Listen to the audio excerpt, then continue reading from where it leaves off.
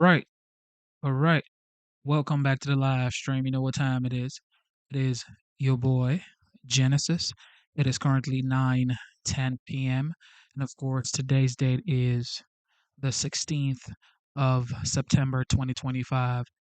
For most of you that are really active, really active, you would know that Kash Patel testified today before the Senate Judiciary Committee, and it was about Charlie Kirk and the investigation. Some people said the investigation didn't go maybe as fast as it should. Some people are saying something else. Some people are saying good job, FBI. So everybody has their own opinion concerning uh, the situation surrounding Charlie Kirk.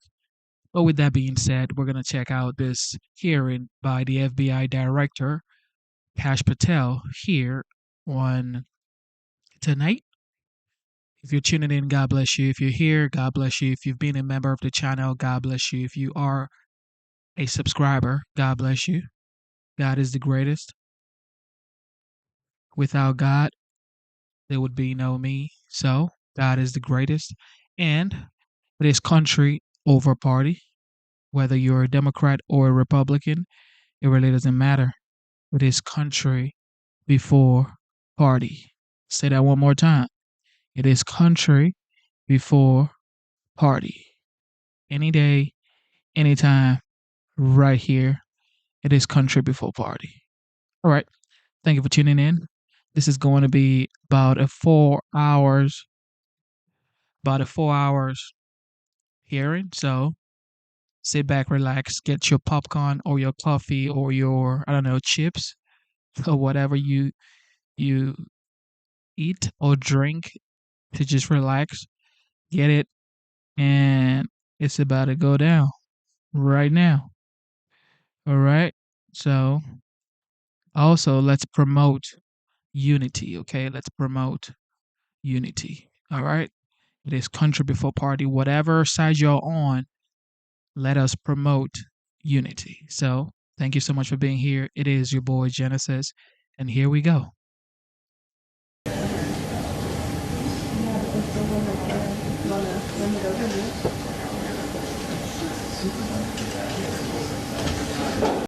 Weeks ago, the killings in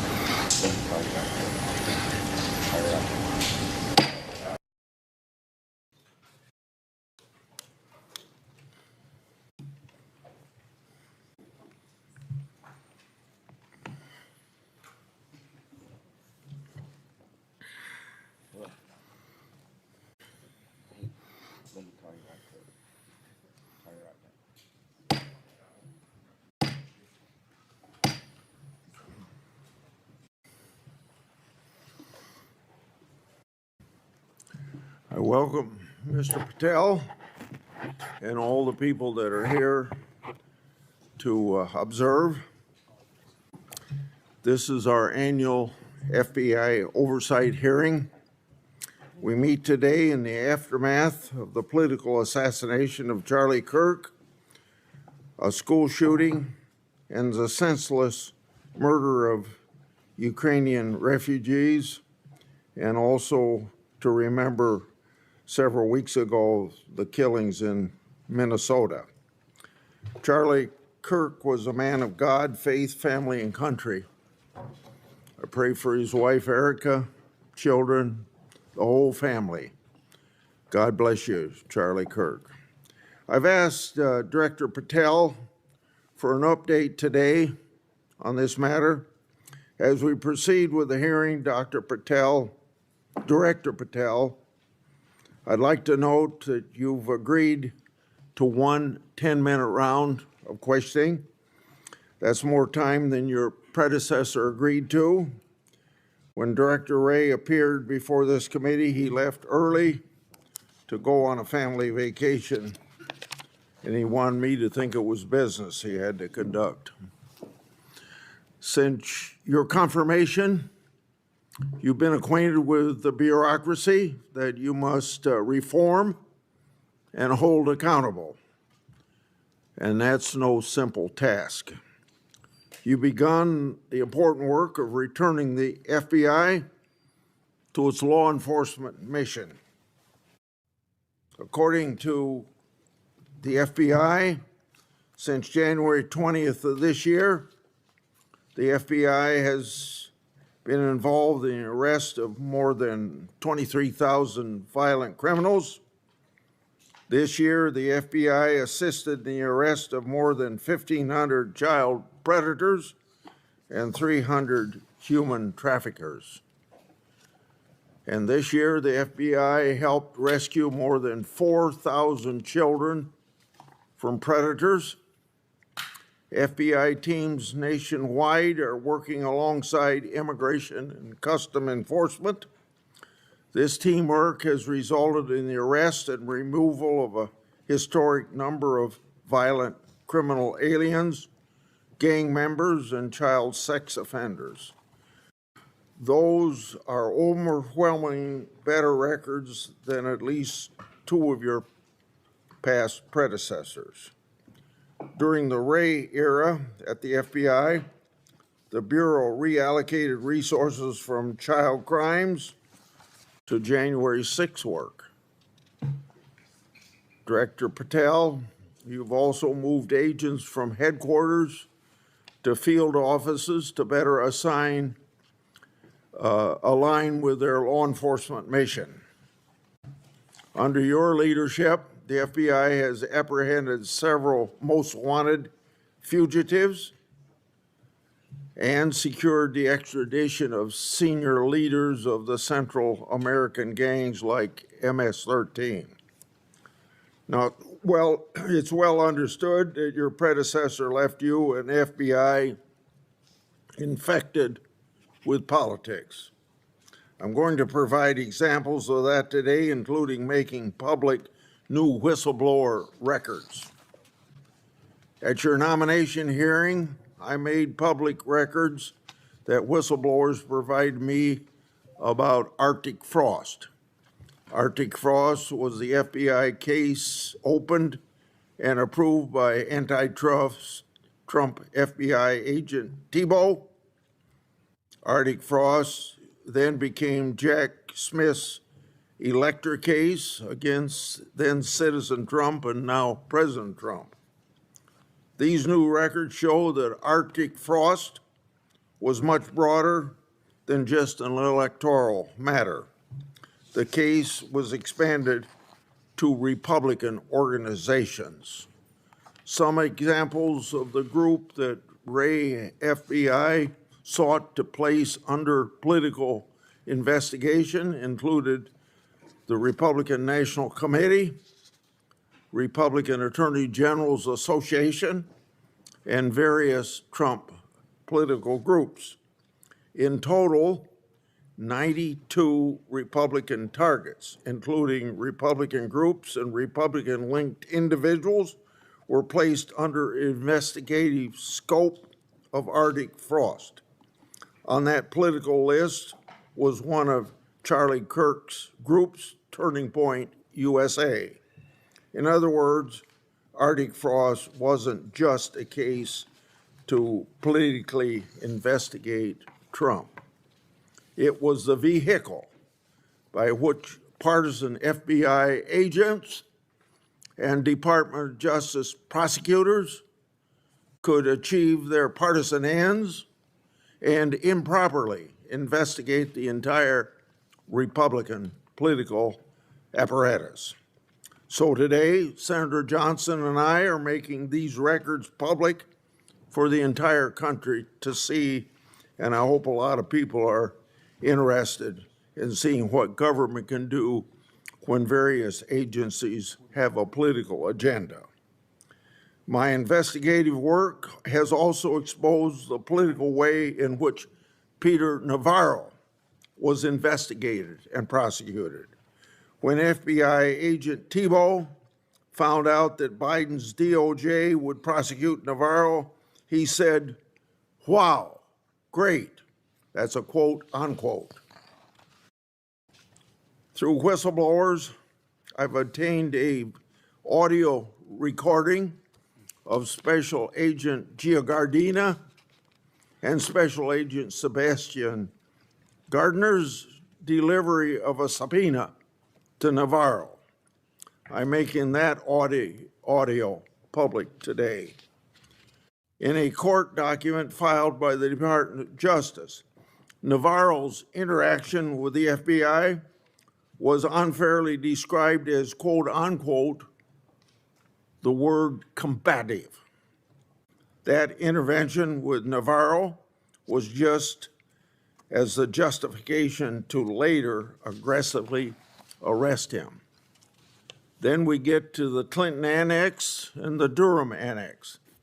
The Clinton Annex showed that the Comey FBI had evidence necessary to complete the Clinton investigation, the one about her mishandling of emails and classified information, but the FBI never did its job because it never reviewed the evidence at that time.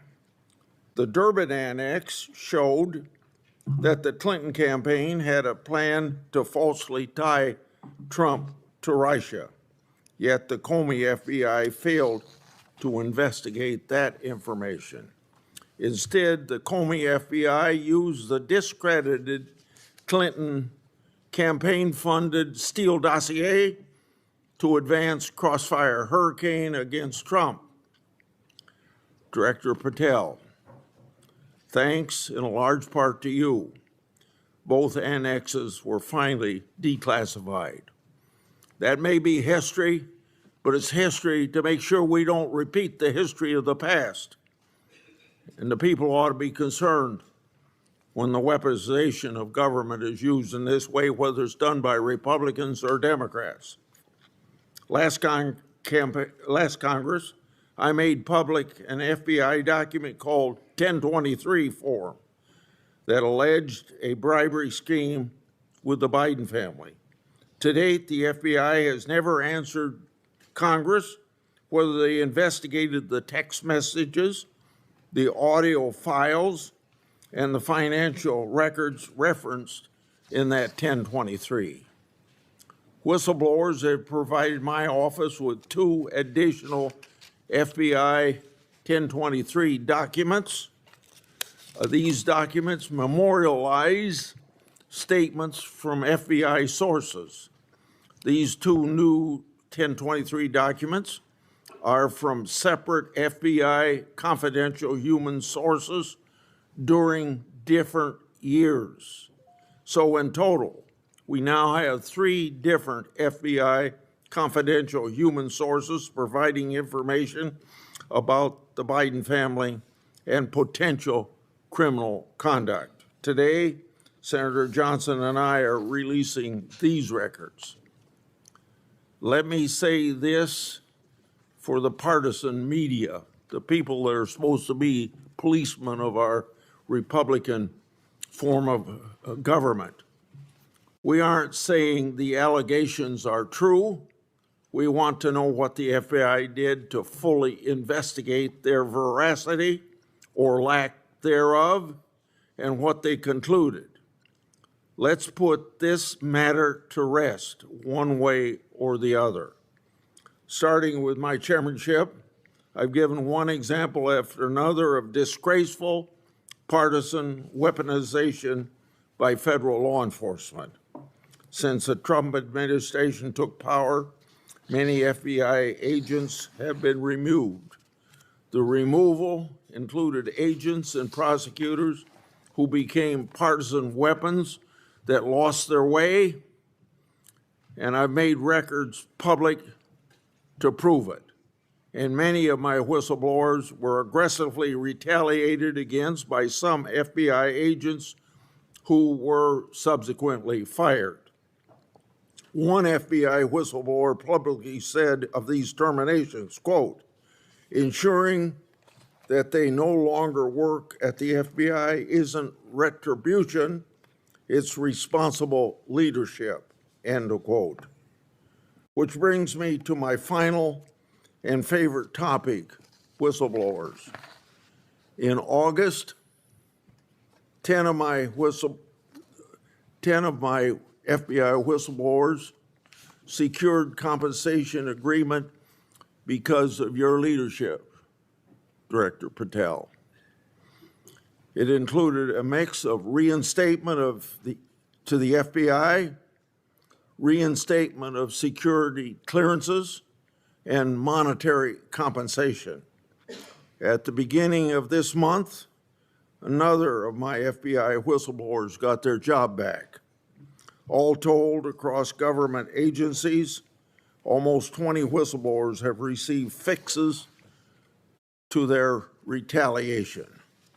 Today, you'll get a lot of grief from some members of this committee, but in the short amount of time you've been director, you've corrected whistleblower retaliation, increased transparency more than any other FBI director I've seen, whether that FBI director was appointed by Republicans or Democrats. And I've been around here more than anybody else on this committee. I yield to Senator Durbin. Thanks, Chairman Grassley, for holding this oversight hearing during a critical period in the history of the Federal Bureau of Investigation. During my 4 years as chair, I held 4 hearings with then FBI Director Wray. As a reminder to Republicans who claim the Biden administration weaponized the FBI, President Biden retained Director Wray, a lifelong Republican who was President Trump's nominee for the office. After his second election in an unprecedented move, President Trump forced out Director Wray and nominated Kash Patel, arguably the most partisan FBI director ever. Director Patel came to the FBI with a political mission, and he spelled it out in writing in detail. He wrote government gangsters, quote, "The rot at the core of the FBI is not just scandalous, it's an existential threat to our Republican form of government," end quote.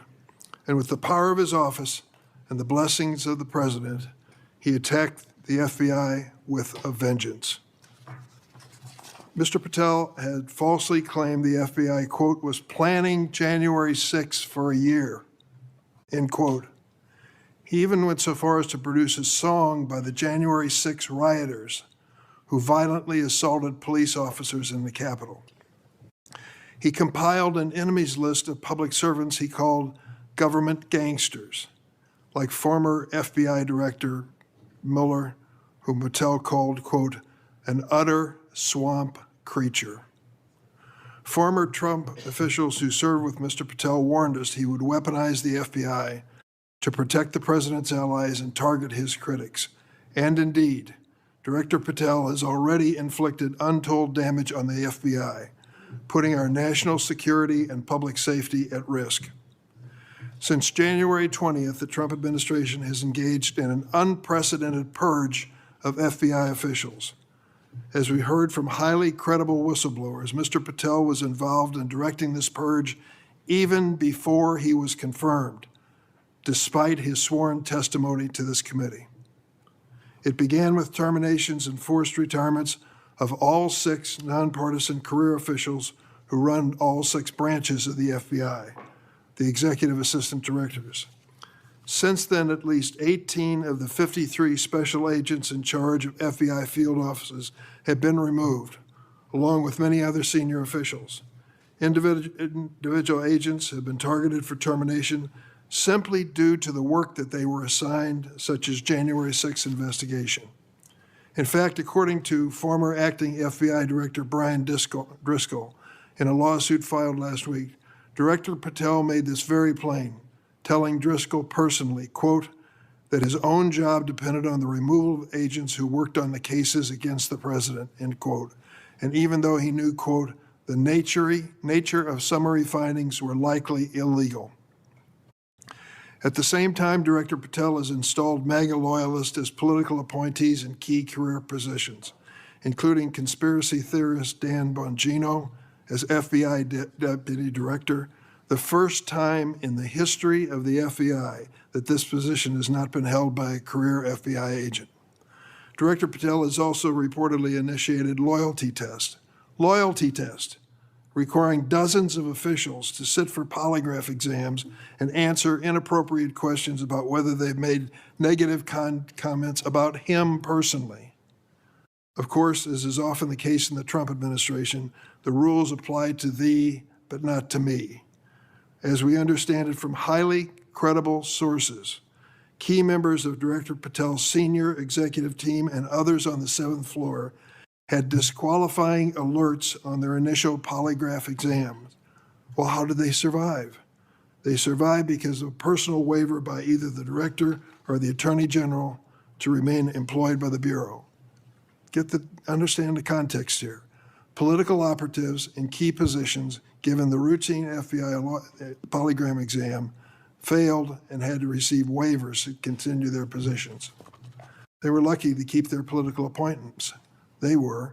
But the 5,000 career civil servants the director has so far forced out of the Bureau's ranks were not offered that same courtesy. 5,000. This mass exodus has created a disastrous brain drain, particularly in the fields of cybersecurity, counterterrorism, and counterintelligence. For example, my office has received information indicating that cuts to the Bureau's cyber division will cut personnel by half, despite the ever-increasing threats posed by adverse foreign actors. The brain drain is exacerbated by Director Patel's misuse of remaining FBI personnel and resources to focus on other priorities of this administration. According to reports, the 25 largest FBI field offices have been ordered to divert 45% of their agents from their primary missions to work on the mass deportation of immigrants. Just as concerning is Director Patel's plan to hire fewer qualified agents by removing the college degree requirement and reducing new agent training at Quantico from 18 weeks to just 8. So we have a brain drain and a significant watering down of training. Quite a record, Mr. Patel. As recently fired special agents and others have warned, fast-tracking inexperienced and improperly trained people into critical national security jeopardizes the Bureau's ability to effectively protect America. Director Patel himself had no training or life experience for this position. The result of that incompetence is staggering.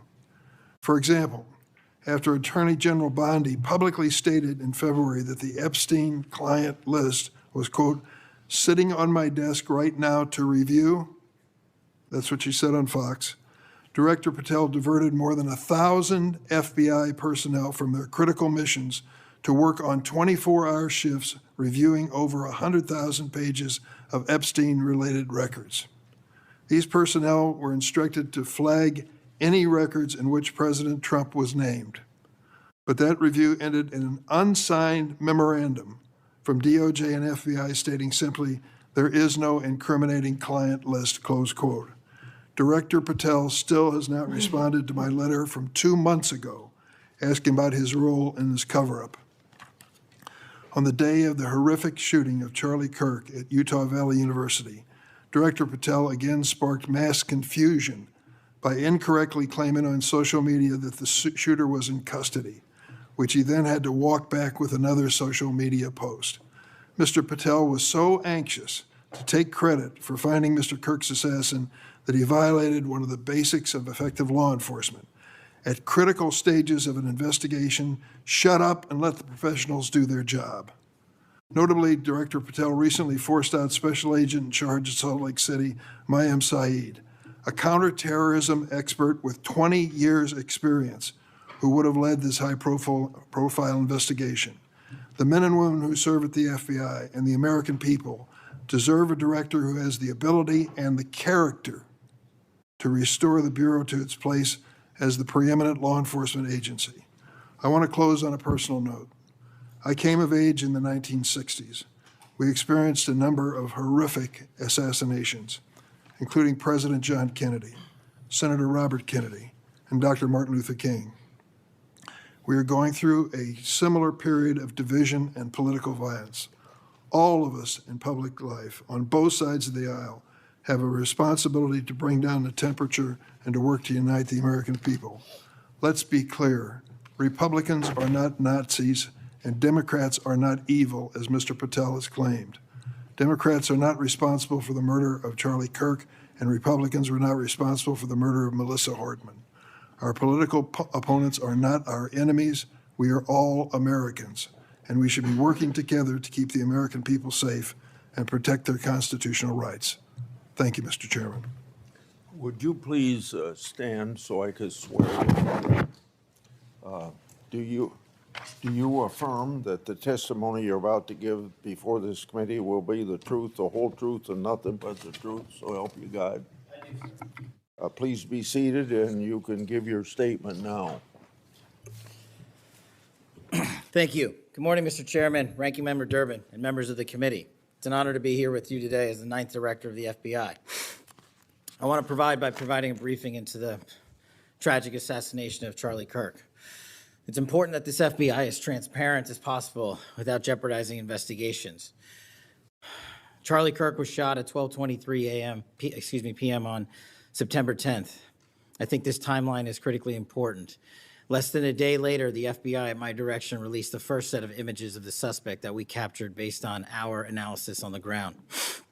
Later that evening, while conducting extensive interviews and cell phone analysis, and also flying out evidence response teams and hostage rescue teams and evidence tacticians who were collecting evidence in live time and flying them back to Washington, D.C. in our laboratories for immediate analyses, we were able to extract video from the campus feed, and at my direction at 8 p.m., in partnership and promise to working with the public to bring this fugitive to justice, we released a newly, never before seen video of the suspect. We also released new enhanced photos of the suspect.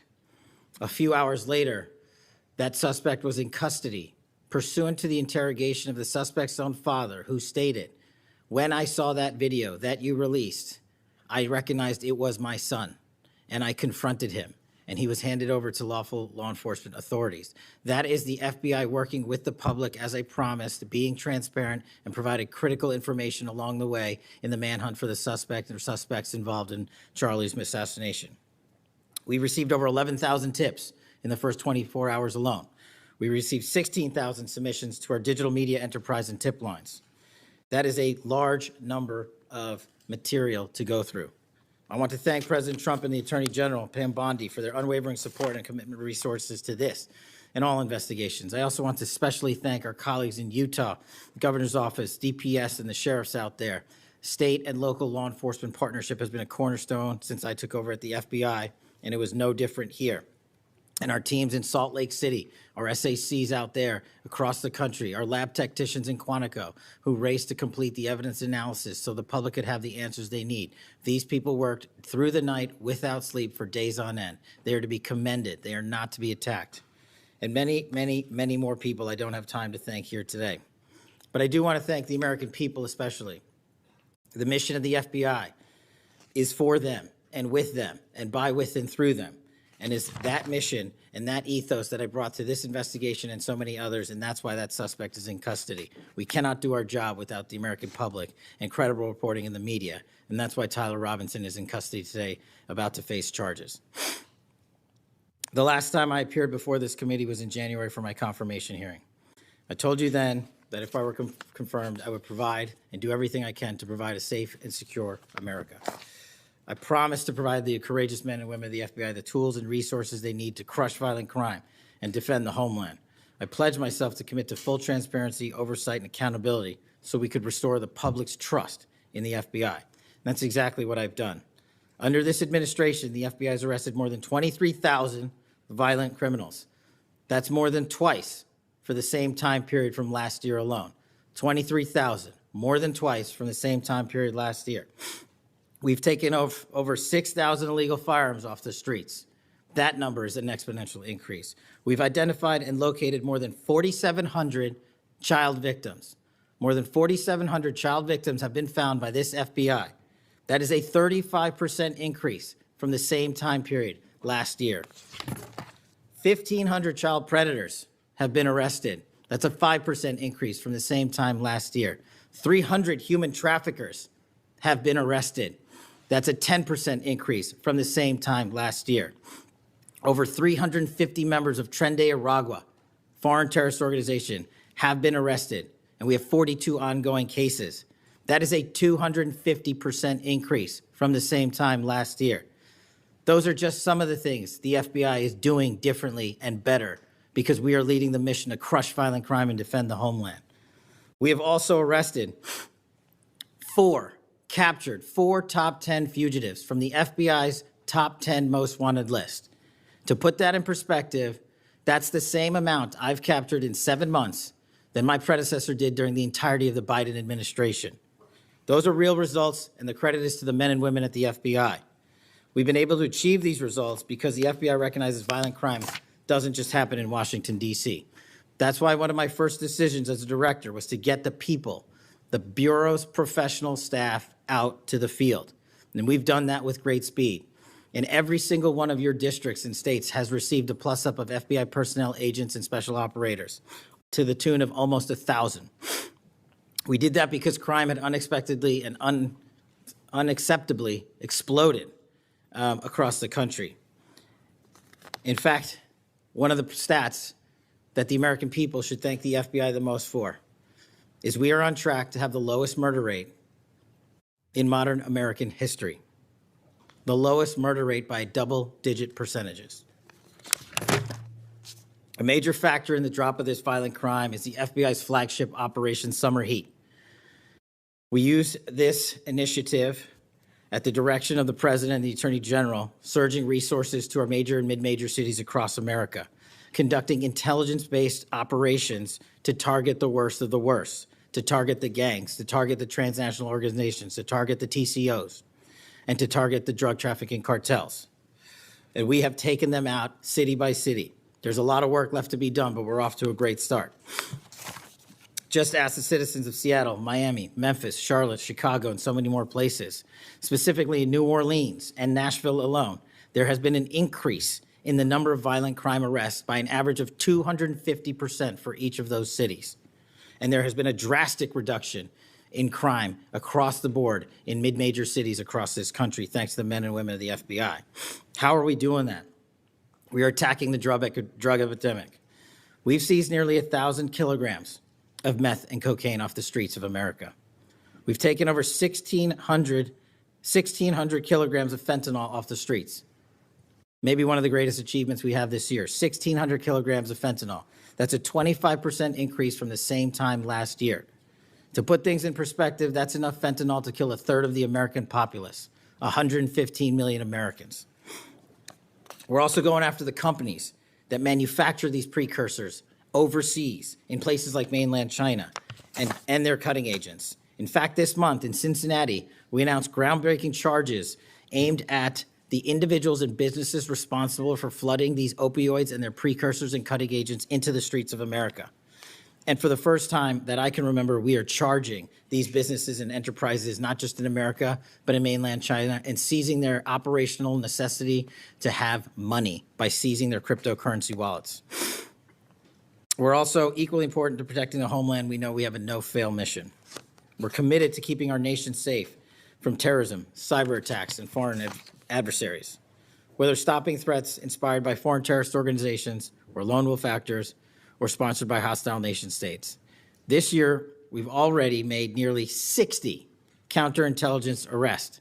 60 counterintelligence arrests this year alone is a 30% increase from the same time period last year for the CI work at the FBI. I'm proud when we can share our successes, such as when an espionage charge was brought against an active duty U.S. Navy sailor caught spying for the People's Republic of China. But I want the American people to know the FBI is protecting the homeland from foreign adversaries in a way that will never make the news, and a lot of the good work that they do will never be able to discuss in this setting.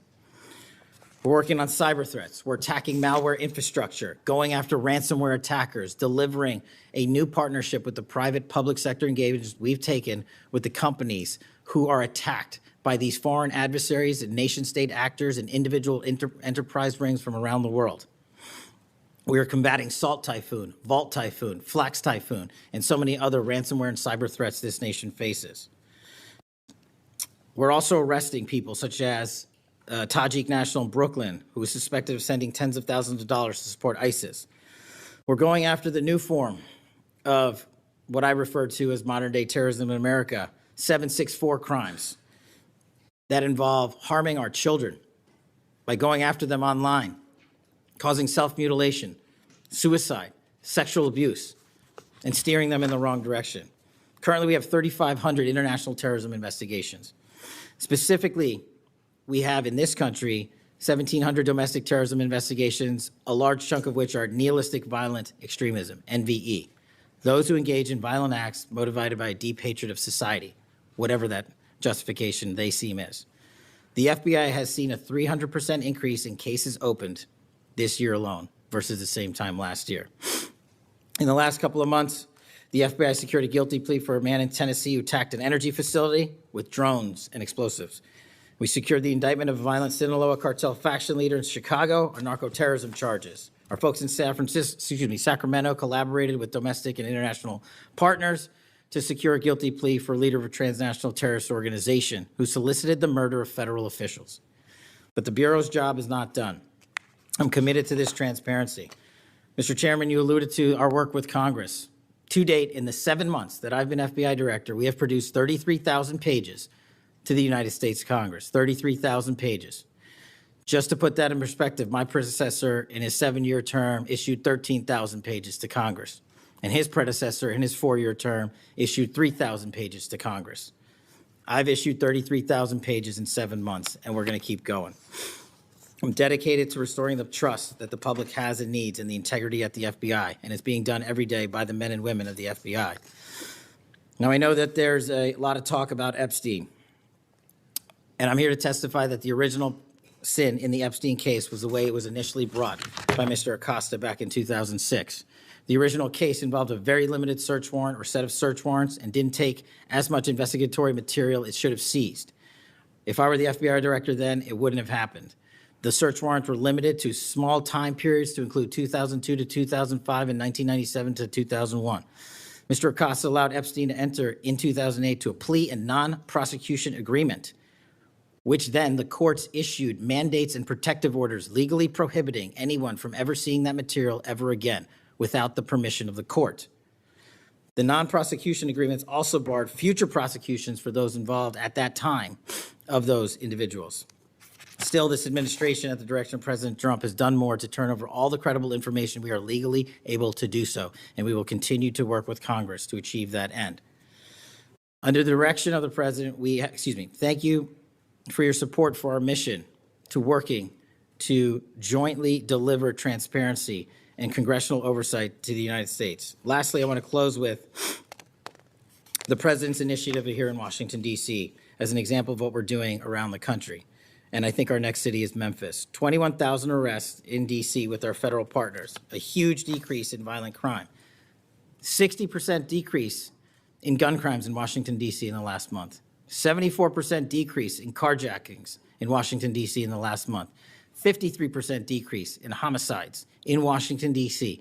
in the last month. The drugs are disappearing, people are freely walking around the states, and we're restoring the nation's capital to its glory. That work is through the interagency process that the FBI is proud to be a part of, and the initiative spearheaded by President Trump and the Attorney General. And perhaps most notably for investigations in Washington itself, it was the intelligence that the FBI gathered through our source network here in D.C. that helped us identify the suspects in the horrific murder of the D.C. intern Eric Tarpinian. We're proud to be a part of that investigation. We're proud to put the resources to bear of the FBI. And in closing, Mr. Chairman and members of the committee and Ranking Member Durbin, I'm honored to be the 9th director of the FBI. I'm not going anywhere. If you want to criticize my 16 years of service, please bring it on. Over to you.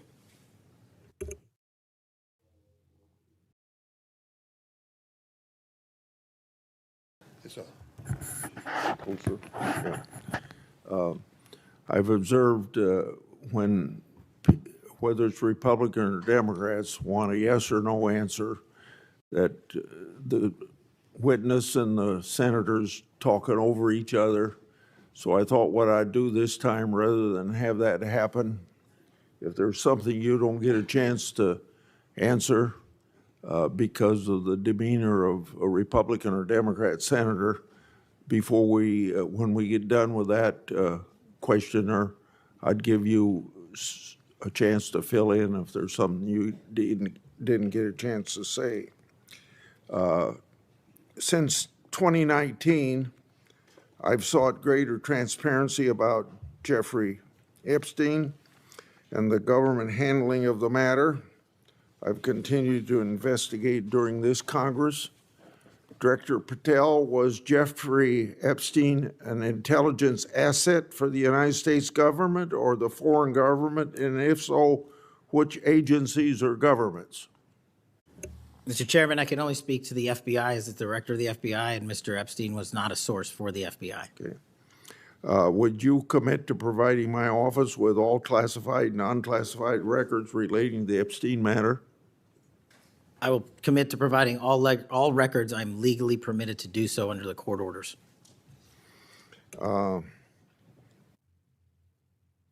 It seems to me that I accept your answer to my question, but the broader intelligence community ought to answer these questions as well.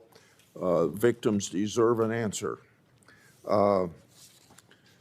Regarding the initial FBI 1023 document that I made public last Congress, that document mentioned 1, text messages, 2, audio recordings, and 3, financial records that allegedly proved a bribery scheme with the Biden family and foreign interests. Regarding those records, did the Ray FBI make any effort to determine whether they existed? Did the Ray FBI make any effort to obtain those records? Not to my knowledge, Mr. Chairman. Since this matter hasn't been fully investigated, the FBI has an obligation to the public to do exactly that and figure out why it wasn't investigated. Next question. I've done a lot of oversight relating to sexual misconduct by the FBI agents. In fact, I believe this is something I discussed with Ray, one of his appearances before this committee. According to the FBI Inspection Division, it opened nearly 300 investigations based on sexual misconduct referrals between 2017 and 2024. According to whistleblowers, the Biden-Ray FBI totally dropped the ball on this question.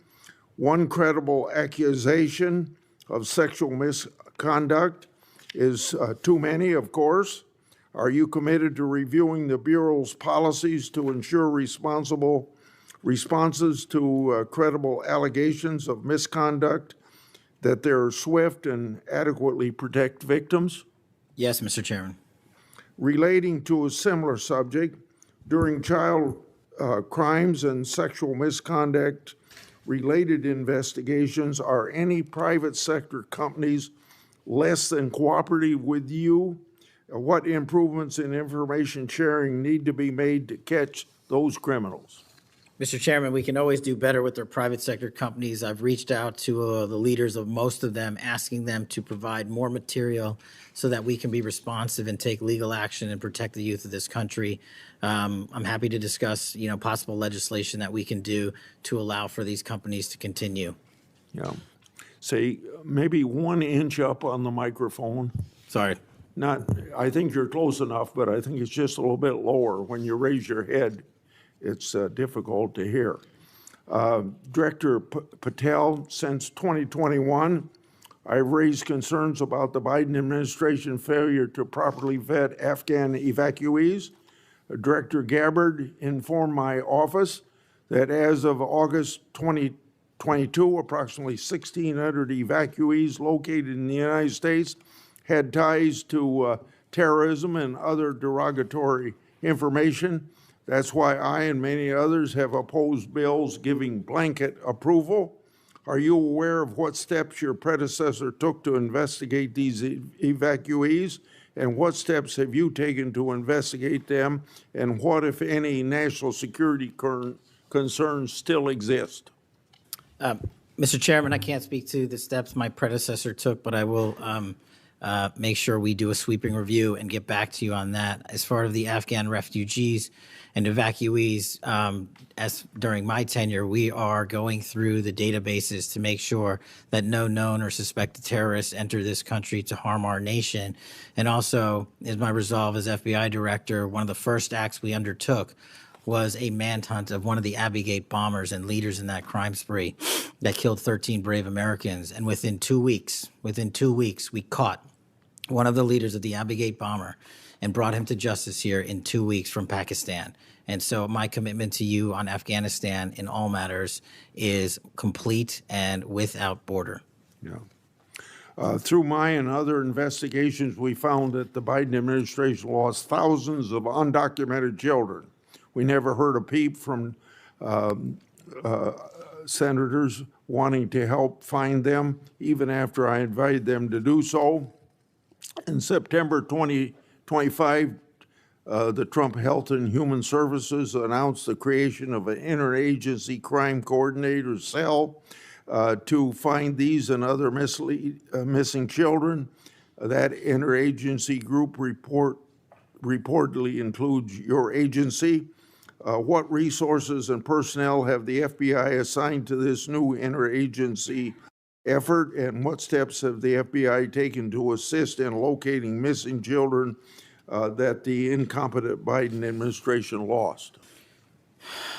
Protecting our youth is maybe the top priority for the FBI.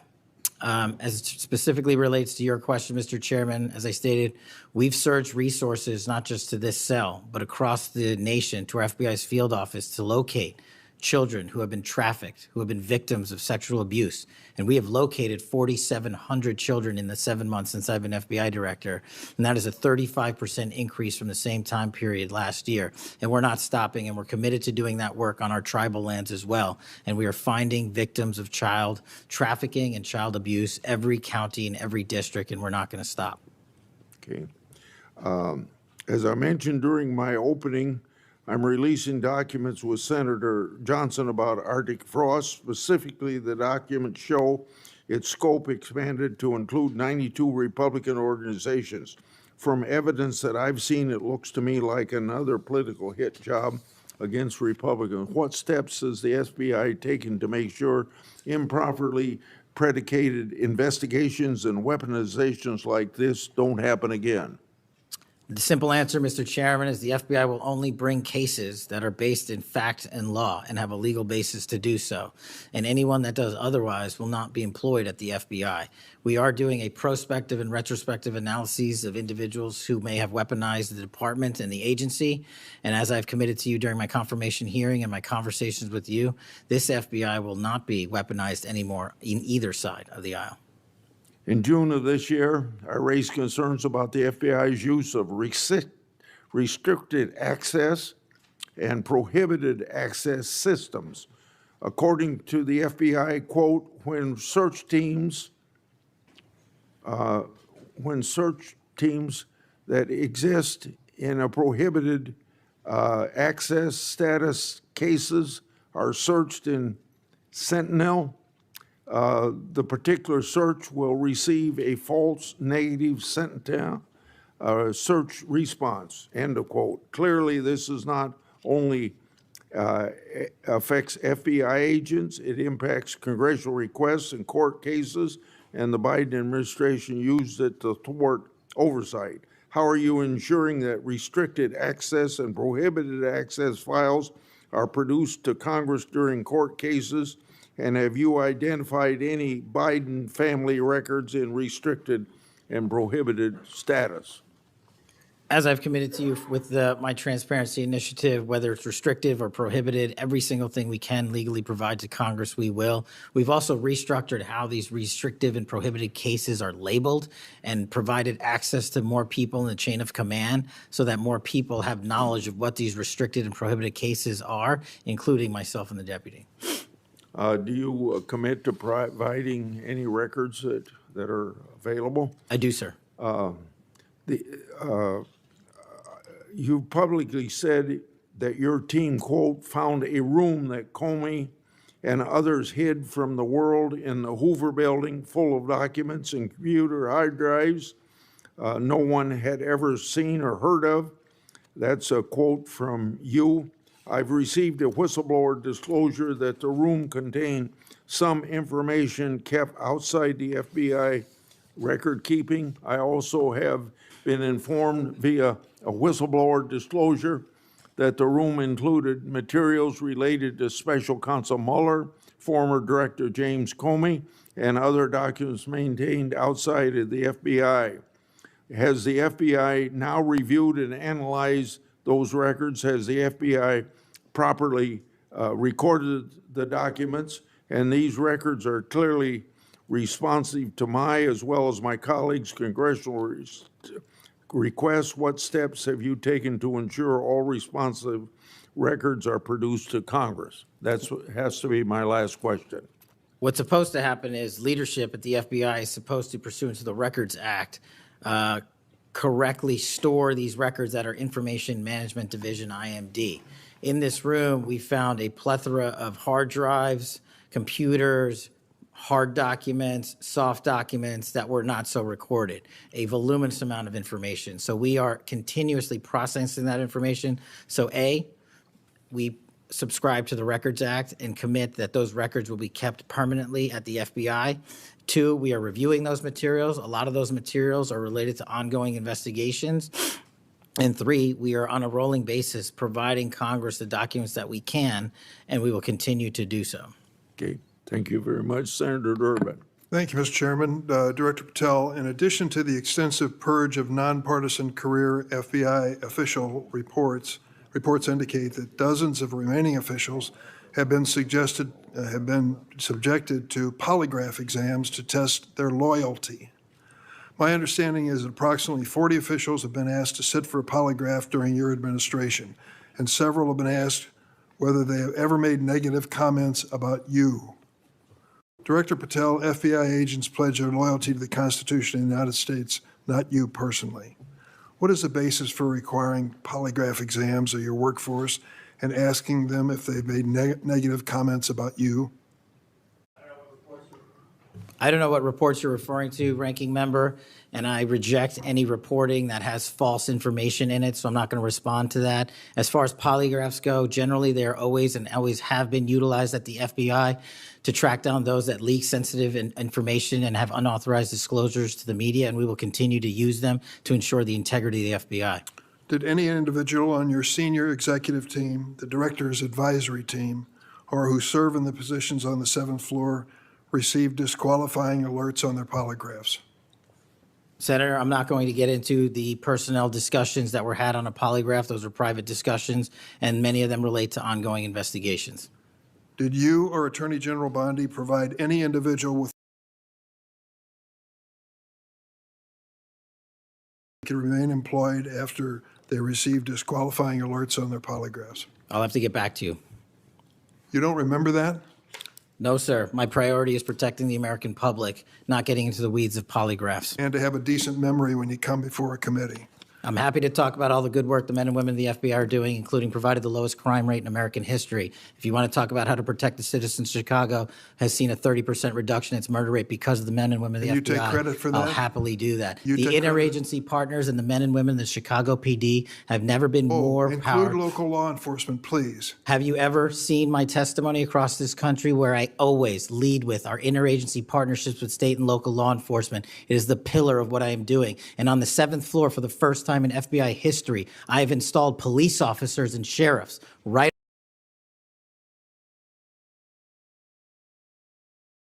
on my 7th floor to report to us every day what's going around the country on the street level, because that is a priority of the FBI and is the only way we are going to work. I don't take credit for anything, but I will defend the men and women of the FBI and the cops that help us get it done. You should.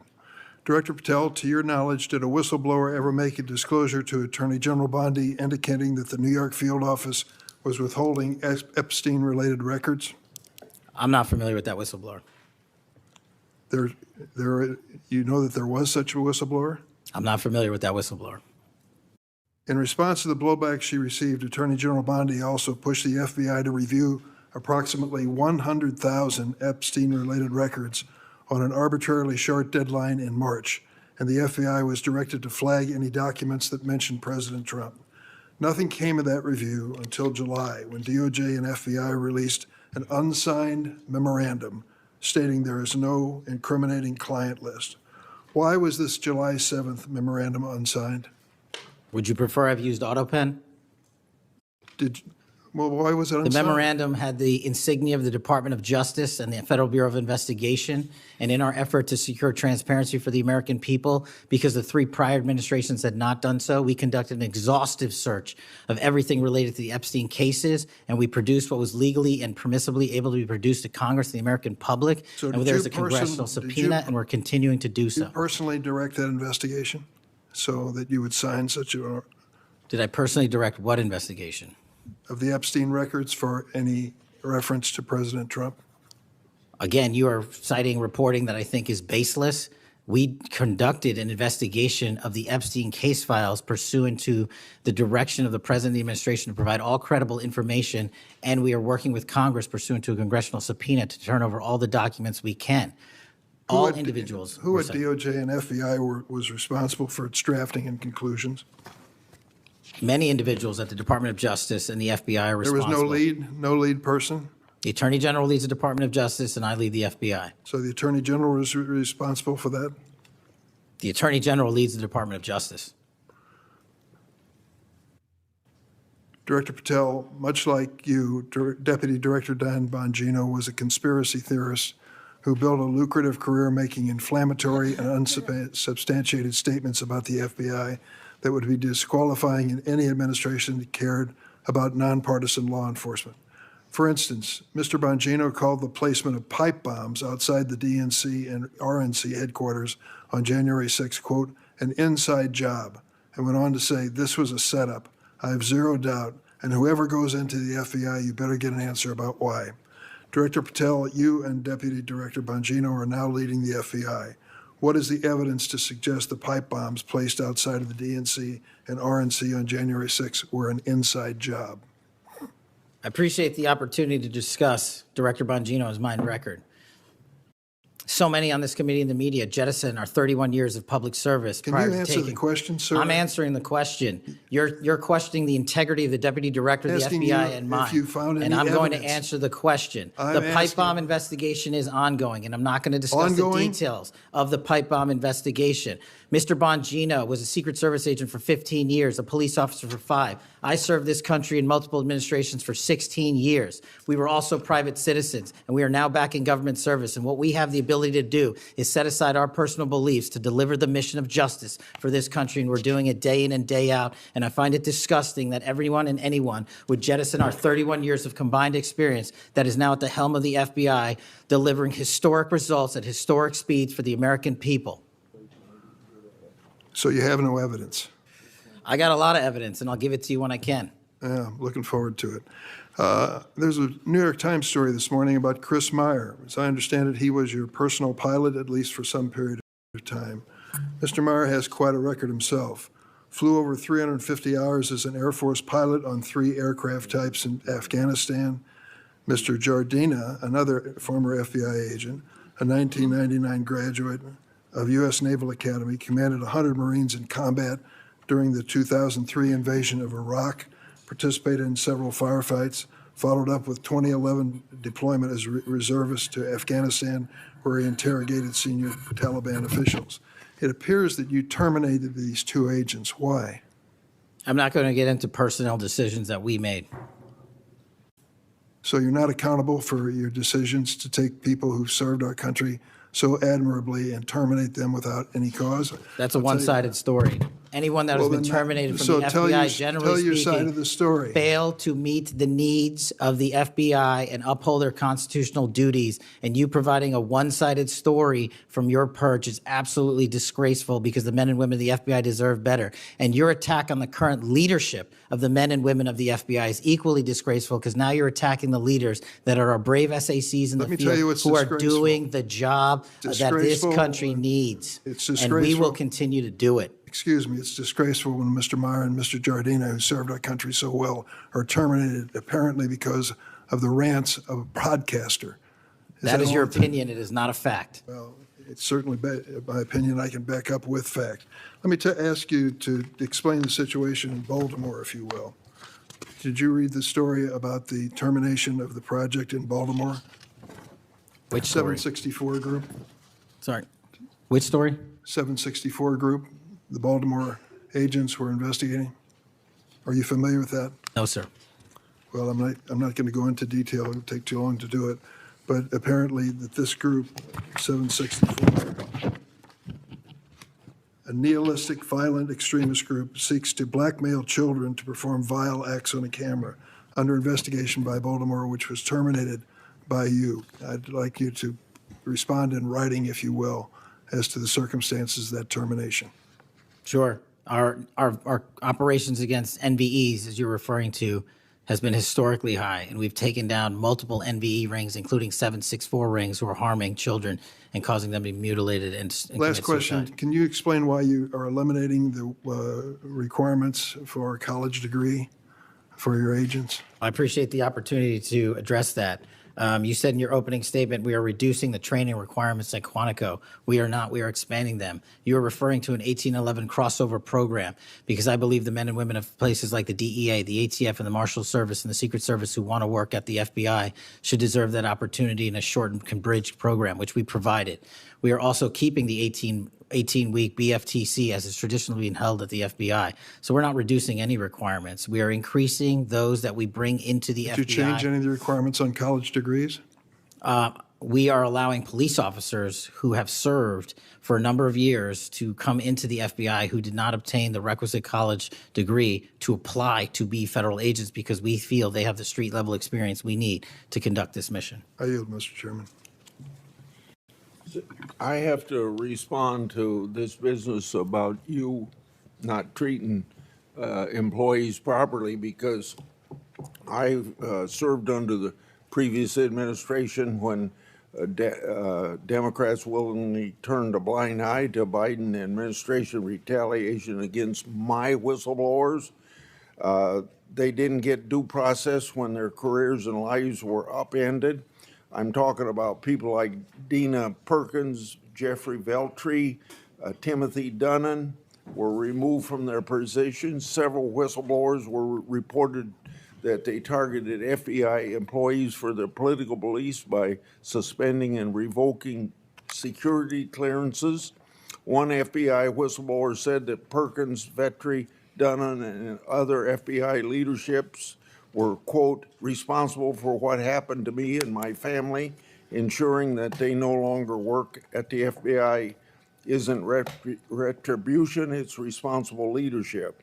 Another whistleblower that is a registered Democrat said they spoke out against abuses in security clearances processes committed by FBI senior leaders, particularly Veltri and Perkins.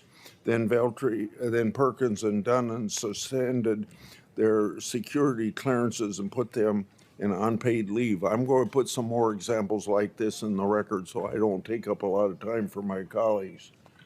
Senator Graham. Thanks, Senator Grant. Welcome to the committee. The numbers sort of speak for themselves. You've done a lot in a small period of time. So all those folks out there making this happen, thank them for me. Well, sir. As to how to be an FBI agent, you've made a decision that local law enforcement folks, people who have served in law enforcement without a college degree are able to apply now. Is that correct? Yes, sir. Makes sense to me. So experience out in the field might be as valuable as a college degree, believe it or not. Venezuela.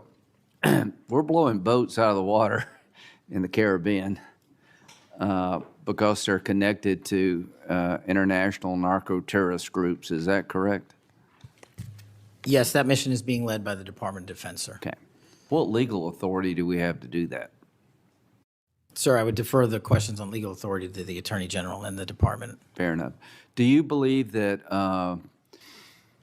Maduro runs a narco-terrorism state in Venezuela based on? I believe based on the intelligence and prosecutions and investigations we are currently running, a large portion of the cocaine that exits out of South America, its origination point is in Venezuela, and using transshipment points through Haiti, they're using the navigable waterways in the Caribbean to the end state delivery, which is the United States of America, and we will hunt down every single one of those narco traffickers with the authorities. There's we some have. actual indictments of Maduro as an individual for being involved in that. Is that correct? Senator, I think you're referring to the DEA indictment on that one. Right. So I guess the point is, would it be fair to say that Venezuela is a good candidate to be labeled as a state sponsor of terrorism under U.S. law? Senator, from my perch, we will provide the intelligence necessary for anyone who meets the threshold to be a state sponsor of terrorism, and this administration has I expanded think it. they are, so we'll be going down that road. China, on a scale of 1 to 10, 1 being nothing, 10 being great, how is China helping with the fentanyl problem here in the United States? Under this administration, we have taken, as I highlighted the Cincinnati case, the precursors are the problem. The fentanyl is the end state that kills American Well, citizens. the precursors are made in China, right? They're made in China. And so for the first time in a decade, I had a call with my counterpart in the MPS, the Ministry of Public Services, to attack the precursor chemical companies and have those chemicals Is it labeled. too early to rate the success? We have indicted multiple businesses in China. We've also cut off the transshipment points of those precursors. They switched. Once we got on their track about their delivery routes to the Mexican drug cartels directly, they started going to India. We called the Indian authorities, and they shut down those transshipment points. So we're continuing to work with our So partners China overseas. is helping, would you say? They are starting to help, and we are hoping, under this administration's leadership, we can get more of Let their me help. know, in the coming months if that continues, because if they are helping, that's a good thing. Yes, I think sir. we need to celebrate the breakthrough. If they're not, that would be a bad thing. So after the assassination of Charlie Kirk, there seems to be one refrain from everybody, and that's about the effect of social media. Do you believe that social media is one of the instruments radicalizing America and inciting violence? Well, it's not. My belief is based on the data, and the data shows that social media is wildly out of control when it comes to You're radicalizing. dead right. So what did you just say? This guy's the FBI director. He says that social media is wildly out of control. Now, free speech, we all agree with that, but you can't yell fire in the theater, right? Yes, sir. Free speech doesn't allow you to go online and groom a child for sexual. No, it does not. Okay, free speech doesn't allow you to go on the internet and basically incite somebody to kill another person, right? Absolutely not. So if it's illegal offline, it should be illegal online. Agreed? Whatever the law is. Yes, sir. We Just had a- because you're online doesn't give you a get out of jail free card. No, sir. So if a parent is worried about a child being bullied on a website, what rights do they have under U.S. law? We have to balance the rights, as you said, Senator, of free speech versus those that encroach Is there upon any violence. law that can shut down one of these sites for bullying children or allowing sexual predators on the site? We are able to attack certain sites on the dark web. When it comes to the open internet infrastructure system, we have to reach a threshold to attack a company's position that only subscribes to violence. Can the parents sue that company? They can. They can? They can sue not the social media companies. That's what I'm talking about. They can sue the companies. No, I'm talking about the social media company that gives lives to this behavior. No, you're referring to Section 230, sir. Would you advocate a sunsetting of Section 230 to bring more liability to the companies who send this stuff out? I've advocated for years. All right. We need to do this, folks. These companies are taking content that it makes you sick, that could get you killed, get you poisoned, and there's nothing we can do about it under our law, a person can do about it because of Section 230. So if your child is being sexually groomed online or bullied online, and you go to the social media company and ask them to take it down, they refuse, you have like zero rights. How many images of sexually exploited children are purveyed every year on social media sites? The number is astronomical. And Senator, if I can just add one step to that analysis. Please. It's not just what's on social media that is quote unquote real. It's the introduction of artificial intelligence and Right. generative AI that is creating even more child sexually abuse material and even more sexually violent acts online and mimicking people. Would you say that the way social media is structured today, really no accountability, 36 million images in 2023 of sexually exploited children, that this is a public health hazard? It is. Would you say that it's a mental health problem, particularly for younger people? It absolutely is. Do you agree that some of these sites are designed to be addictive? I think not only are some of these sites designed to be addictive, unfortunately, the reality is some of these sites are designed to generate income, and many people are generating income based on this illegal trade. Do you think it's now time for America to deal with this problem? I'm all in. I have been all in, and I'm happy to work with Congress to do so. Well, I tell you what, having the FBI director all in is great news for me, and I hope the committee will respond and that we'll be all in, trying to fix a problem that I think is doing a lot of damage to our country. When it comes to John Bolton, was there new evidence involved in the raid on his home? Sir, that investigation is very much ongoing. As you know, there was a raid of his house pursuant to a legal Was there a search warrant obtained to go in? Absolutely, sir. Okay. All right. We're looking to have that search warrant unsealed Okay. at the Yeah, appropriate I time. think that would be good, quite frankly. In December 2023, Director Wray said he sees blinking lights everywhere regarding to foreign terrorist threats against our homeland. How would you characterize the state of threats to our homeland by foreign terrorist groups? Foreign terrorist organizations have adapted and started utilizing online platforms, and so has the FBI. And so while they are adapting and expanding how they harm our country, we have as well. They have not stopped. There's been a resurgence in places like West Africa and elsewhere of foreign terrorist organizations, and also the newly emboldened drug trafficking organizations in Mexico. It's going to take a whole of government approach to get. Does Hezbollah fall within that group? Yes, sir. So Hezbollah is involved in not only terrorism, but narco-terrorism? Yes, sir. So do you consider Hezbollah a threat to the United States? Absolutely. All right, finally, do you have enough people Sorry. to do all this? Do you need more people? You're involved in a lot of things, and the numbers speak for themselves. You have FBI agents helping here in Washington, D.C. You have FBI agents helping in illegal immigration. That's good. You've got a chance here to tell us if you need more people. Seems to me that threat level of this country is pretty high right now. You got thousands of domestic terrorism cases. How many are being investigated? I think 3,500 off the top of my head. 3,500, okay. Anyway, it seems your plate's pretty full. I would urge you to get with your people. And if you think you need more people, now's the time to do it. It would be a shame to miss an opportunity to plus up the FBI if the threats justified it. Will you look? I will look, sir. Okay, but are you comfortable you have enough people right now? Right now, I'm comfortable with the reallocation of agents and personnel outside of Washington, D.C. and plussing up states like South Carolina in double-digit numbers, and I'll get back with my team on this one. Thank you for your service. Senator Whitehouse. Boy, is my timing good. It is very good. Director Patel, welcome. Thank you, sir. When you were here for your confirmation, we talked about your so-called enemies list.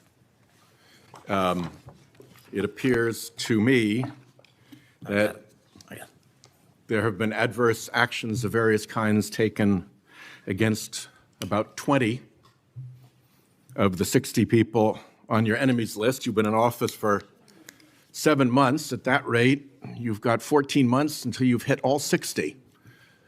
Can you explain that? Again, that is an entirely inaccurate presupposition. I do not have an enemies list. You can continue to characterize it as you wish. The only actions we take, generally speaking, for personnel at the FBI are ones based on merit and qualification and your ability to uphold your constitutional duty. You fall short, you don't work there anymore. Well, there was a list. You don't like it to be called an enemies list, and it had about 60 names, and about 20 have had an adverse action. So those are, I think, pretty clear facts. Let me move on to your grand jury testimony, which we also talked about when you were here. I think you indicated that you understood that a witness in the grand jury is free to discuss afterwards whatever they told the grand jury. And you then went on to suggest, saying, I can't go into court orders granted by the DC District Chief Judge, and you want me to violate a court order. In those remarks, you fairly plainly suggested that there was a court order of some kind that somehow restricted or limited your ability to discuss your own testimony to that grand jury. Since then, that chief judge that you mentioned, Judge Boasberg, has written, and I'm quoting him here, Federal Rule of Criminal Procedure 6E allows witnesses like Patel to divulge the contents of their testimony, meaning that nothing was preventing him from doing so before the committee. Can we confirm here today that there is no court order of any kind that limits your ability as a witness before the grand jury to discuss your own testimony to that grand jury? We can confirm that pursuant to my action, that grand jury testimony has been released, the transcript.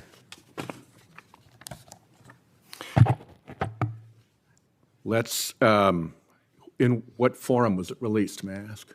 Publicly. Okay, we'll check on that. The FBI does background investigations. In the case of a U.S. attorney, Janine Pirro, it has come to light that in a civil proceeding, that Fox News executives, prior to her confirmation, called her, I'm quoting here, a reckless maniac who makes, quote, insane comments, and said, I don't trust her to be responsible, and noted her penchant for what they called random conspiracy theories on weird internet sites. My question to you is, did that turn up in her background investigation? For any background investigation, Senator, we do not discuss those publicly. And for every background investigation, when there's an adjudication, it is not made by me.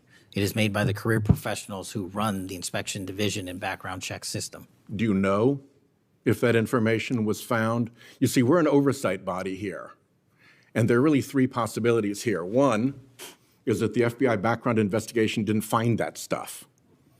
That's worth noting because these investigations, full field background investigations, are supposed to find that stuff. That's possibility one. Possibility two is that the FBI did in fact find that information and then did not report it to the administration or to the committee.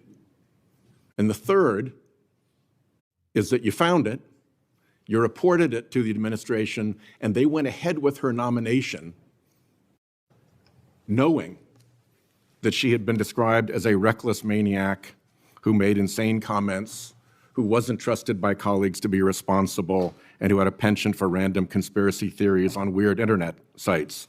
Are you saying that this committee does not have any authority or reason to look into which of those things is true? This committee can look into anything it wishes. I'm telling you that the background investigations that are done by the HRD division are done by career individuals. They do not report the details of those to me. They adjudicate those independently and individually. That's how it's always been done. What happened during the pause of FBI background investigations that was alleged in the complaint against you and the FBI by the FBI agents who were terminated? On February 12th, Emil Bovee directed the FBI, quote, to pause any FBI background investigations of Trump nominees until Patel was confirmed, which happened on February 20th, is the general description of what they alleged. Why, do you know, were background investigations paused? Was it so material like this could be scrubbed out of them? And have they been resumed without that pause fully and normally after your arrival on February 20th? I can speak to the time period since I got there. Background investigations have been ongoing across the board at the FBI. Why was the pause, do you know? I was not there. Wasn't explained to you when you got there? Oh, by the way, boss, they've had an 8-day pause on background investigations. You think that would be something that would be explained to you at some point? Again, I leave it to the men and women at the HRD division to run background investigations. I do not interfere with them. I get that. But what I don't get is whether you were told about that pause, and why would you not be told about that pause? I don't recall that, sir. All right. The allegation also relates that part of the employee review of senior staff was whether or not they voted for Kamala Harris in the 2024 election. Since when is who you voted for a proper question for agents to be asked?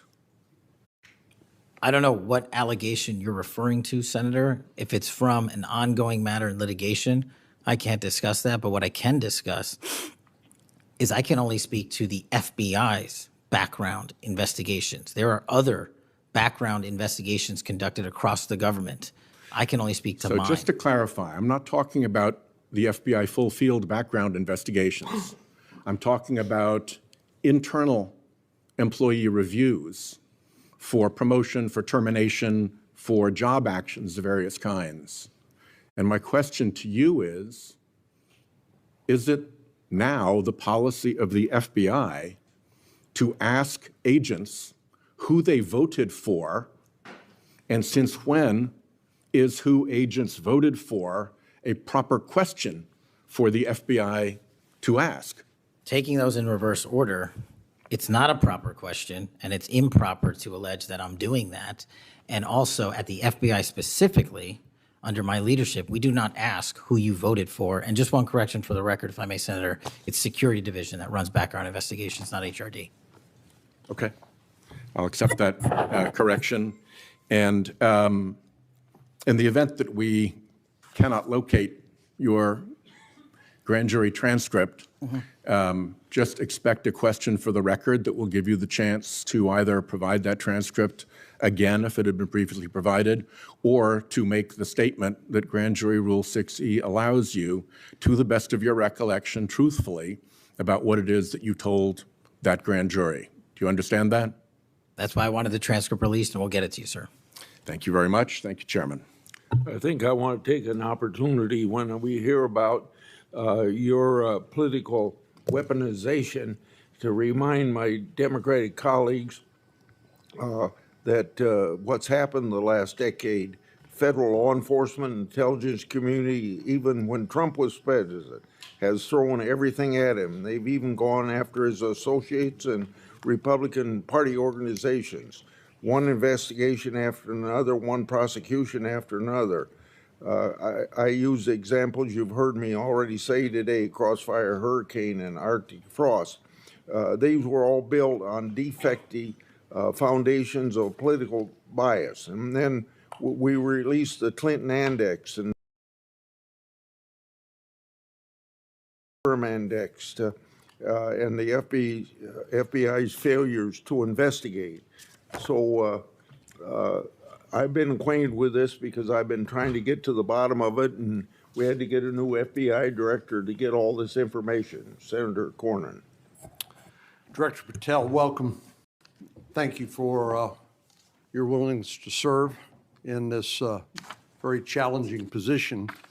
How many people work for the FBI today?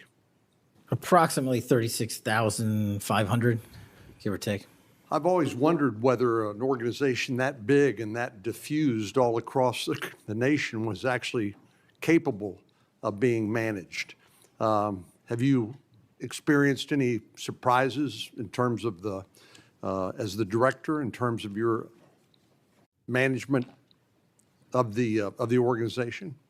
In my experience, Senator, the leaders in the field are supposed to lead. So we have empowered and we've changed the structural operation of the FBI to empower SACs in the 56 field office, 55, 56 come 1 October, to lead the mission.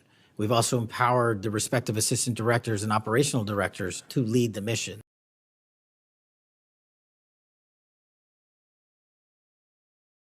Manage 36,500, 37,000 people. No one or two people can do it. And that's been the transition, is the power structure is being pushed out to the field operations. It sounds like a very practical way to approach it. And how is morale? Morale, when I travel around the country, in my experience, has never been higher. The FBI and the police officers that we work hand in glove with across this country are excited to do the work. And the stats that I'm citing are no achievement of mine. The stats that I'm citing in the 7 months that I've been there, such as a 42% increase in cyber arrests alone this year, is because the men and women at the FBI have been empowered in the field. They want to do the work. They're getting the opportunity to do the work. And with our great partners in the respective states like Texas, and where we just returned a top 10 most wanted fugitive in Cindy Singh, are getting the ability to make those prosecutions a reality.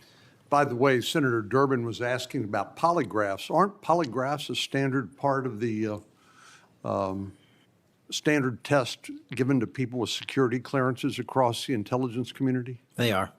As a condition to maintaining your security clearance? I believe they are.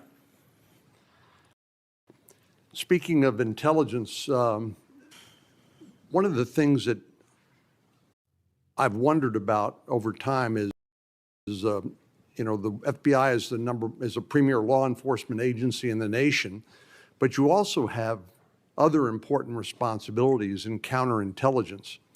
And there's been different debates or people wondering whether, including me, whether that's an appropriate role for the FBI to play. And I guess the most challenging part of that is if it's not at the FBI, where would it go?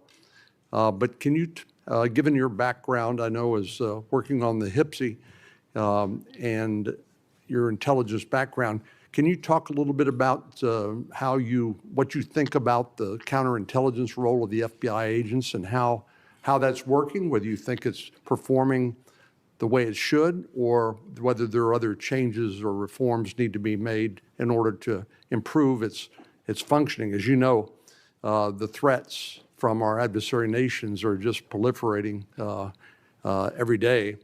So what do you think? The espionage activities of our adversaries have never been so high, and I think the counterintelligence mission is properly housed within the FBI because we've invested with those authorities for Congress, and I believe that mission set is working. And if I can, sir, since January 20th of this year, the FBI has made 55 arrests on the counterintelligence mission alone. That's a 30% increase in CI arrests from the same time year-to-date last year. We've arrested 33% increase in PRC counterintelligence arrests, an 83% increase in Russia counterintelligence arrests from the same time last year. and a 60% increase on Iran counterintelligence arrests from the same time period last year. So we are already on total exceeding the entirety of the number of arrests from the previous year on counterintelligence matters across the board. And in my opinion, the FBI is the only agency that can do it. Now, we work with the interagency to do it, and we need them, but we have the mission set. Thank you. You know, sometimes I wonder whether we sort of repeat the way we do things because we've always done it that way. And I'm getting up to building up to this issue of the narco trafficking and what President Trump has ordered the Defense Department to do in terms of to take out some of these transnational criminal organizations that are importing poison into the United States and responsible for killing tens of thousands of Americans, maybe hundreds of thousands of Americans over time. Do you think a law enforcement model for dealing with these narco traffickers is adequate to deal with the threat? Or do you think we need to start thinking about this in maybe new and different ways? Obviously, we're not engaged in a war per se, although it is a war metaphorically. And the law enforcement model seems to be not working from the standpoint of dealing with the volume of the threat and the magnitude of the threat. Do you think we need to start thinking about how do we deal within constitutional legal parameters to deal with this problem in a different way to be more effective in protecting the American people? Absolutely. And the way to analogize this and why I've advocated for the designation, and I'm thankful that the Trump administration has designated these cartels and narco traffickers as foreign terrorist organizations, is because we must treat them like the foreign terrorist organizations post 9/11. We must treat them like the Al-Qaedas of the world because that's how we're operating. And just treating them with law enforcement capabilities alone was wholly insufficient to wipe out the targets in their entirety. They always had the next man up philosophy. If you take out the leader, they got 10 guys behind him. But in order to eliminate, and that's the key, eliminate the drug trade and eliminate the pouring into this country of narcotics, we have to use our authorities at the Department of War and the intelligence community to go after the threat like we did terrorists when we were manhunting them. And now we have that ability, and we're seeing that in live time, whether it's on the strike on the boat or going down into Mexico and working with our Mexican authorities with these intelligence assets to say we've located not just the person in charge, the cadre in charge, but the entire network. And we are now able to dismantle that entire network. It's going to take time. The manhunt after 9/11 took some years, and this is going to be a years-long mission. Well, I'm glad you mentioned the counterterrorism mission because we've had a lot of experience, the U.S. government writ large, with dealing with terrorism in the Middle East and elsewhere. And obviously, some of our friends and allies, like Mexico, for example, are very sensitive about sovereignty and being able to control what happens on their territory. But yet we're beginning to see more and more cooperation, as you point out, in that regard. And so in your opinion, has the counterterrorism model, have the lessons learned by the U.S. government writ large, are they being aggressively applied? Are there other things we need to do to make sure that those skills, those lessons learned are applied more broadly to the threat of narco trafficking? I can only speak to the FBI. We are applying all of them to our the CT mission set to the CN mission set, and we're using the new authorities given to our intelligence community partners in the Department of War to combine these collective efforts and in a new way, meeting together and creating an interagency process that gets after the threat dynamic. And whether that's a kill operation, a capture operation, a surrender operation, or a host nation takedown, like we did with the counterterrorism mission sets in Afghanistan, in Iraq, and Pakistan, and elsewhere, we are applying that to the drug traffickers in Mexico and Venezuela and Colombia. Thank you very much. Thank you, Mr. Chair. We have seen too much political violence in this country. We all know that. Just last week, Director, your friend Charlie Kirk was gunned down on a college campus. I'm sorry for your loss. In Minnesota, only 2 months ago, a madman took the life of my friends, Melissa and Mark Hortman, shot Senator John Hoffman and his wife Yvette a combined 17 times. And evidence indicates that he would have killed a lot more if law enforcement hadn't intervened. Just last month in my state, we were again shook to the core when little kids were shot down through stained glass windows in Annunciation Catholic Church in Minneapolis. And while the victims weren't politicians in this case, they were 6-year-olds and 8-year-olds, the manifesto that the shooter left behind was political. But in the words of your own federal law enforcement, this person was an all-purpose hater.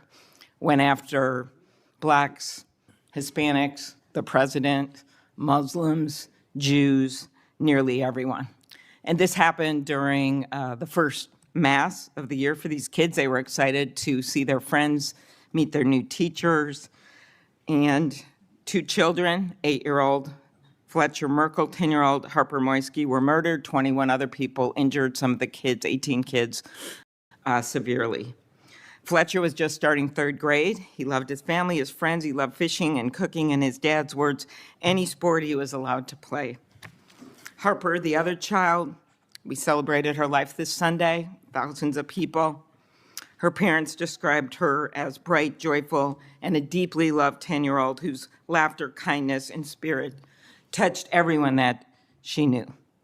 We've heard the words of young children who were saved because 12-year-olds laid on top of them, or a kid with disabilities who was paralyzed, whose teacher pulled him out of the wheelchair, threw him under the pew, and laid on top of him. We do thank the local FBI director and the local U.S. Attorney's Office for their work in both of these cases, the Hortman case and this. But I did want to focus on one local law enforcement moment that I'm not sure has made with all the news going on in Minnesota. When the first 911 call, and you've heard about other places where this waited and waited, the first 911 call was made at 8:27 a.m. The first officer was on the scene just 4 minutes later, local Minneapolis police, at 8:31 a.m. The Chief O'Hara, shared with me the actual numbers. Listen to this. Over 20 people were in ambulances just 14 minutes, all of them, after the police got on the scene. 14 minutes after the first call, tourniquets, stretchers, and they got them all to Hennepin County Medical Center or Minneapolis Children's Hospital. And I think it is worth looking at what happened there, because one of the dads whose daughter was severely injured, still in the hospital, that I met on Sunday, told me that there is absolutely no way his beautiful daughter would have survived if police hadn't been there. So it is worth looking at for all of us. So my focus on behalf of these parents, because I promised I would do this on Sunday, was just to figure out how we can do anything to stop this from happening. And so expanded background checks, ghost gun bans, every shooting is different. Raising the minimum age to purchase an assault weapon, even if we're not going to ban them, I favor banning them. But that's one idea that's out there when so many of these shootings are people who are 18, 19, 20, 21. The one at Annunciation Church was 23. Both shooters in Uvalde and Buffalo had just turned 18 when they purchased the assault weapon bans. I'm not saying any one of these things would prevent every single shooting, but I really ask everyone to look at these. We also need to tackle social media, and I really did appreciate Senator Graham's questions. I think we have to protect free speech and not engage in censorship. But for years, I have supported repealing Section 230, which was made when these companies were little companies starting up in garages. And I think it is one way to get at making this better environment online and preventing violence. So my first question is on the assault weapon ban. Do you think that would be helpful in reducing gun deaths, Director? Senator, if I may, I want to answer the question, but thank you for your remarks, especially it relates to my friend Charlie, and I share and relay my remarks, my sentiments to you. Minnesota has suffered untold tragedy in these last few months, and whatever creativity we can use to eliminate even just one shooting, one horrific death, I am in favor of engaging with Congress fully to do. I don't have the answers. I don't know what will eliminate it in its entirety, but I'm willing to engage and explore new ways with you, Senator. Okay, thank you. And so, assault weapon ban. What do you think?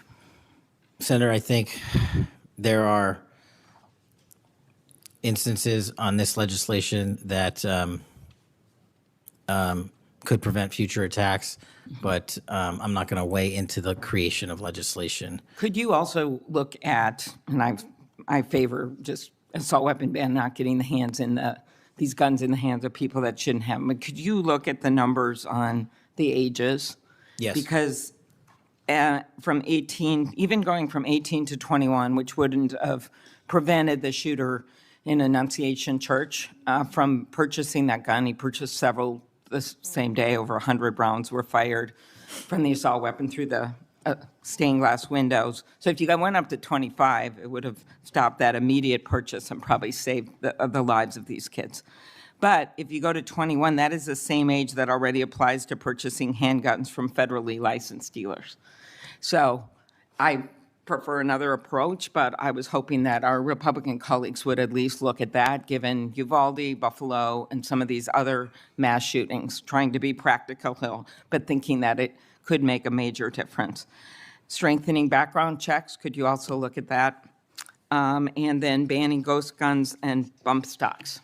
What do you think of that? So, Senator, you're talking to my heart here on one of the core missions at the FBI, which is our CGIS facility in Winchester, Virginia, which is our hub for our NICS checks, our NCICs, our capabilities on when we have, I think it's 19,000 state and local community law enforcement come to us for these background checks. We're trying to make that processing as fast as we can so we can get them real-time information.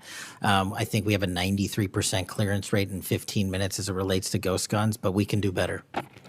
All right, well, just if you could get back to me on all those and talk to the White House. Threats against elected officials have increased exponentially. Members of Congress received more than 9,000 threats last year, up from 1,600 in 2016. There's been a lot of talk about the rhetoric and the like. And if we want to move forward on things like Section 230, or even look if we can do anything on guns, I do think we're going to have to be honest about this all-purpose hater issue, and it has bothered me, this thing, we're going to go after this group, we're going to have to go after this group. I just want to, for the record, show that the murder of Speaker Hortman and her husband, it was Democratic lawmakers on his list. He went to the ones whose addresses he had, by the way. Planned Parenthood was on the list, as were businesses and law firms. Doctors. I already mentioned the ones with the Catholic Church shooting. So it is not just, as the radicals on the left, what's a quote from the president, are the problems or destructive movement of left-wing extremism that Vice President Vance said. According to the Anti-Defamation League last year, all the murders were committed. And I'm not actually going to say this because I don't even want to go left-right with this, but you can imagine it wasn't from the left. Cato Institute, conservative think tank, published a study just last week that found terrorists from the right were responsible for 6 times more deaths than people from the left. I actually don't want to go tit for tat on this, but what I am asking for is that this rhetoric of blaming one side or the other stop, if you could convey that to the president, and that we actually work on things that are solutions. So could you commit to me, Mr. Patel, Director Patel, that you will do that? Absolutely, Senator. Okay, thank you. Last, you were asked about social media, and I will put some more questions on the record about that. I think we could make major movement on that.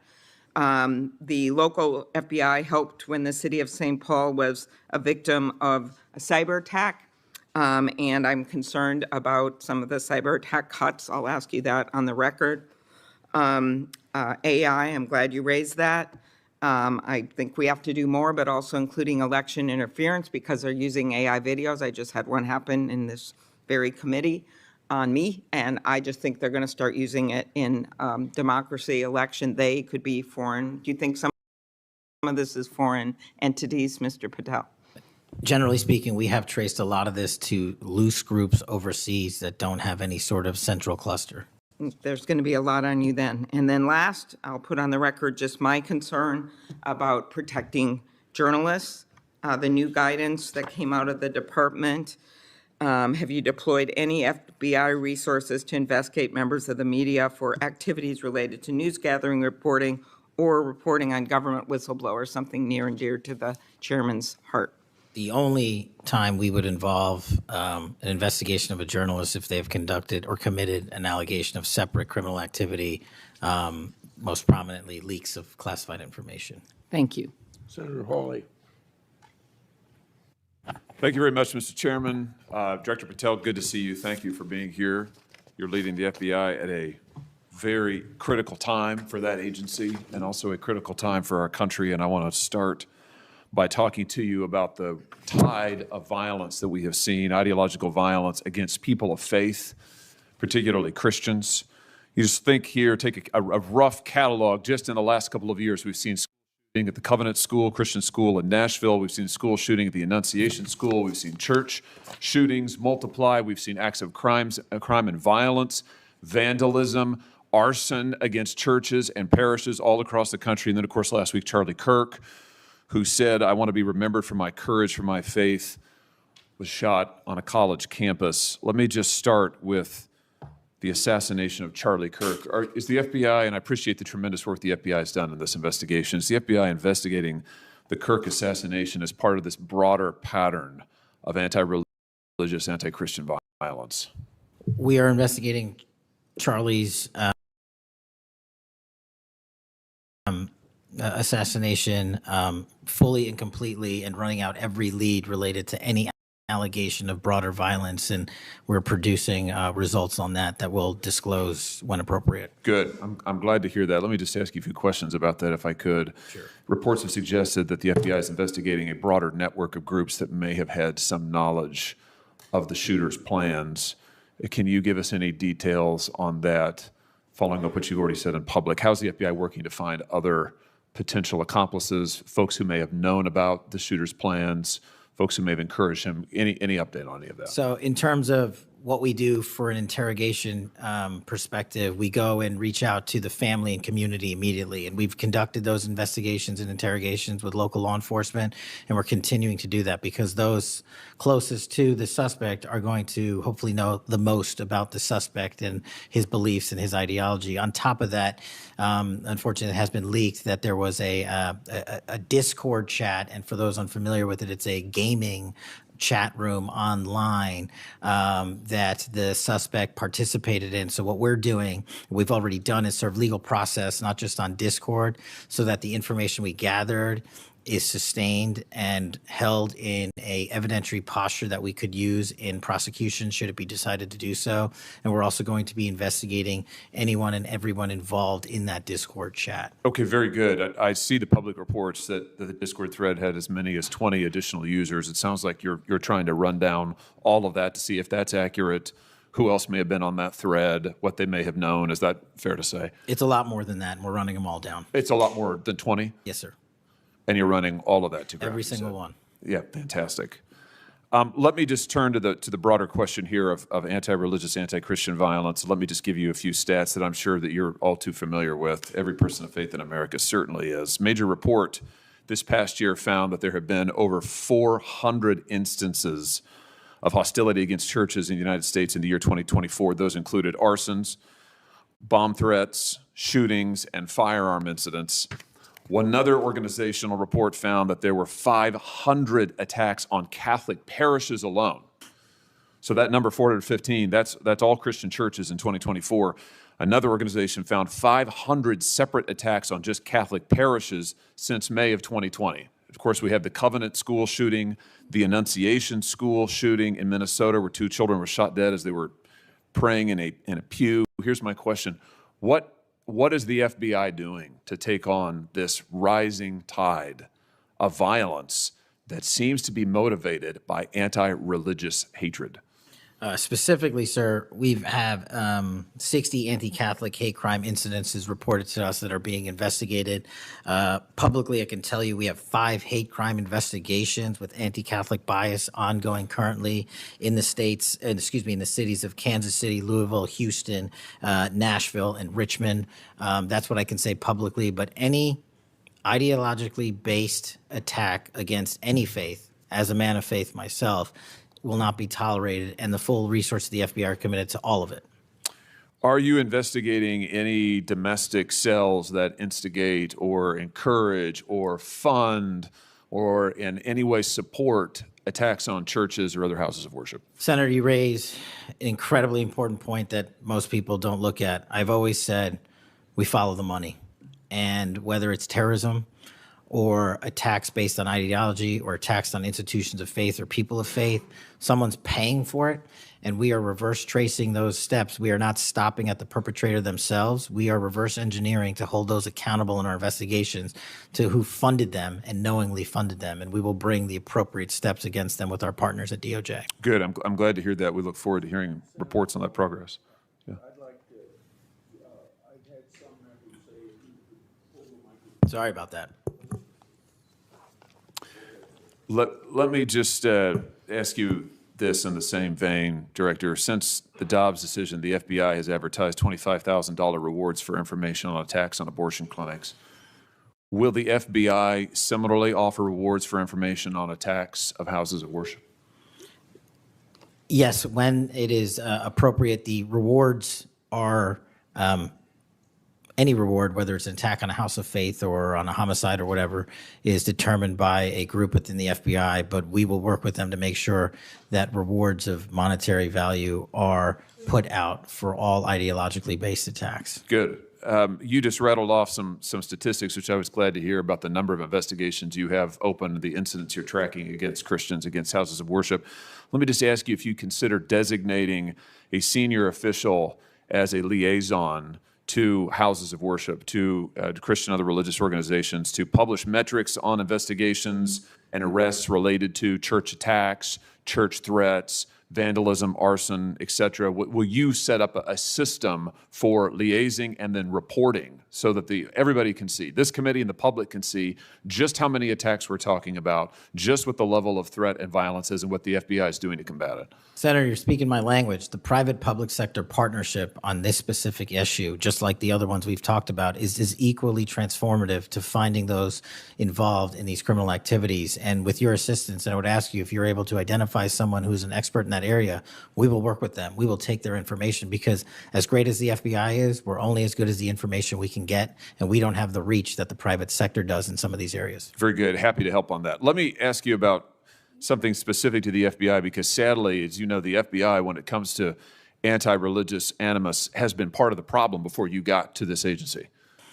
And I know that you remember the infamous memo generated by the FBI that attempted to recruit informants in houses of worship, in particular in Catholic parishes. Your predecessor testified when this information, I just want to reiterate, this memo became public because of a whistleblower.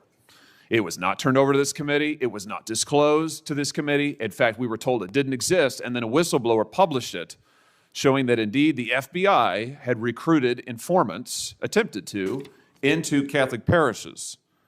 Your predecessor then testified, sitting right where you are today, he testified that this, I'm going to quote, was a single product by a single field office, end quote. That was a lie. Because we then had additional whistleblowers come forward and say, no, actually, multiple field offices contributed to the drafting of the report.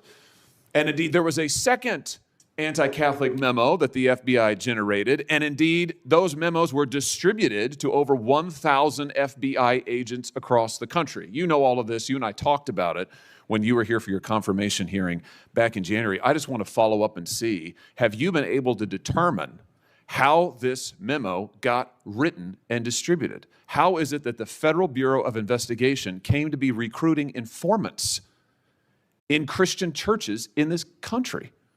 Senator, we did dig in. And we are doing our investigation simultaneously with Congress. And just to put it in perspective, we've provided 700 documents on the Richmond Catholic memo specifically to this committee, whereas my predecessor provided 19 pages. And not only that, but we looked into how the source recruitment structure at the FBI was conducted during this time. And we made adjustments and permanent fixes to ensure that sources are not put into houses of worship unless there is an actual ongoing criminal or international terrorism threat. We will not use sources at this FBI to investigate and cull information just for the sake of culling information in houses of worship. Has anybody been fired for this? There have been terminations related to this and resignations. Good.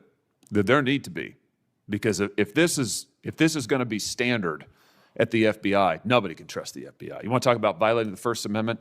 This has got First Amendment violation written all over it. It's one of the most revolting chapters in the FBI's history. And considering what we're seeing more broadly in terms of the acts of violence against people of faith, this has absolutely got to end. The FBI has to lead the way. So I count on you to do that, Director. Let me just, in the minute or so that I have remaining, let me just shift gears and ask you about something else you said earlier. You said that protecting our youth is maybe the FBI's top priority. It's great to hear. Let me ask you about the role of AI chatbots in that, which you've talked about a little bit already today. Are you investigating any cases of AI-generated child sex abuse material? You issued a PSA earlier this year warning that synthetic child sex abuse material, it's where the AI generates it using maybe a real kid's image, but then generates sex material, sex abuse material. You warned that that was illegal under federal law. Is the FBI investigating any instances of this synthetic CSAM material generated by AI that you can speak to? We are investigating dozens of those matters because, let me just say this, as far as the FBI is concerned, generative AI that produces CSAM, child sexual abuse material, under our investigative authorities is treated as equally as if it were actual child sexual abuse material. There's no difference for me in the FBI on this. Let me just ask you one other thing in this vein. I'm sure you've seen the reporting that Meta's AI rules, their own internal guidelines, allowed their chatbots to have sensual, that's their word, sensual conversations with children. We've had instances, multiple instances of children, minors, taking their own lives at the behest of chatbots that instructed them with specificity on how to do it. What's the FBI's role here in investigating what is going on with these chatbots, with these AI companies encouraging? I mean, listen, if an actual person did that, we would say that's grooming. We would say that's child abuse. These companies are doing it. Their own guidelines allow it. What can we do about that? You're referring to NVE, nihilistic violent extremism, and the 764. It has been made a priority of the FBI because they are targeting children, and these chatbots and these generative AI are getting coupled with actual humans who are using them and releasing them because they can do the work faster and quicker than humans can and get into spaces like social media where humans have a difficulty in engaging. And what we're doing is treating any extension of generative AI as the criminal themselves. And we have, I think, I've got to get the number back to you, but over 1,000 investigations related to NVE. We've had numerous takedowns and arrests of 764 individuals, and we are educating. This may be the most important part.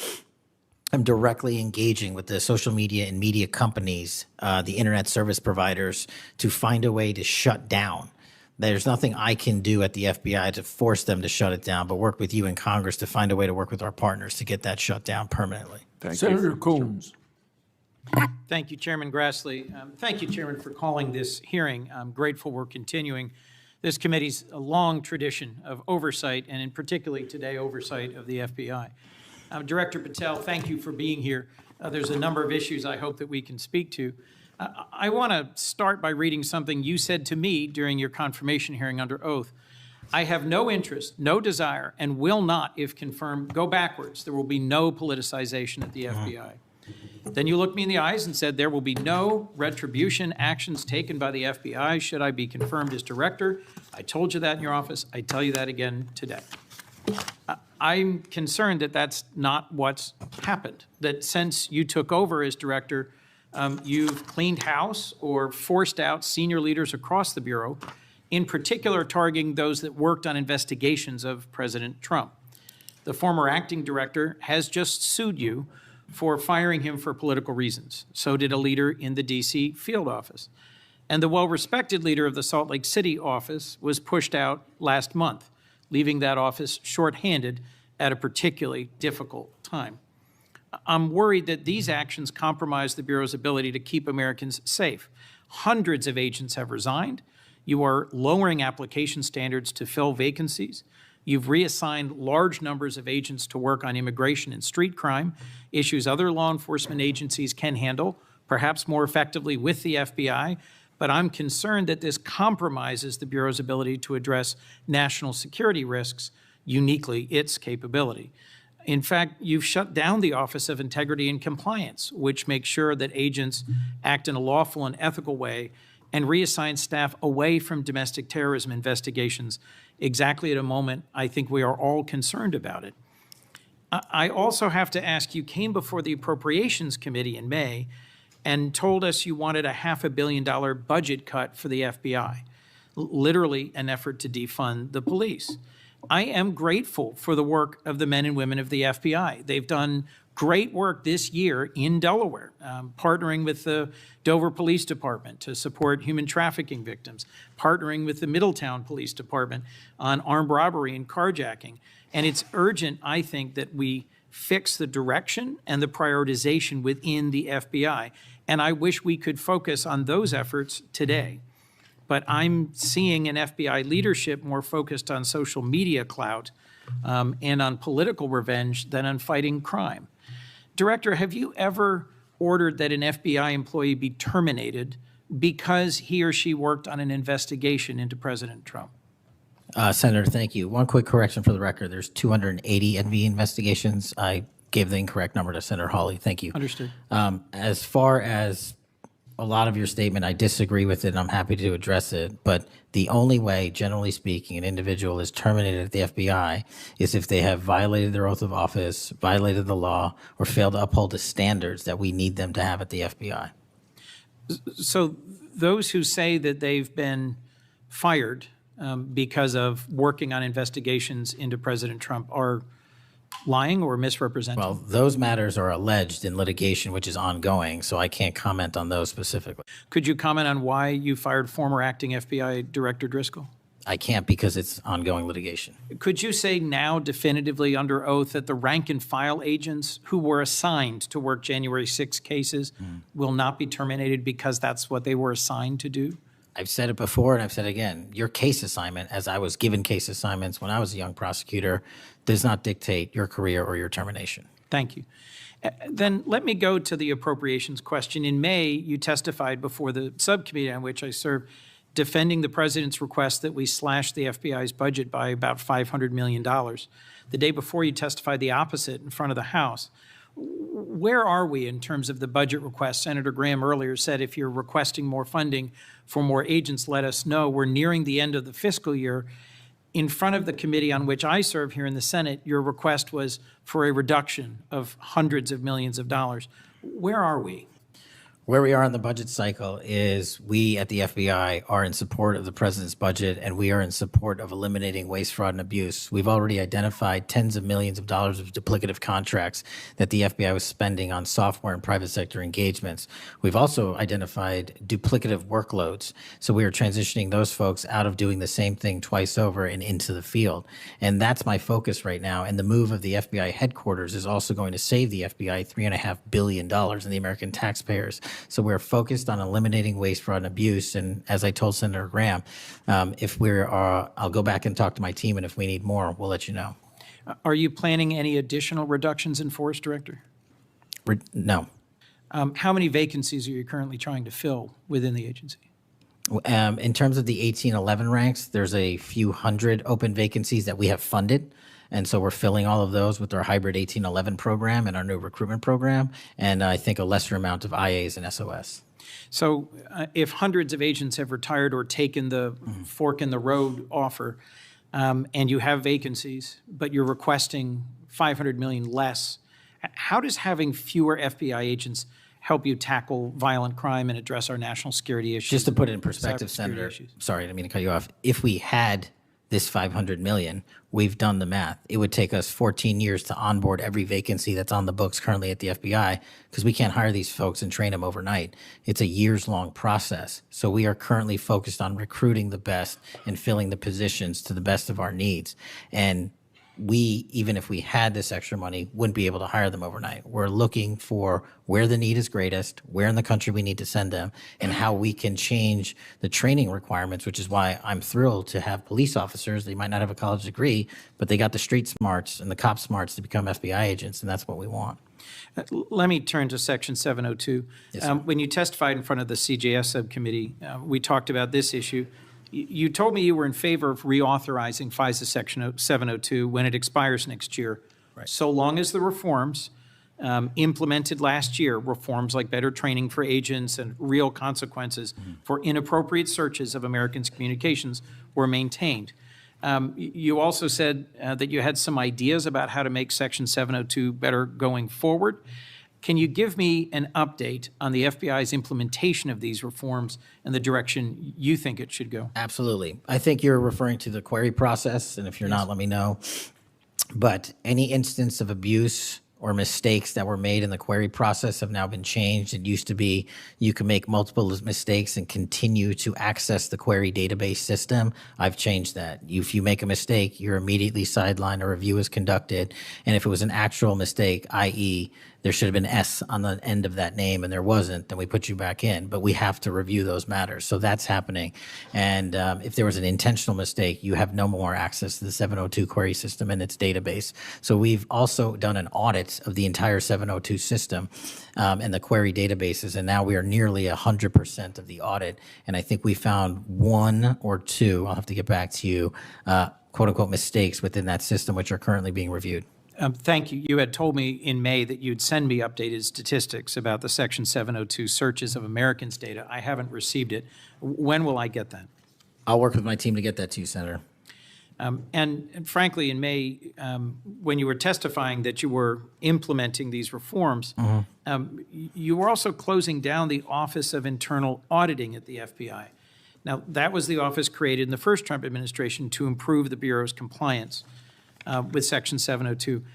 How is that working out? How can you continue to advocate for robust civil liberty protections but shut down the office that was created to enforce those safeguards? Help me understand this. Absolutely, Senator. This is a great example of sort of duplicative work. Both, there was two divisions in the FBI working on this, and all we did was the inspection division, which is the leader in this query system and this audit system, has now been given the single source mandate to conduct these. So the OIA, its elimination is just taking folks who were working there and were experts in it and folded in under the inspection division, and then taking other folks that we didn't need because we had enough manpower and pushing them elsewhere in the FBI. I'm concerned about the rise in threats against members of our judiciary. What are you Yes, sir. doing with the U.S. Marshal Service to help protect our federal judges and with state and local judicial systems to help provide some of the expertise of the FBI in protecting them as well? I share your concern, Senator. We have 35 open investigations, 17 against federal judges, and the remainder against state court judges and threats that they have received. And as you know, federally, there's a specific statute which prohibits that. So we are working up those cases and referring them to prosecution where we can meet the threshold for evidence. In your written testimony, you referenced how counter-UAS legislation expires and we need to resolve the conflict in jurisdiction and authority. I agree, this is an urgent concern. I have heard from state and local law enforcement about it, from the folks responsible for major events, whether it's sports or concerts or public events. Given the tragic increase in political violence, I'm very concerned about the misuse of drones and the potential of there being a catastrophic event. What could we do to address this challenge? Well, obviously, reauthorizing the capabilities that we have under the counter-UAS program.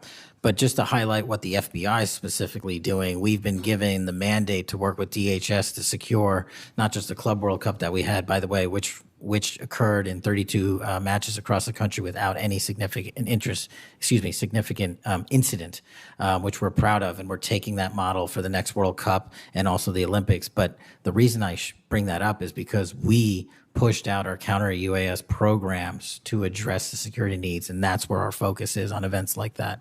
Senator Mr. Director, Kennedy. thank you for your testimony. I look forward to working on actually solving criminal problems and reducing the extent to which what we're going back and forth about is more political and partisan point scoring and more actually solving crimes for the American people. Yes, sir. Senator Kennedy. Mr. Director, you and the FBI, working with state and local law enforcement officials in Utah, have caught the assassin of Mr. Charlie Kirk. Is that right? We have a suspect, yes, sir. And you did that within 48 hours, did you not? 33 hours. 33 hours. Congratulations. We've had other political assassinations. Back in June, an assassinated Representative Melissa Hoffman, Mr. Hoffman, Senator John Hoffman, and Mrs. Hoffman in Minnesota. You and the FBI and Minnesota state and local law enforcement officials caught the assassin within 48 hours, did you not? I believe that timeline's correct, Senator. Congratulations. Sometimes we miss the forest for the trees. Good work.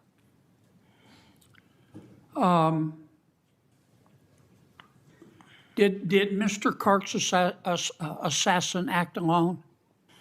As I've said since the beginning, Senator, it is very much an ongoing investigation, and I can't speak to the state charges. That's for the state to address on their own, but we are providing them with the same investigatory findings reporting the department. And as I noted to Senator, I believe it was Cornyn or Hawley, that there are a number of individuals that are currently being investigated and interrogated, and a number yet to be investigated and interrogated specific to that chat room.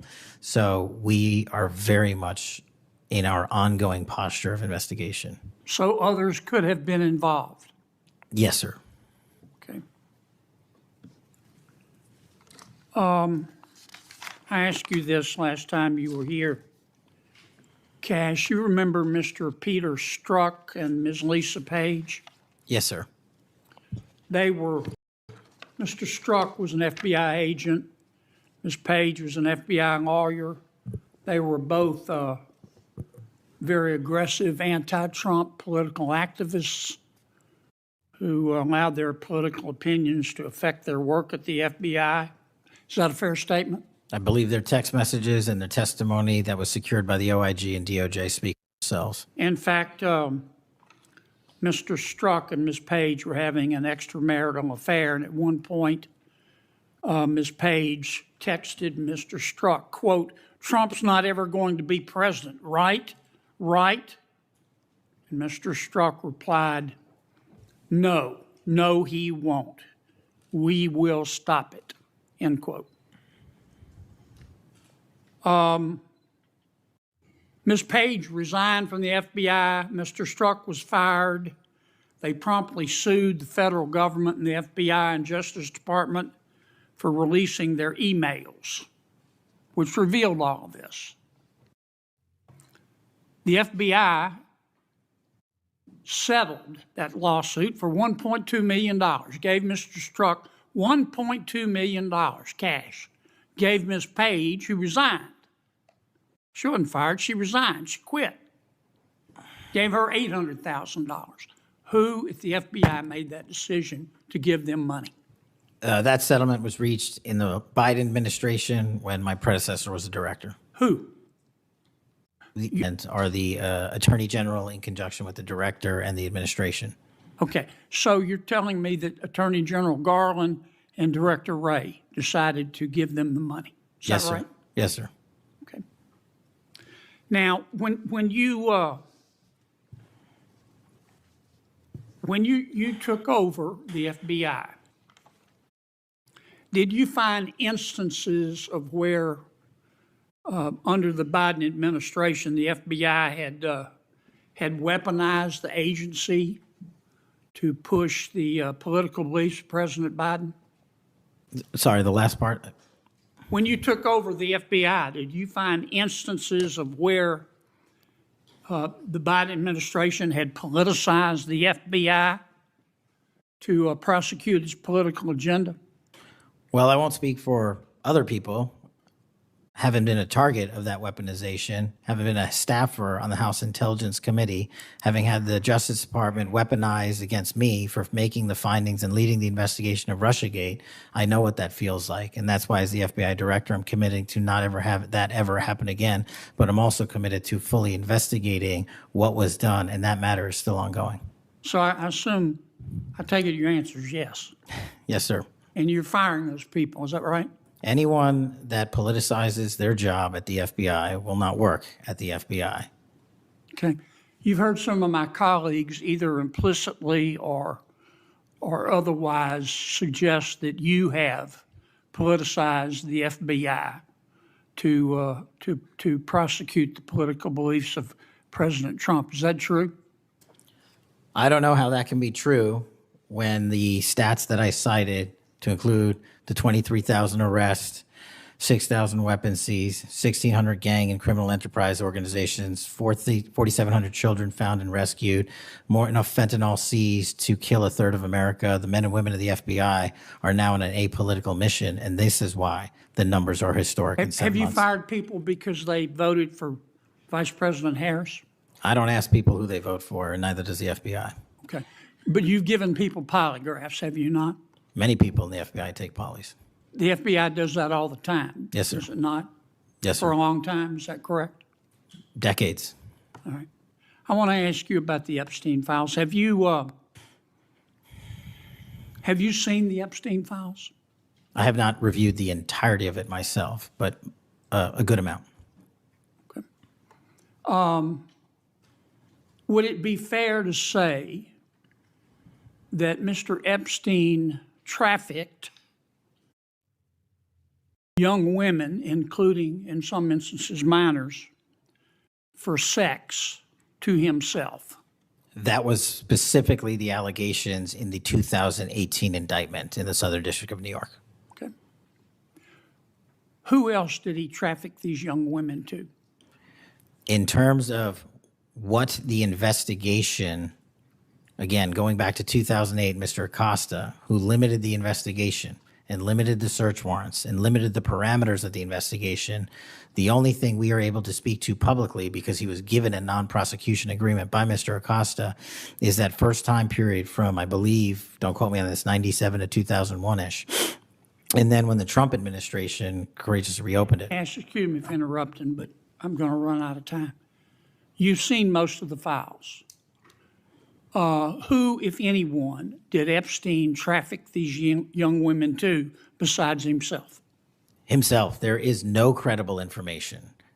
None. If there were, I would bring the case yesterday that he trafficked to other individuals. And the information we have, again, is limited. So the answer is no one For the information that we have in the files? in the case file. Okay. Now, President Trump has deferred to the FBI and the Department of Justice with respect to the Epstein records. He says it is your call about releasing them. And I understand that the department and the agency have decided to release them in cooperation with the House committee. Is that correct? Yes, sir. So you're releasing them a little bit at a time. Is that correct? We're releasing as much as we can, but we are limited by 3 different court orders, and the department went back to each of those judges to waive those court orders or have them lifted, and each of those judges declined. Will you release all of them, or at least as many as you can? We will release everything we are legally permitted to do so. We are continuing to work with the House on the subpoena request. We have substantially complied with it, but we will continue to release whatever we are legally permitted to do so. Okay. I strongly encourage you to do that. Kash, this issue's not going to go away. And I think the essential question for the American people is this. They know that Epstein trafficked young women for sex to himself. They want to know who, if anyone else, he trafficked these young women too? And that's a very fair question. I want to know that answer. And I think you're going to have to do more to satisfy the American people's understandable curiosity in that regard. Mr. Chairman, may I just respond to that? I agree, Senator. And what we have done, and just to remind folks, the Epstein case files existed in the two prior administrations, in the Obama administration and the Biden administration, and they didn't release anything. And there was President Trump in the first administration that renewed charges against Mr. Epstein. And I know it's a little complicated to understand, but what exists in the Epstein case files was a direct result of the limited search warrants from 2006 and 7, which hamstrung future investigations because of the non-prosecution agreement. And multiple administrations had the opportunity to look at the entirety of that case file and recommend prosecutions against anyone that was trafficked under Mr. Epstein and anyone that participated in that trafficking. And the only person to bring charges was the prior administration against Mr. Epstein. Now, I am not saying that others were not trafficked and others were not involved. What I am telling you is that based on the information we have, and we have continuously and publicly asked for the public to come forward with more information. If there is, we'll look at it. But based on credible information, we have released all credible information, and the information that the Department of Justice and the FBI never releases is information on investigations that are not credible. And we don't release the names of victims who weren't credible, but in the same time, we don't release the names of victims who were credible. And so that's by law. And so the information we are releasing now is historic, and it is also to the maximum capacity that the law allows. And I know that's not going to satisfy many, many, many people. But if they wanted it done right, then the investigation from its origination should have been done right, and he should not have been given a get-out-of-jail-free card to do jail on the weekends for 12 hours a day, and he should have been investigated fully for the entirety of his crime and criminal enterprise, not just from 1997 to 2001. Senator Blumenthal. Thank you, Mr. Mr. Patel. Thank you, Mr. Chairman. Director Patel, thank you for being here today. You'll recall well in January at your confirmation hearing before this committee, I raised the prospect of politically motivated retaliation, and you promised me, as you did other members of this committee, quote, every FBI employee will be held to the absolute same standard and no one will be terminated for case assignments. You went on to tell me, quote, all FBI employees will be protected against political retribution. And you assured one of my colleagues that you would honor the internal review process of the FBI. I'm not going to mince words. You lied to us. In the short time that you've been FBI director, you've presided over a rash of retaliatory firings. 3 FBI agents have recently sued you. They are FBI agents with 60 years between them of distinguished service, rescuing hostages, saving kids from predators, dismantling drug cartels, and their allegations, their civil allegations, are a searing indictment of your tenure as FBI director. But it's not just those 3. The FBI Agents Association has said that your actions, quote, distract agents from their work, foster fear that their assignments could cost them their careers, either now or under the next administration, and increase the risk of criminal and national security threats by undermining unity and morale within the Bureau, end quote. This association, as you know, is voluntary. It represents 14,000 members, 90% of all the active agents. These are your employees saying that your performance has been unqualified and unfit. And there is mounting evidence that these retaliatory firings were the result of direction from the White House. There have been instances in the past history of the Bureau of political interference. and political direction from the director's office, but not the kind of institutional interference that we're seeing from the White House right now. I'm going to ask you, has anyone from the White House contacted you about personnel decisions?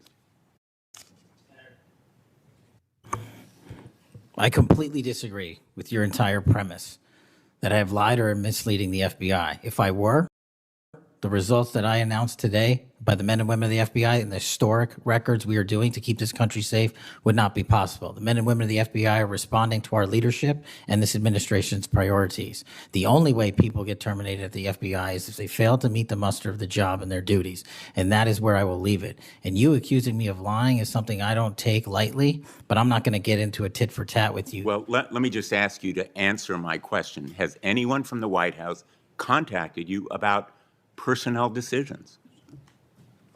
Generally speaking, we always discuss with the White House, OMB, during the budget process, how many personnel we need, who we need where. Answer is yes.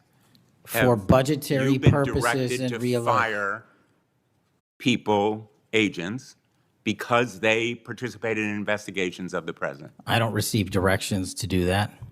Has anyone I make the suggested it? decisions. Has anyone asked you to do it? The best information is, yes, you've taken suggestions and direction from the White House in firing qualified agents. Any termination at the FBI was a decision that I made based on the evidence that I have as a director of the FBI, and it's my job, and I'm not going to shy away from it. And as you stated, those are allegations, and that is an ongoing litigation. So they'll have their day in court, so will we. The allegations are not just in that lawsuit, Director Patel, and I think your testimony confirms that, in fact, you've taken direction from the White House. I don't. In those it does retaliatory firings. It literally does because you've not. acknowledged that, in fact, they have been in contact with you about personnel decisions. The Let me White move House has on. been, do not put words in my mouth. We're on the record. The White House, like any administration, contacts its agencies on the budgeting process and where it needs personnel and where the mission priorities are. That always happens. If they didn't do that, they would be abdicating the responsibility to law enforcement. I will always work with my partners in the chain of command at the Department of Justice and the White House to ensure that this FBI is delivering the results we are delivering, to include the lowest murder rate in modern U.S. history, to include the most fentanyl seizures in modern U.S. history, to include the most lives saved and the most children found in modern asked U.S. you, history. That is a working FBI. That is not a failing FBI. Let's move on to a related area. In White House discussions, have you been asked or directed by the White House or others to engage in a crackdown on political groups or organizations, nonprofits, after the murder of Charlie Kirk? To direct at political organizations? No. I've been asked by my chain of command to properly root out criminal activity wherever it is in whatever investigation we are conducting, and that's what we're doing. Have those distinctions about whom you're going to target been based on direction from the White House? Nobody gives me a list on who to target. My targeting list is from the men and women at the FBI. Have you talked about investigating certain groups, nonprofits, or foundations or institutions? Whatever those investigations are, they're ongoing, and I'm not going to get into those. Have you used polygraphs to determine loyalty of agents? No. Have you committed that you will respect the First Amendment rights of agents? I have wildly committed to respecting the First Amendment rights of agents, but at the FBI, you have to balance your First Amendment rights with your mission. Have you imposed any sort of loyalty test in the course of using polygraphs or in any of the other personnel decisions? Polygraphs have been utilized at the FBI for decades. They will continue to be utilized in the fashion by the professionals that administer them. Have you asked under the polygraph test about individuals' loyalty or about their voting records or any kind of past statement? Just to make it abundantly clear, I don't tell the professionals how to conduct polygraphs or what questions to ask. They make those decisions. And I, as the director of the FBI, never ask anyone who they voted for. Have you investigated donors to a political party simply because they are donors? Simply based on that fact alone, no. Have you investigated donors for another reason? Many donors may be involved in criminal enterprises and criminal activities, and those individuals will be investigated. Can you commit to make public the Epstein files that so far have not been released if this committee is able to review them on a classified basis? I think this is an important distinction. The Epstein case file is not classified, to my understanding. So we are providing what we legally can, and we are going to give Congress what we are legally permitted to do so to the maximum extent of the law. Will you enable the chairman and the ranking member to review them on a classified basis? That doesn't make any sense. If the material in the Epstein file is not classified, there is no basis for a Well, it classified would review. protect the confidentiality of them if they were able to review them on a classified basis. If anyone in this room can get the multiple district court judges to lift their court protective orders in the ceilings, we will happily provide you with more information. Are you in favor of merging the DEA and the ATF? That's not something for me to comment on. Well, those agencies work with you, don't they? With me, not for me.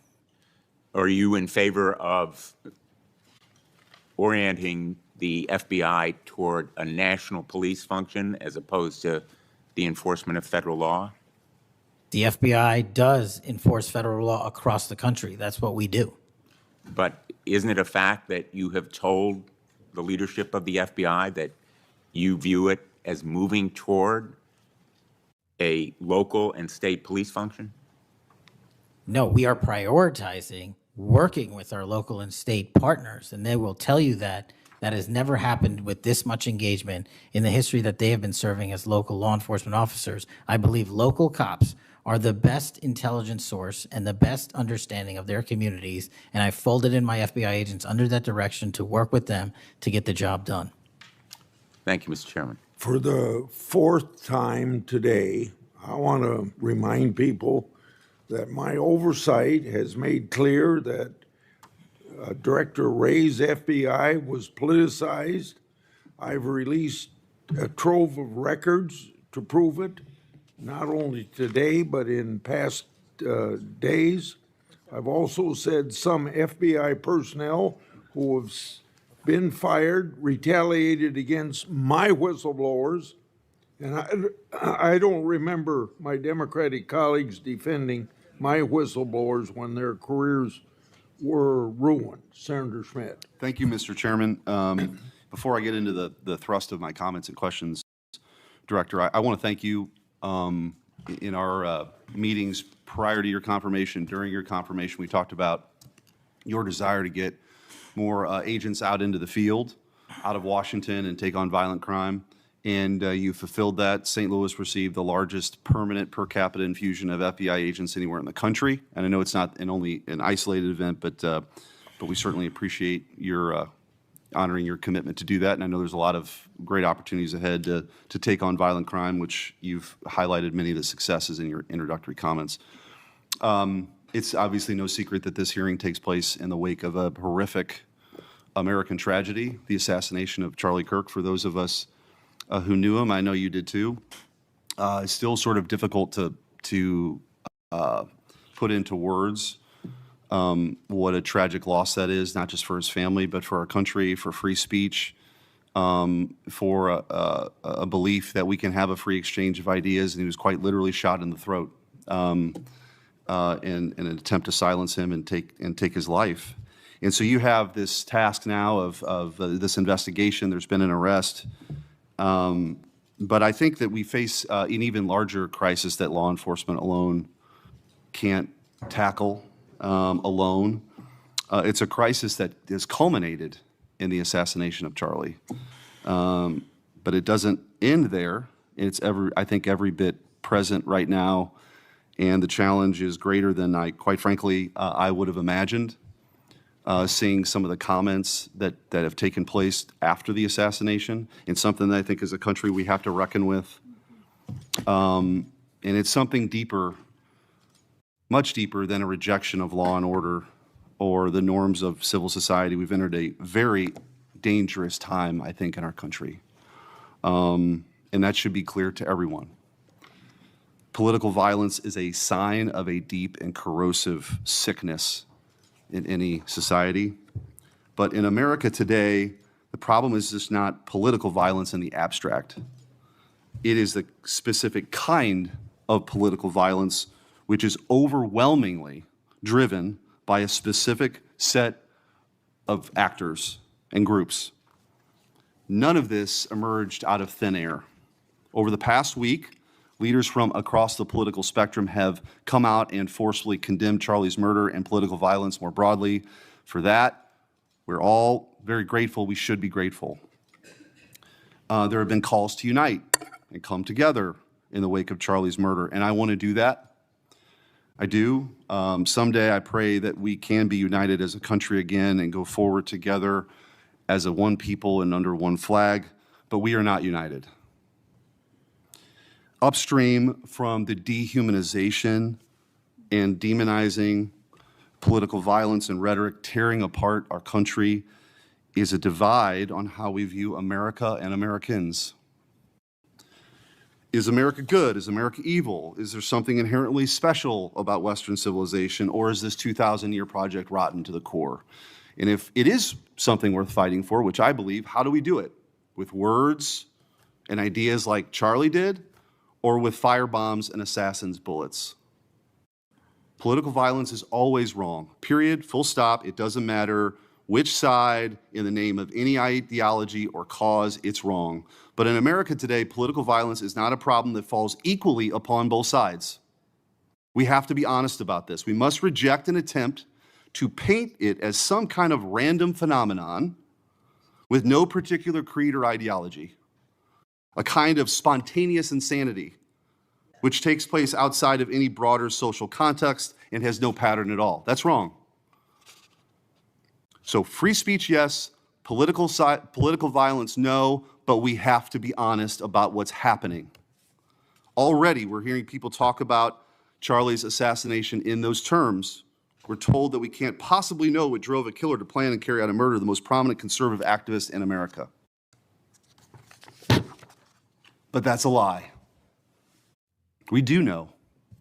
The facts are plain and clear, and we have to speak truth in this moment, or there's no other side of the mountain. The vast majority of Americans are against political violence, but there is a vocal, active minority that encourages and celebrates it, and that minority is overwhelmingly on the left. Just last week, a YouGov poll found that a full 25% of those people who describe themselves as very liberal say it can be justified for citizens to use violence to achieve political goals. Less than 3% of very conservative Americans say the same. That's too many. That is 3% too many. But we are lying if we think that this is a both sides thing. It's not. We have to confront it. And you're going to have an important job of rooting out these terrorists. This is an ideology that runs very deep. The numbers are virtually identical to the ones I just noted when it comes to whether or not it's okay to celebrate the deaths of people whom we disagree with. And while large majorities in both parties were opposed to celebrating political violence, Democrats overall were nearly twice as likely as Republicans to believe that it is usually or always acceptable to celebrate the death of a public figure they oppose. What in the hell is going on?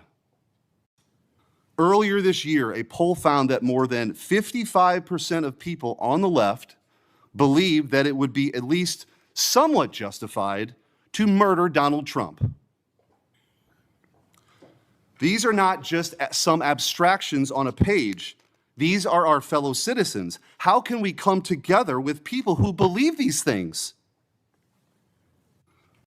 We've all seen the flood of posts on social media over the past week, not just a fringe few, but thousands upon thousands of people gleefully celebrating a father of two young children getting gunned down in broad daylight. I wish I wouldn't have seen that video. I wish my kids would not have seen that video. Blue Sky, the left-wing alternative to X, was so overwhelmed with these posts that the platform was forced to issue a statement warning its users to stop glorifying the murder. And it wasn't just random social media trolls. It was journalists, elite college professors, and even politicians, all but saying Charlie's assassination was justified because of what he thought, because of what he said. We saw the flood of hit pieces, the most powerful media outlets in the nation dishonestly attacking and villainizing Charlie for the most vicious possible terms. How can you ask us to unite under that? There can be no unity between good and evil. Somebody has to win this thing. And as a country, we have to absolutely reject it. And don't tell me it's both sides. It didn't happen in a vacuum. Over the past decade, we've seen an explosion of political violence, not just one-off lone wolf attacks, but organized, systemic political violence at a mass scale. It is not organic. It is the offspring of a dark and clandestine system funded in part with our own tax dollars, winning with a large network of foundations, NGOs, activist organizations, and front groups. This system lurks behind every radical leftist movement in our nation today. The George Soros empire has financed a vast ecosystem of radicals, all working together, dropping off bricks at riots to unleash a tidal wave of violently anarchists on our streets and to prop it up in an army of researchers and experts and journalists and propagandists who downplay the political violence. What he's doing is serious. I'm going to ask you, because I don't have a ton of time. The opposite of what we should be doing as a committee. And I would point out, we've heard years of the left, their loudest voices calling anyone on the right extremist MAGA Republicans, fascists, Nazis, an existential threat to democracy. Check yourself. And don't give me this both sides bullshit. Mr. Director, I want to ask you. Tell me if each one of the following perpetrators or alleged perpetrators were acting from a left-wing or right-wing political violence. The man who tried to kill Republican congressman at the congressional baseball practice, nearly killing House Majority Leader Steve Scalise. Left-wing or right-wing violence? Sir, I believe it was a left-wing ideology. Okay. Burned down cities during the Summer of Love in the George Floyd riots. Left-wing violence or right-wing violence? Sir, I'll rely on you on these. I don't have off the top of my head. I'm sorry. Okay, left wing. The Waukesha Christmas Parade massacre, left wing or right wing violence? Left wing. The Lee Zeldin stabbing attempt, left wing or right wing? Left wing. The Covenant school shooting in Nashville, left wing or right wing? Left wing. The Butler, Pennsylvania assassination attempt on President Trump, left wing or right wing? Left wing. The Trump International West Palm Beach assassination attempt, left wing. The Abundant Life Christian school shooting, left wing. The United Care CEO's murder, left wing. Tesla's burned, keyed, damaged, firebombed, left wing, left wing. The murders at the Israeli embassy, left wing. The ICE facilities firebombed, left wing. The Minnesota Catholic school shooting, left wing. The anti-white Charlotte and North Carolina stabbing, left wing. The attempted Utah News State firebombing, left wing. And now, of course, the culmination of this vile trend, a left-wing assassination of Charlie Kirk. So don't give me this both sides. If we want to get to unity, let's be honest. Let's be honest. Free speech, yes. Political violence, no. But let's be honest. Senator Hirano. Thank you, Mr. Chairman. Director Patel, just like the rest of the federal government, there have been significant personnel changes at the FBI since President Trump took office. I want to better understand the scope of the turnover and the changes occurring at the FBI. Since January 2025, how many FBI employees have retired, resigned, been fired, or otherwise separated from employment?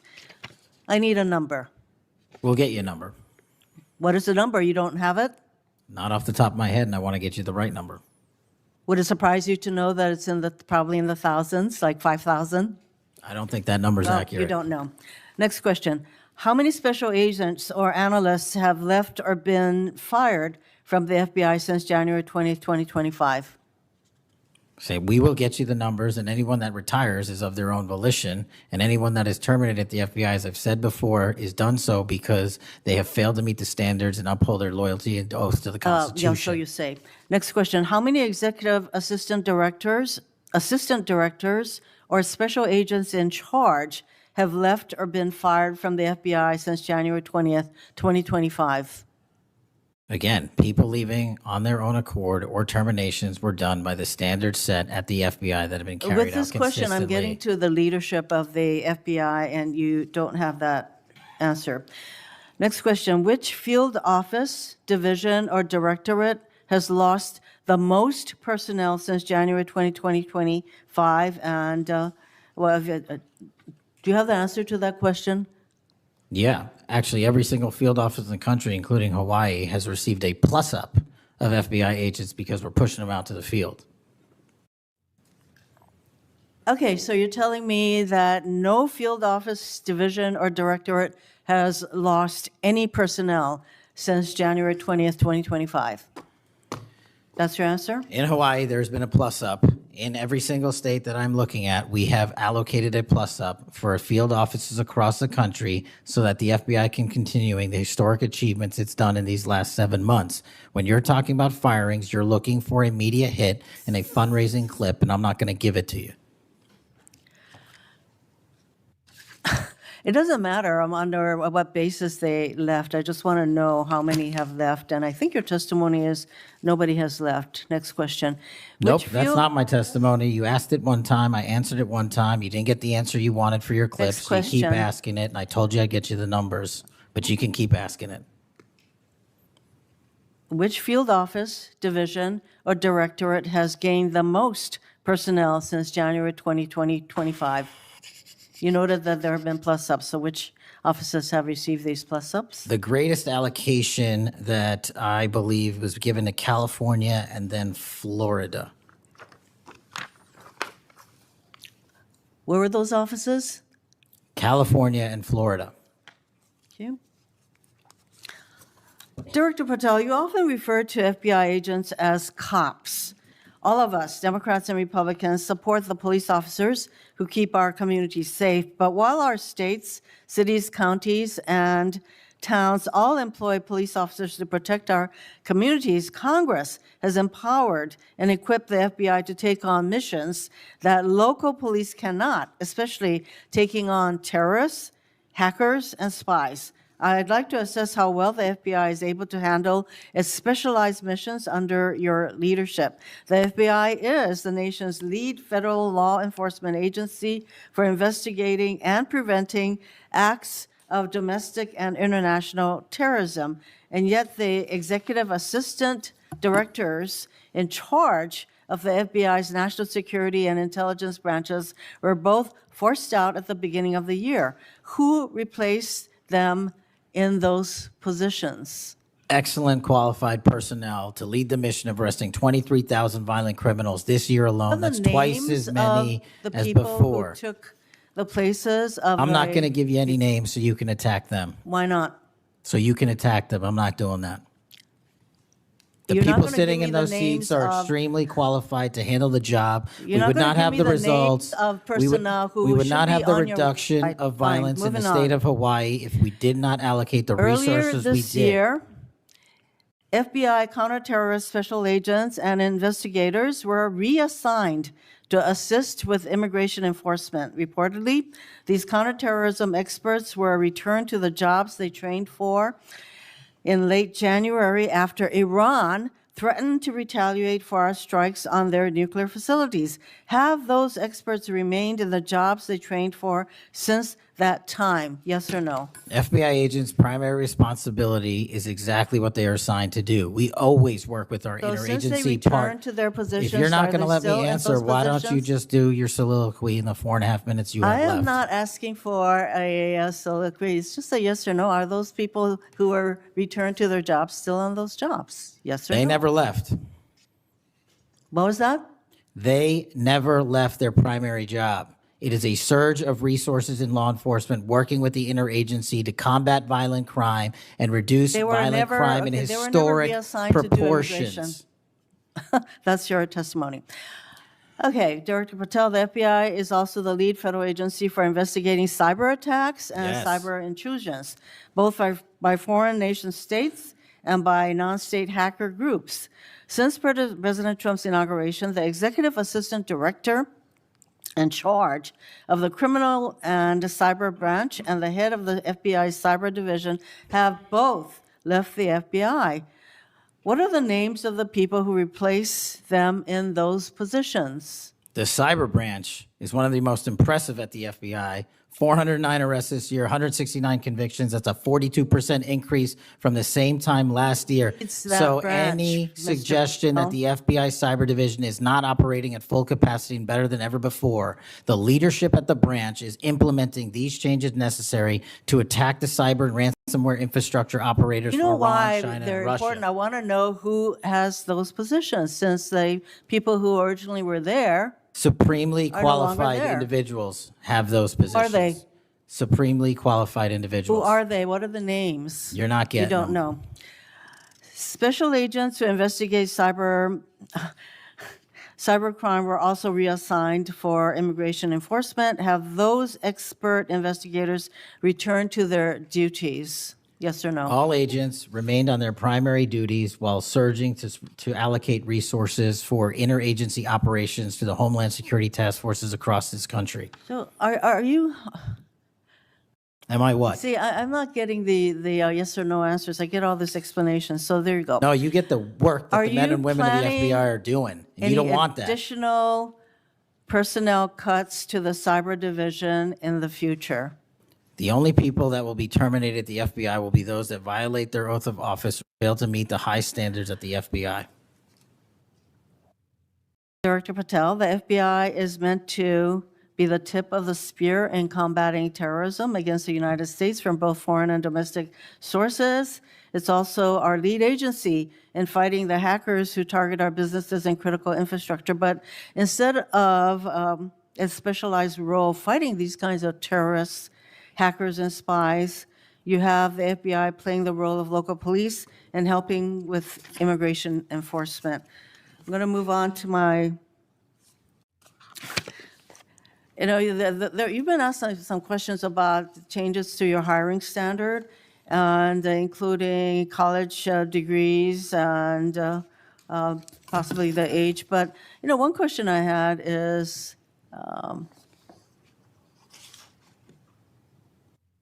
that you are now requiring applicants to be able to do a certain kind of pull-ups, which a lot of women cannot because of physiological differences.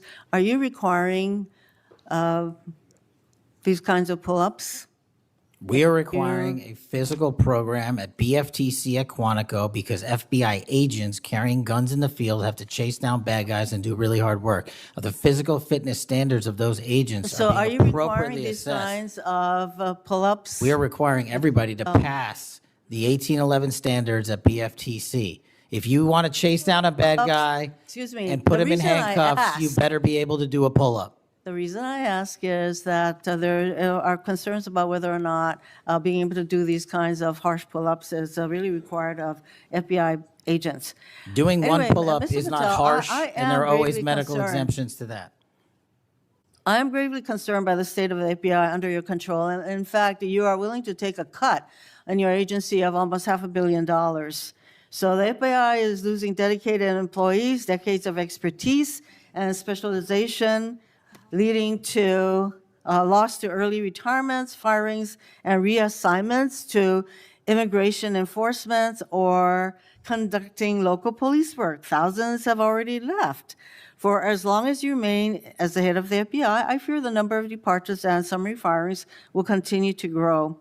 Mr. Patel, before the vote on your nomination of this committee, I noted that your most significant qualification, this is not just something that I noted, but others, your most significant Gets this place going. qualification was your 100% loyalty to President Trump. And I fear that that continues to be the motivating factor in your position as FBI Director. Thank you, Mr. Chairman. Mayor, Mr. Chairman. Director Patel, did you have Yes. anything you wanted to say now? That is an entire falsehood. You can delete my 16 years of government service to multiple administrations all you want. The fact is that I was a public defender. I was a national security prosecutor. I was a House intelligence staffer. I was a deputy director of intelligence. I was a chief of staff to the Department of Defense and the Secretary of Defense. I led the counterterrorism missions for the White House. Those are just some of the jobs I held in my 16-year career. There was no loyalty then. There's no loyalty now to anything but the Constitution. Senator Brett. Yes. Well, before I begin, I want to thank Senator Hirono for what she said, acknowledging that there are physical differences between men and women, talking about that women wouldn't be able to do as many pull-ups, and I think that she was making a case here that there should be different standards. There's a thing called Title IX, and this is why we continue to say we should have biological men and men's sports and biological women and women's sports. And so I look forward to utilizing that to talk to all of my colleagues on the other side of the aisle. Maybe they will stand with us in helping us protect women's sports. I think she made a great argument there for it. Moving on to today, Director Patel, thank you for being here. Thank you for your commitment to making sure that America is safe again. Thank you for doing that coast to coast and within our cities. I certainly look forward to talking about that and talking about your historic gains in these areas. But I would be remiss if I didn't begin my questioning with you about the horrific events that we have seen over the last week. Obviously, our heart breaks. Not only for Erica and Charlie's two children and for parents and families, but for America and for those of us who knew him, you being chief among those. So just my sincere condolences and you for the steps that you and the FBI have, and we're going to be able to move forward with that. But if you look over the last, since last summer alone, we had 2 assassination attempts on the president. We've had an arson attack on the Governor Shapiro there in Pennsylvania. You have the murder of the state representatives, Melissa Hortman and her husband in Minnesota, along with the shooting of State Senator John Hoffman and his wife. Several anti-Semitic attacks, several attacks on Christians that were noted by Senator Hawley. We had the killing of 2 Israeli embassy staffers here in D.C., the June firebombing in Colorado. We could go on, and we saw a culmination, as Senator Schmidt said, with the brutal assassination of Charlie Kirk last week. I appreciate you committing to both Senator Hawley and Senator Kennedy, talking about making sure that all that are involved are held accountable. I think that is critically important, and I think that America needs that transparency. I want to read you some words of Vice President J.D. Vance. He said, if we want to stop political violence like what happened to Charlie Kirk, we have to be honest about the people who are celebrating it and the people who are financing it. My question to you is, in light of Charlie's murder and all of the things that we have just referenced and have been talking about today, what steps is the FBI taking to more aggressively crack down on those who promote, encourage, finance, fund these types of engagements and this type of political violence?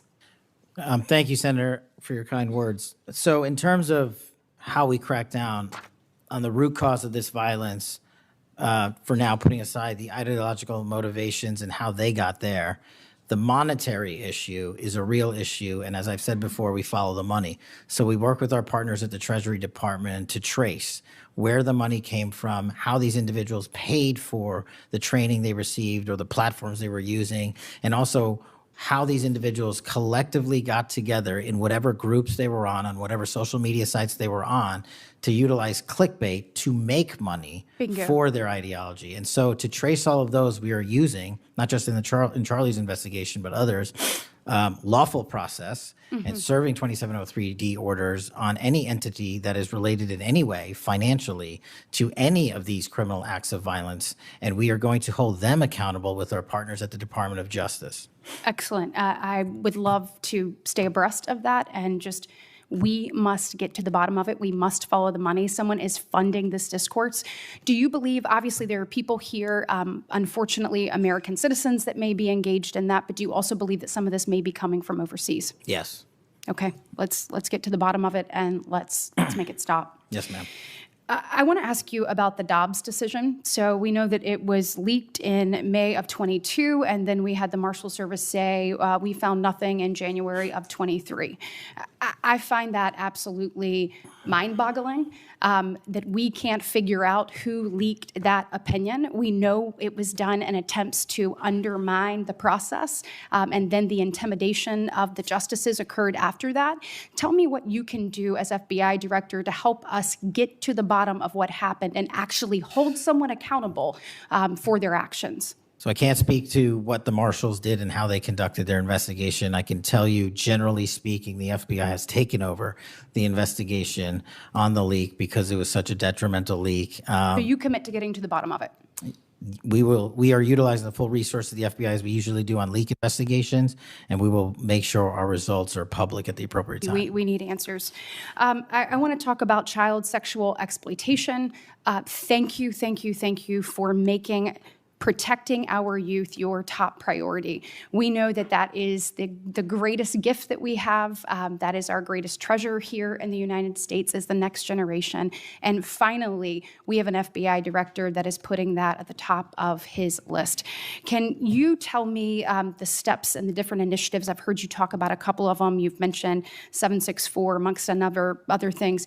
Tell me what you're doing, and specifically, I want to know about when it comes to sextortion. So as a parent who is raising children right now, teenagers, and you're looking at what's happening, whether people are snapping photos and then what's happening online. I have had a number of parents sit in front of me telling me terrible, heartbreaking stories about their children ultimately taking their own life because of being blackmailed.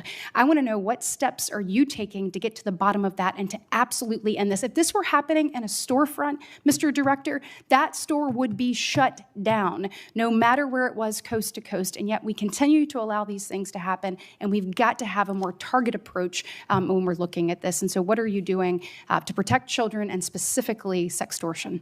So in our VCAC initiative, our Violent Crimes Against Children is our umbrella enterprise operations hub for things like Operation Enduring Freedom and Operation Not Forgotten and Operation Justice. And in things like that, those are producing the results that I told you about. 1,500 child predators arrested, 300 human traffickers arrested, 4,700 children identified and saved, a 35% increase from year to date last year alone.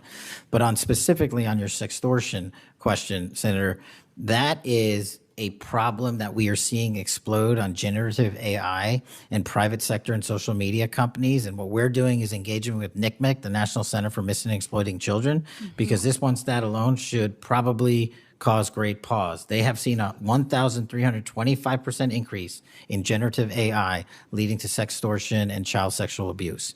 That cannot be countermanded by the FBI alone. We have embedded people at NCMEC and have a great partnership with them. But what we need to do is what we did in the month of May, and we're doing it over and over again. We arrested 400 individuals in 1 month, in 1 month search. Wow, These thank you. individuals have prioritized. The agents and intel analysts have never left that mission. They're doing multiple missions at the same time. That's what the FBI is called upon to do day in and day out, and we won't stop doing two things at once. But we need help from social media companies. We need help from the private sector and the internet service providers that allow this generative AI to be hosted on their platforms. We have got to get a resolution on that with our partners in Congress and the private sector. Well, we are definitely committed to working on that. I know the people up here, so you let us know what tools you need, and I know we've got several ideas that we look forward to pushing forward. In my remaining 2 minutes, I want to talk to you about your historic results when it comes to crime. In particular, we've seen here in D.C. just a total transformation. You mentioned earlier 60% down in gun crime, 70% down in carjackings. You said 50% down in homicides, to name a few. We have a success story, and we appreciate President Trump's leadership on on all of this. We have a success story in Alabama where the Alabama Law Enforcement Agency, so ALEA, they just marked their 1-year anniversary of the Metro Area Crime Suppression Unit. There in Montgomery, it is a coordinated effort with ALEA, with our Attorney General, with Montgomery PD, and our sheriff, Montgomery County sheriffs. They've seen a 30% drop in violent crime and a 19% drop in overall crime. So it is actually producing results. It's this type of interagency connectivity that I think ultimately is going to lead us to safer cities and safer streets. I know that you are committed to that, committed to working with your partners. You said earlier you've elevated sheriffs and police officers there to the 7th floor. Thank you for doing that.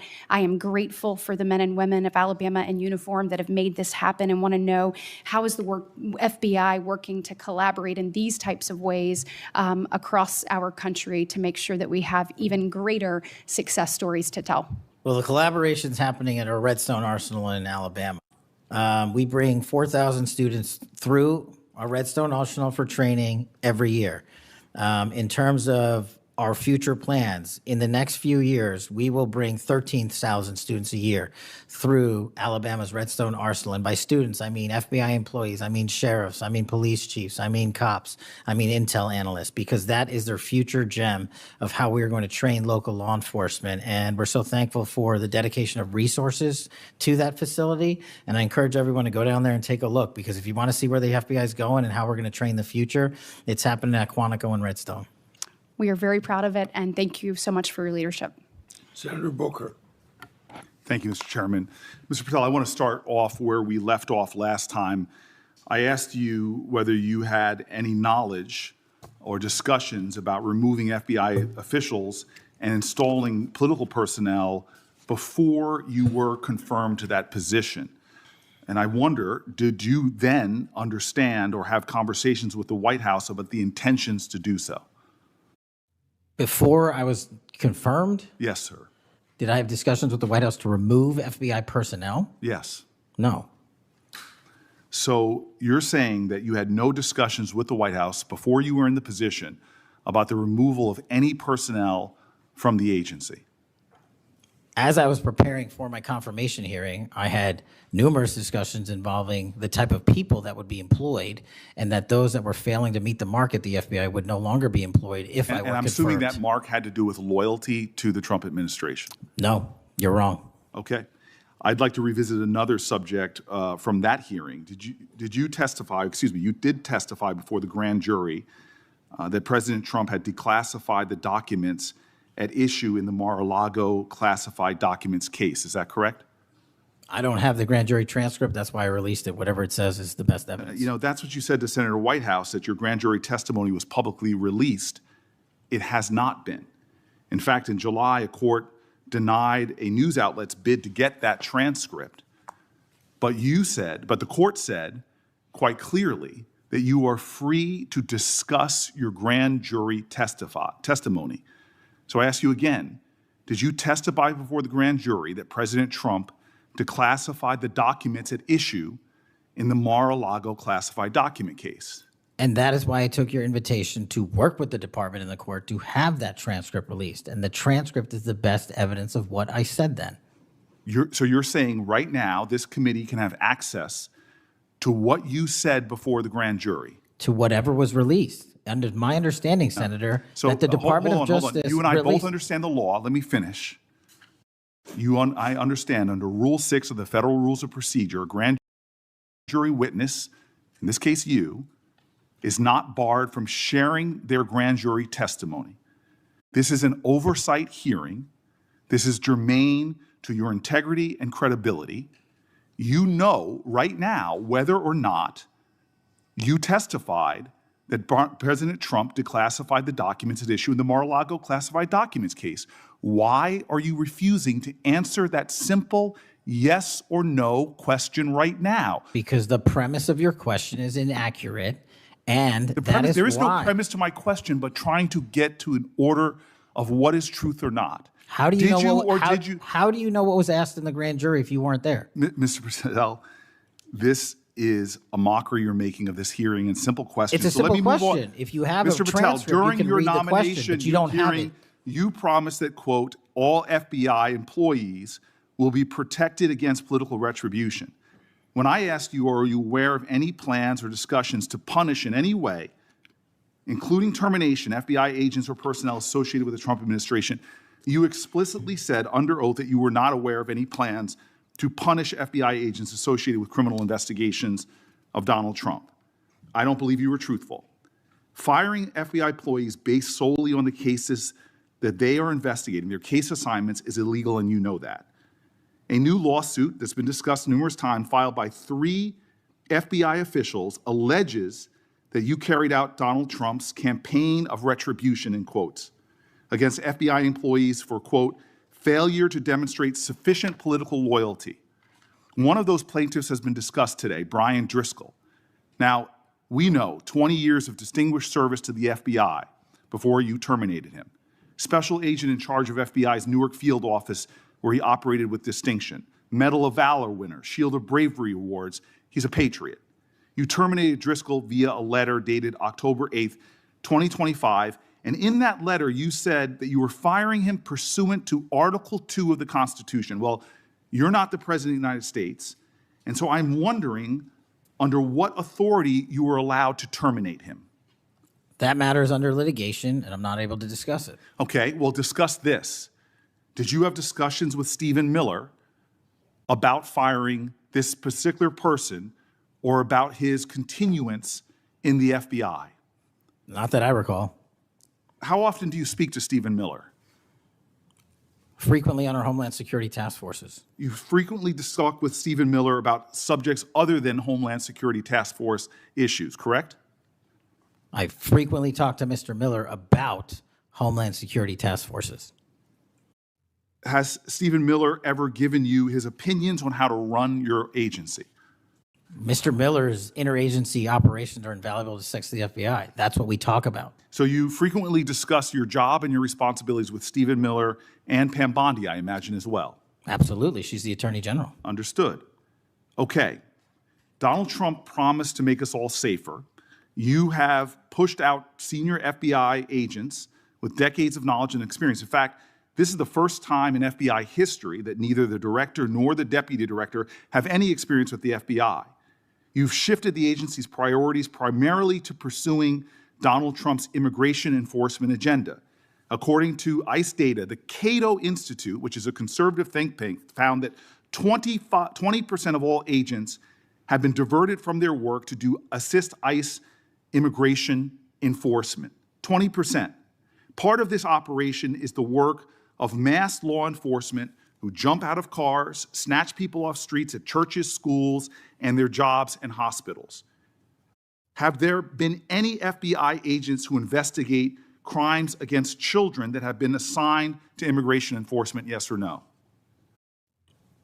The premise of what you say is entirely false. Have there been any FBI agents who investigate foreign domestic terrorism? You don't get to say America is not safer under this leadership. I am not saying America that. is safer because of the work of the FBI. You're making a presumption of premise. 4,700 children. Sir, we have seized 6,000 weapons and 23,000 violent felons have been arrested. That FBI agents who investigate human trafficking have been reassigned to immigration enforcement. You are not denying that FBI agents who are on the task force that fight against Russian oligarchs have not been reassigned. Public Corrections Squad reassigned. People who defend children reassigned. You're not denying that. I've seen you time and time again attack my colleagues' premises of questions as a way to not answer the question. So let me end with this. I believe you have made our country weaker and less safe. I believe that we are more vulnerable to a major event, and I pray to God it doesn't happen. You've gutted the Bureau of Institutional Knowledge and Expertise. You fired or pushed out seasoned FBI officials, many with more than 20 years of experience, and were working on cases that were critical. You've been purging thousands of serious law enforcement officials who spent their careers keeping us safe, only to lower hiring standards in order to find anyone to replace them. And shockingly, you admitted in this hearing to Senator Coons that it would take 14 years to fill the vacancies at your agency. Many are the result of your purge. 20% of FBI agents are doing low-level immigration enforcement instead of their mission-critical work. You've disbanded entire task forces that stop election interference, foreign influence, public corruption. And who benefits from this? Well, corrupt people benefit from it. Criminals benefit from it. Vladimir Putin benefits from it. And it really makes me wonder who you're looking out for. It makes me think we can't trust you as a nation. You swear to release the Epstein files, but now you're withholding the Epstein files. You claim that you have a suspect in a serious assassination. Whoops, then you don't have a suspect. You know nothing about plans to remove FBI agents, yet you're directly involved in those plans. In the words of an ex-FBI official, you are overseeing, and I quote, generational destruction of the nation's premier law enforcement agency. Mr. Patel, in just 8 months, you have assaulted the institutional integrity of the FBI. But I know FBI field agents. I've worked with them in Newark. No matter how truly bad you are, you can't undermine the legacy of agents who fight every day to keep us safe, but you can tarnish the integrity of the agency and undermine the agency's capacity.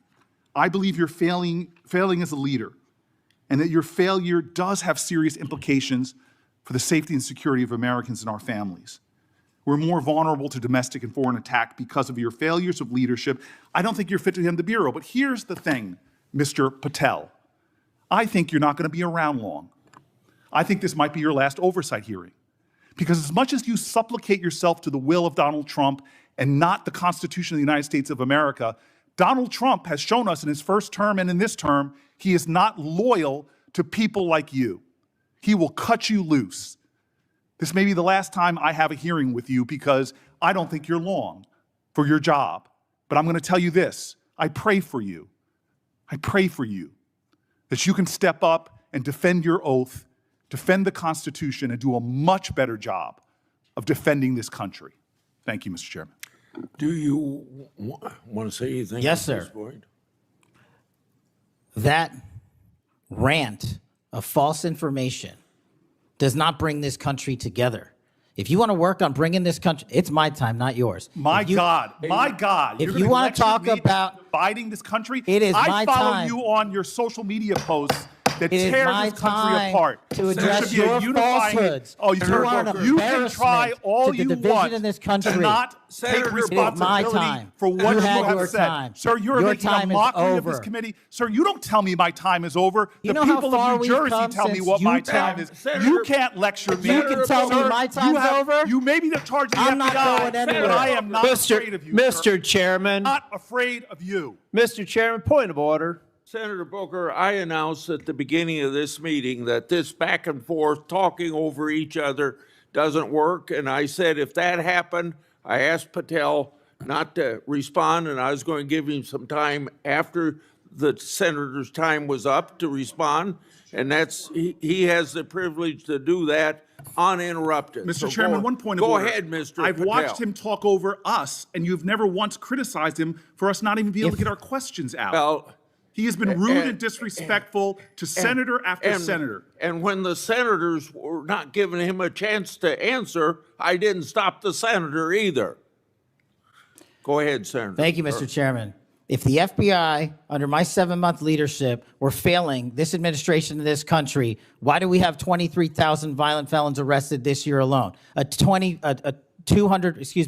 double increase from that time last year. Why is it that we have seized 6,000 weapons? Why have we found 1,500 child predators and arrested them? Why have we 300 human traffickers in jail? Why have we found and identified 4,700 children? Why have we seized 1,600 kilograms of fentanyl, enough to kill a third of the American public, a 25% increase alone from last year? 88,000 kilograms of cocaine seized, 7,000 kilograms of meth seized, and that's just on our criminal operations in summer heat. How is it possible that we are taking 8 kilograms off the streets of the cities in New Jersey and preventing the deaths of 607,000 people this year alone, a failure of the FBI and my leadership? How is it that we have counterintelligence arrests already this year exceeding the numbers from the entirety of last year? 33% increase in PRC, 83% in Russia, 60% in the CI space as it relates to Iran, and we haven't even talked about CT, the southern border, the northern border. Before Senator Cruz, I kind of feel like a broken record today. All this interest in FBI termination, yet my colleagues showed no intent or interest in when I my whistleblowers suffered retaliation over the past years, particularly the past 4 years. Indeed, one whistleblower has alleged that Brian Driscoll's insubordination, whether an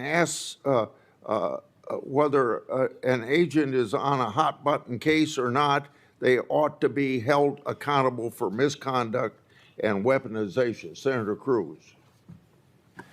Thank you, Mr. Chairman. You know, I have to say, it used to be that to see theater, you had to go to the Kennedy Center. Now, apparently, you need only go to the Senate Judiciary Committee and see our Senate Democrats berating the director of the FBI, which, okay, it's not, partisan politics is not new in the United States Congress. But what is remarkable is what Senator Booker was berating Director Patel about. He wasn't berating him for failing to do his job, but rather he was furious for Director Patel for successfully doing his job. For 4 years, the Democrats under Joe Biden had an open border that undermined the safety of every single American. They allowed 12 million illegal aliens to come into this country to invade this country, and every single day Americans were murdered, women were raped, children were assaulted by violent criminals that Democrats released. Now, Director Patel, I found Senator Booker's questioning really bizarre. He asked you, have you reassigned FBI agents from human trafficking to immigration issues? Director Patel, are the Mexican cartels that are bringing people illegally into this country engaged in human trafficking? Yes, sir. What the hell does it mean to reassign someone from human trafficking to immigration? The greatest human trafficking in the world has been over the last 4 years at our southern border. It is modern-day slavery that the Democrats still defend. They still defend those open borders. Mr. Patel, he also said, did you reassign FBI agents from protecting children to immigration? How many children have you found that were victimized by the open borders of the previous administration? 4,700. 4,700. And yet, oddly, I don't hear a Democrat here saying, gosh, thanks for protecting those kids. 35% increase year to date last year.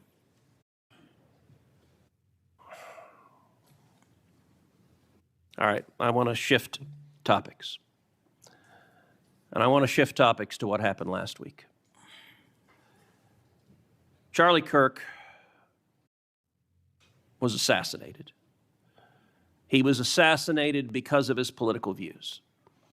We're living in a time of enormous division and tragically hatred, and hatred that manifested in evil that we saw last week. Now, the FBI, working in concert with state and local law enforcement, apprehended what appears to be, in all likelihood, the murderer. And you did so in just 33 hours. So I want to start by just congratulating you and the FBI agents and state and local law enforcement for successfully apprehending the murderer in less than a day and a half.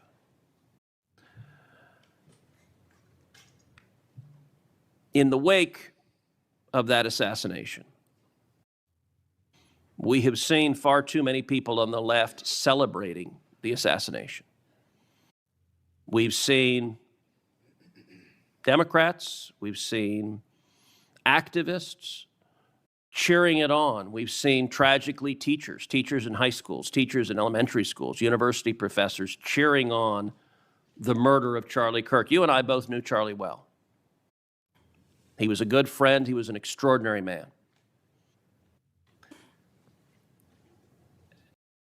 And I will say there's a great deal of discussion about what to do about it.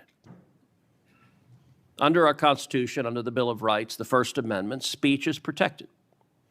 And that's true even for vile speech. Someone can stand up and say the most hateful thing, and it's protected by the First Amendment.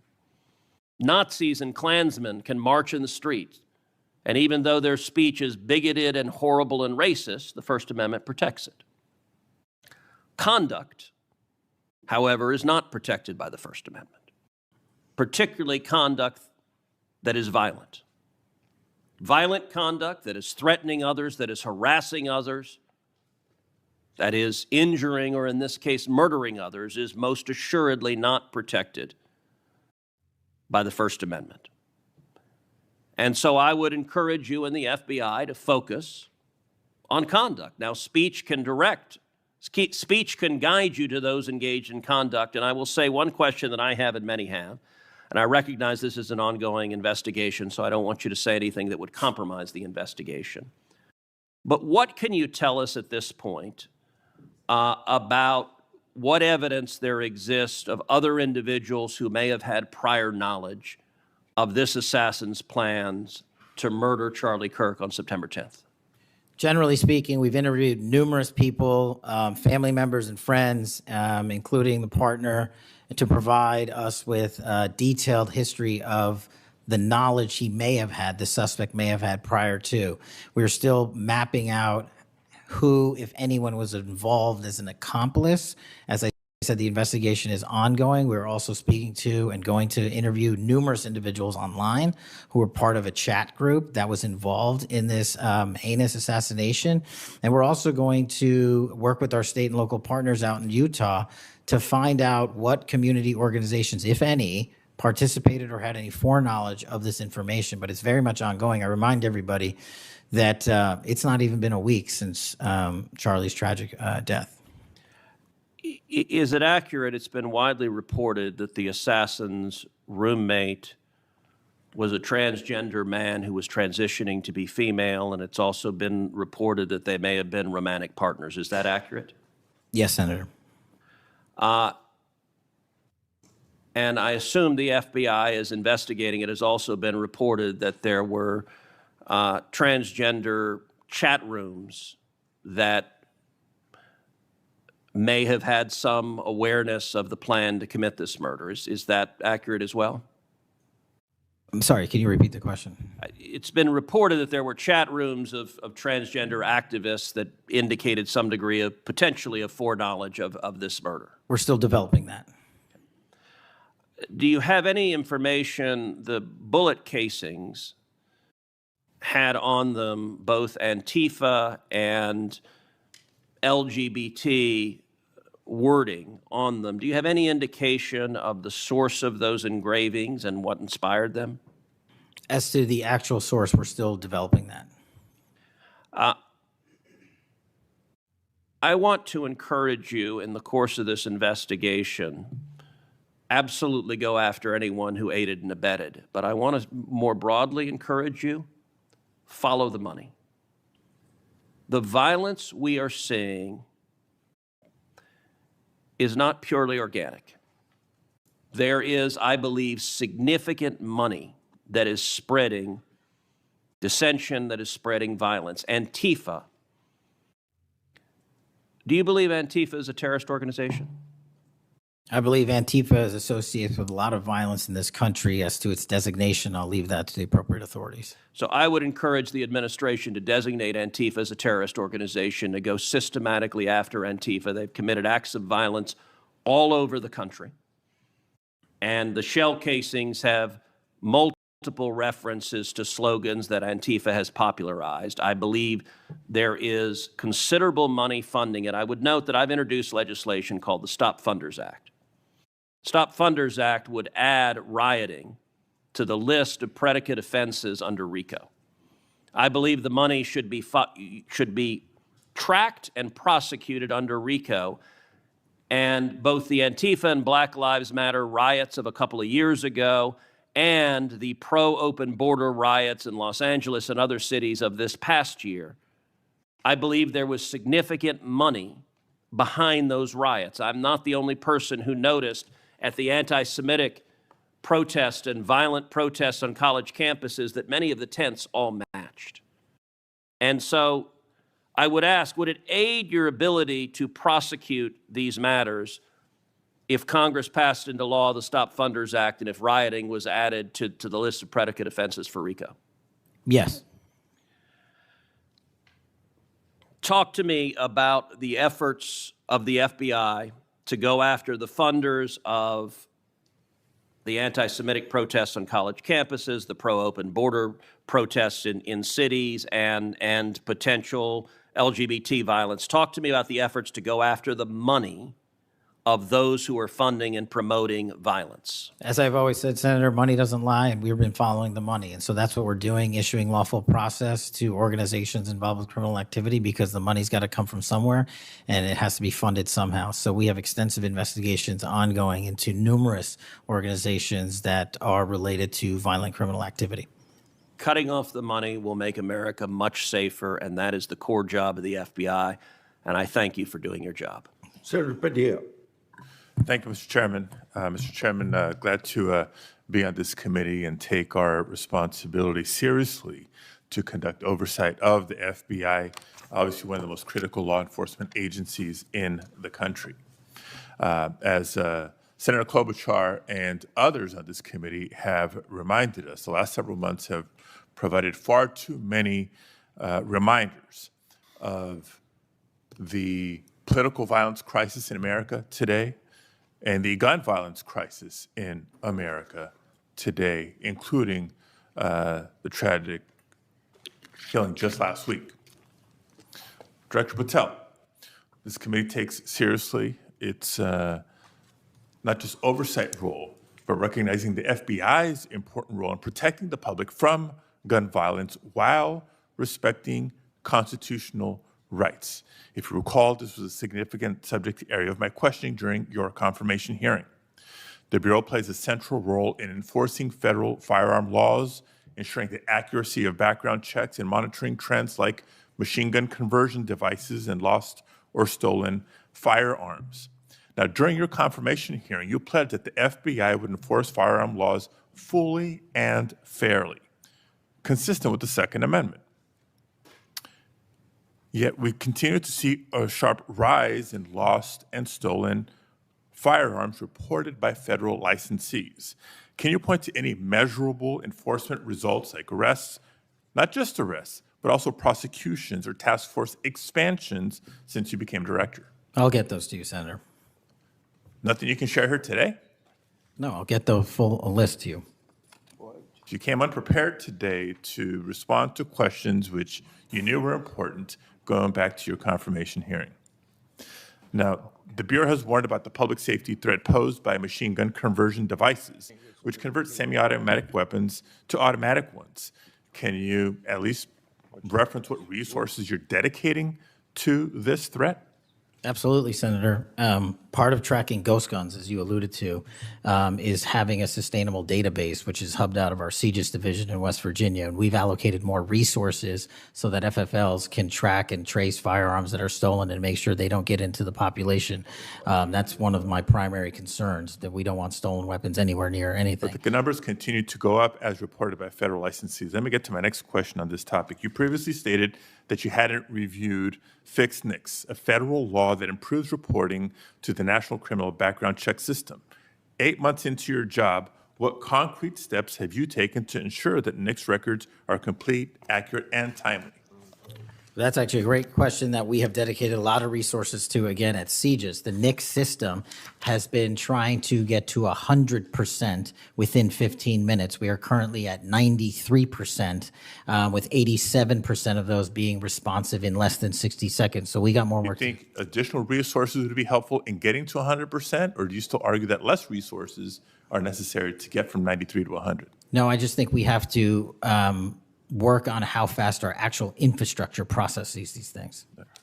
On to a question about resources. The FBI's core mission is to counter terrorism, espionage, and major criminal threats. Now, recent large-scale reassignments to immigration enforcement or politically motivated investigations cause me concerns that other critical missions are being neglected. One example, in March of this year, you created a Tesla-related task force and diverted personnel from the domestic terrorism operations section to work on that task force. What risk analysis justified that decision, and do you still consider domestic violent terrorism to be a lower priority? Any form of terrorism domestic or international is the highest priority at the FBI. And But when why you say, divert resources away from those missions? I don't believe that's accurate. We did not divert resources away. When cars were exploding and people were being set on fire, I directed resources to address it. Well, then I'll suggest in your follow-up, and we can make this more explicit in our questions for the record, that you provide the accurate information about the diversion of resources. Because, again, when I understand that you authorize large-scale agent reassignments from counterintelligence and cybercrime to not just immigration cases, but others, it has an impact on the other priorities like nation-state threats and ransomware investigations. Moving on to a different subject area. Safeguarding our elections is a core FBI responsibility. The public needs confidence that election security work is driven by facts and free from political influence.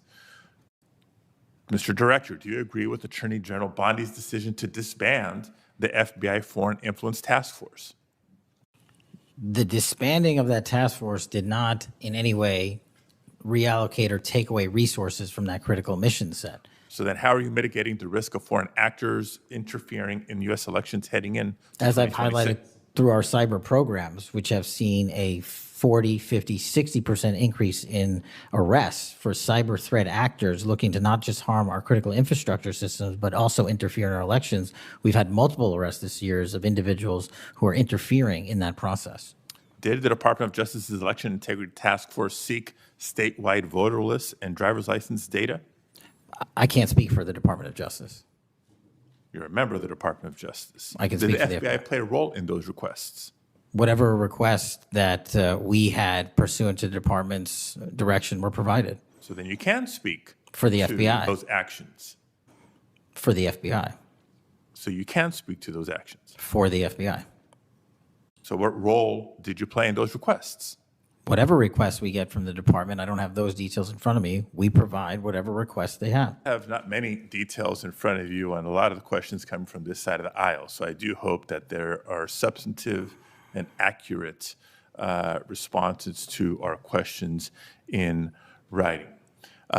In my time left, Mr. Chairman, I just want to call out a couple of observations.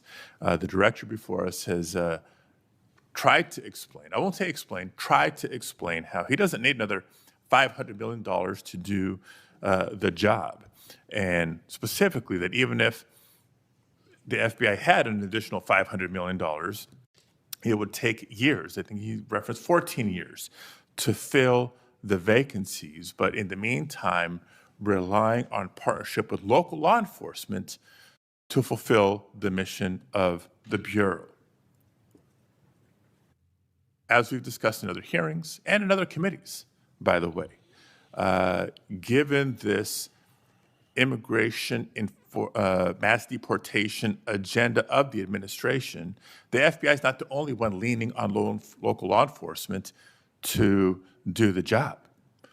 ICE has made it clear that they're doing the same. Other law enforcement agencies within DHS is doing the same, so much so that ICE's recruitment, because they're not only not advocating for cuts, they're actually requesting additional dollars and have issues about policy with them.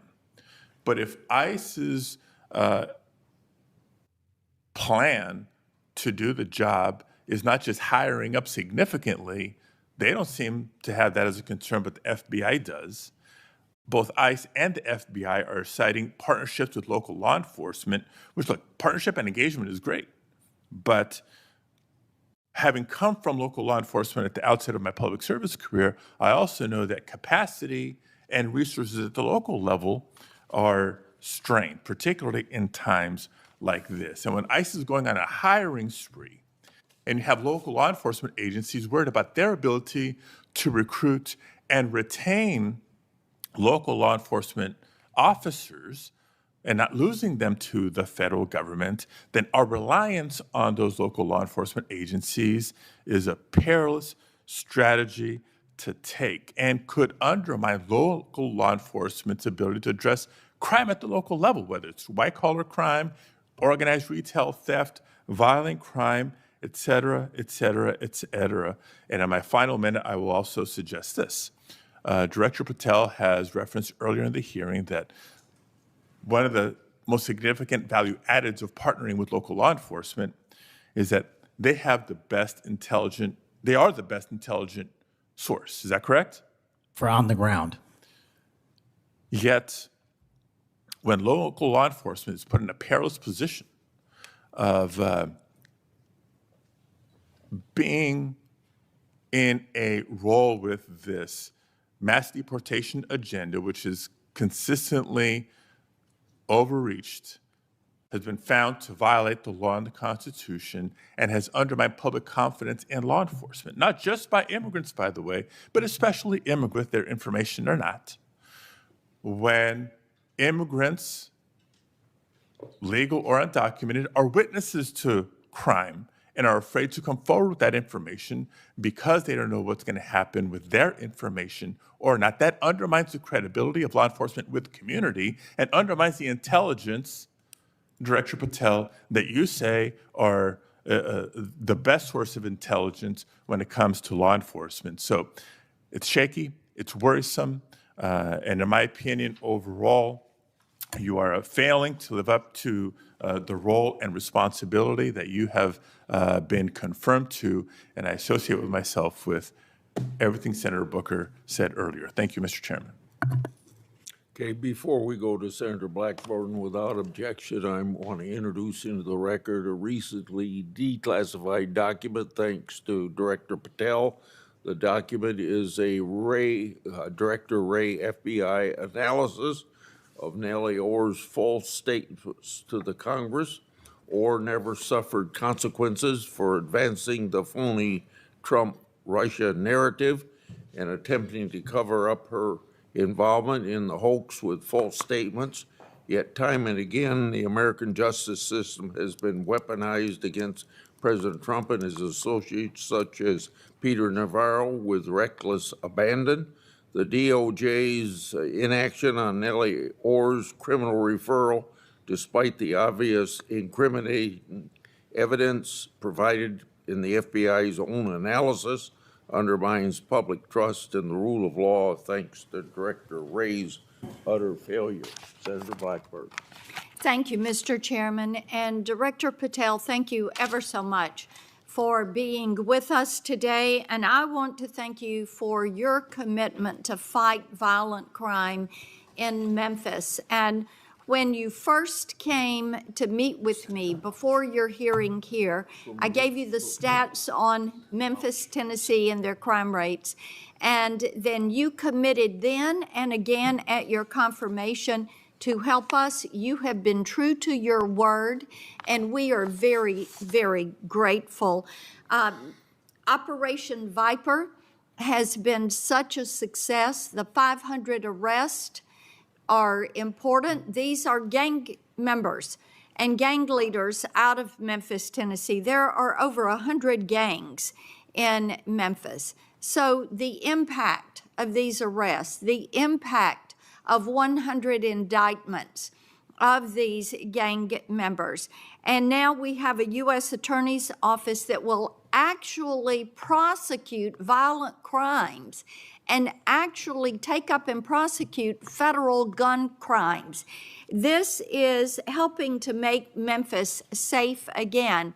And yesterday at the White House, to have the president announce the second phase of this with bringing in the Guard, and we've got ATF and DEA and the U.S. Marshals and Homeland Security, and the work that you and General Bondi and the President have done is so appreciated by the people of Memphis, Shelby County, West Tennessee, and I am ever so grateful for the work you've done. You know, one of the things as we talk about Memphis and what a vibrant and wonderful historic city it is, it's important to realize Memphis is one of the logistics hubs in our country.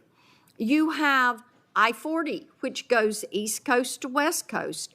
You have the Port of Memphis. You have FedEx. You have all 5 Class A railroads that are there, as well as so many companies that are important to Memphis. And I have found it so interesting that some of my colleagues want to complain about agents being taken out of the DC office and actually put to work in the field because they've been needed in the field. And you can look at the stats from Operation Viper and see the difference that they have made. And we so appreciate that. I do want to drill down just a little bit on the issue of cargo theft, which ties into the logistics hub in Memphis. We've got a lot of companies that go through there. IMC is a big logistics company. People in Memphis know what it takes to keep America moving. But what a lot of people may not realize is that many of these criminal gangs have been focused on cargo theft. This is how they pay for their activities. So in addition to the carjackings and the home robberies and the smash and grabs and some of the human and sex trafficking, they've gotten into cargo theft. And cargo theft in Memphis has increased over 5,000%. 5,000%. That's what you saw with a Biden administration who wouldn't drill down on this. So having these agents out in the field, having an interagency approach is something that is going to help us with getting our hands around this cargo theft. So talk for just a minute about what your team has done there and the importance of having that interagency approach. Absolutely, Senator. So Operation Viper nests under Operation Summer Heat, and in multiple cities and mid-major cities across the country, we have surging resources based on crime. And Memphis, as you know, Senator, had the highest per capita homicide rate in the country, and that was simply unacceptable. And so what we did was what we call phase 01 of operations at the president's direction. We went into some of these cities quietly to collect the intelligence that was necessary to start these operations, to start seizing these firearms, which we've seized, I think, over 115 firearms off the streets, to start taking narcotics off the streets, and also to infiltrate the gang network, this criminal street gang network that is providing these guns and drugs to the public in these communities, allowing for these shootings. And so what the FBI is good at, what the FBI is great at, is partnering with our local authorities in places like Memphis and Miami and Chicago and so many other cities across the country to start the work, because you can't do the work on a dartboard basis. You need ground level intelligence. And that's what we do working with our state and local law enforcement. And the results, I think they said over 100 indictments federally just in this 3-4 month surge. And now we're going to go in there with more resources to finish it. And we are grateful for that. And I think it's so important for my colleagues, what we have seen in Memphis. You mentioned something very important. Your agents go in and they go in quietly. There was no press conference. There was no fanfare. You went in there to work. And very importantly, you gathered the intel. Who are these gang leaders? Where are they? Figuring out who was doing what, and then setting up the process to apprehend these individuals. And it requires infiltrating those networks and having that data to work from so that you are working in partnership. And as I have talked with elected leaders in Shelby County and Memphis, as we have talked with those in law enforcement, they have been so grateful to have this support and this additional education that comes, because local police are learning from your agents when they are learning how to track these gangs and infiltrate these networks. We know that phase 2 of this operation is going to kick off. The Guard is going to be there to support the Memphis Police Department to help them kind of catch up, because they still have a lot of people on their board. They know who they are, where they are, what they're doing. They want to apprehend them and bring them forward. So talk a little bit about how Phase 2 is going to continue to work to support the law enforcement efforts in Memphis. Well, it's just like what happened here in Washington, D.C. It takes a whole of government interagency approach where we're working with the Attorney General, the DEA, the ATF, the U.S. Marshals, Department of Homeland Security, because each one of those agencies has specialized capabilities. And when we surge together to work off of the ground level intelligence was collected, you see what happened in Washington, D.C. here. And that's the next phase of it, because you are able to utilize the National Guard to set up border perimeter operations. So when you go into an area, you have the secure workspace to get in there and stay in there.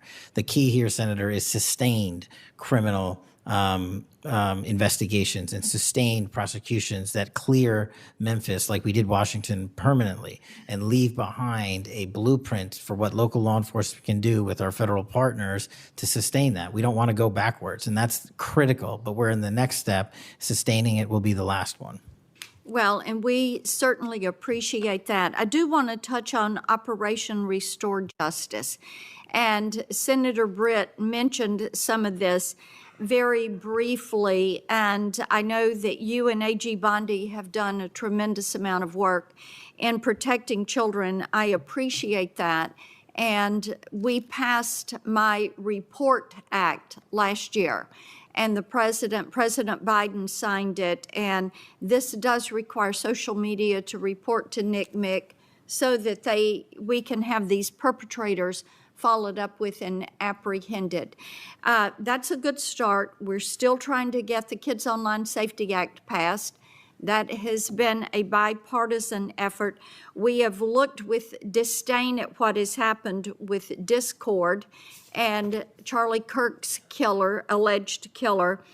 Talk for a moment about what else Congress ought to do in order to give you all the toolbox you need to apprehend these predators and pedophiles. Well, I think we need to go after the monetary backbone of this infrastructure like we discussed earlier. I think we also need to make parents across the country aware of how invasive some of these social media sites are and how much criminal enterprise is going on and how easily these kids can be sucked into it. And also, the only way, in my opinion, to do that, is as Senator Klobuchar and I believe Senator Graham had stated, was, we need to work on Section 230. It's been too long since we've addressed it. Nobody's being held accountable. They're making money, and our youth is dying. And that's just unacceptable. Well, we have that reform bill. Thank you, Mr. Chairman. Thank you, Senator Welch. Thank you very much, Mr. Chairman. And just at the outset, I just want to say what I think all of us believe, and that is that the political violence that is so afflicting our country, it doesn't matter whether it's from the right or the left. I mean, all of us have an obligation to fiercely advocate for our point of view. All of us have an obligation to respect people with whom we disagree. The folks we disagree with are our opponents, but they're not our enemies. And I hope all of us keep that in mind and do the best we can to set that example. I want to congratulate the FBI. I want to congratulate the Utah state and local law enforcement for the very good work that it did in apprehending the violent assailant of Charlie Kirk, and that is a terrible, terrible tragedy.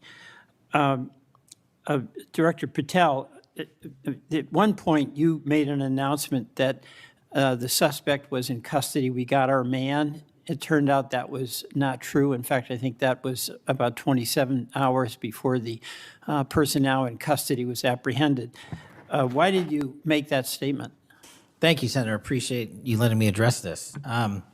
What the FBI does is not just locate and find suspects, but we also participate in eliminating subjects. And what we had at the time was a subject in custody in relation to this investigation. So in my commitment to work with the public to help identify subjects and suspects, I put that information out. And then when we interviewed him, I put out the results of that. And could I have been more careful in my verbiage and included an A subject instead of subject? Sure, in the heat of the moment, but I was doing the best I could. In all candor, I don't quite get that, because if we have our man, that would suggest to the public that everybody can rest and relax and not then continue to provide information to local law enforcement and to you. Well, so that was a mistake. I don't see it as a mistake. I see it as something working with the public to identify that there was a subject So if in you custody. if you put out a statement that says we've got our man, and in fact it turns out that you didn't have your man, that's not a mistake? But that's not what I said. Well, I'll go on. That's my understanding. A second thing that is really important in the FBI, but it's important in every agency, is that the folks who are doing good work get supported for the work they're doing. And a number of highly successful FBI agents have been let go. And I want to just ask you a little bit about that. You know who Brian Driscoll is, right? Yes. Yes. Yeah, okay. And my understanding is he served at the FBI for over 18 years. You agree? I believe that's accurate. Special agent in charge of the Newark office. He was commander of the FBI's hostage rescue team. That's a very prestigious and responsible position, correct? It is. Section chief of the Critical Incident Response Group's tactical section.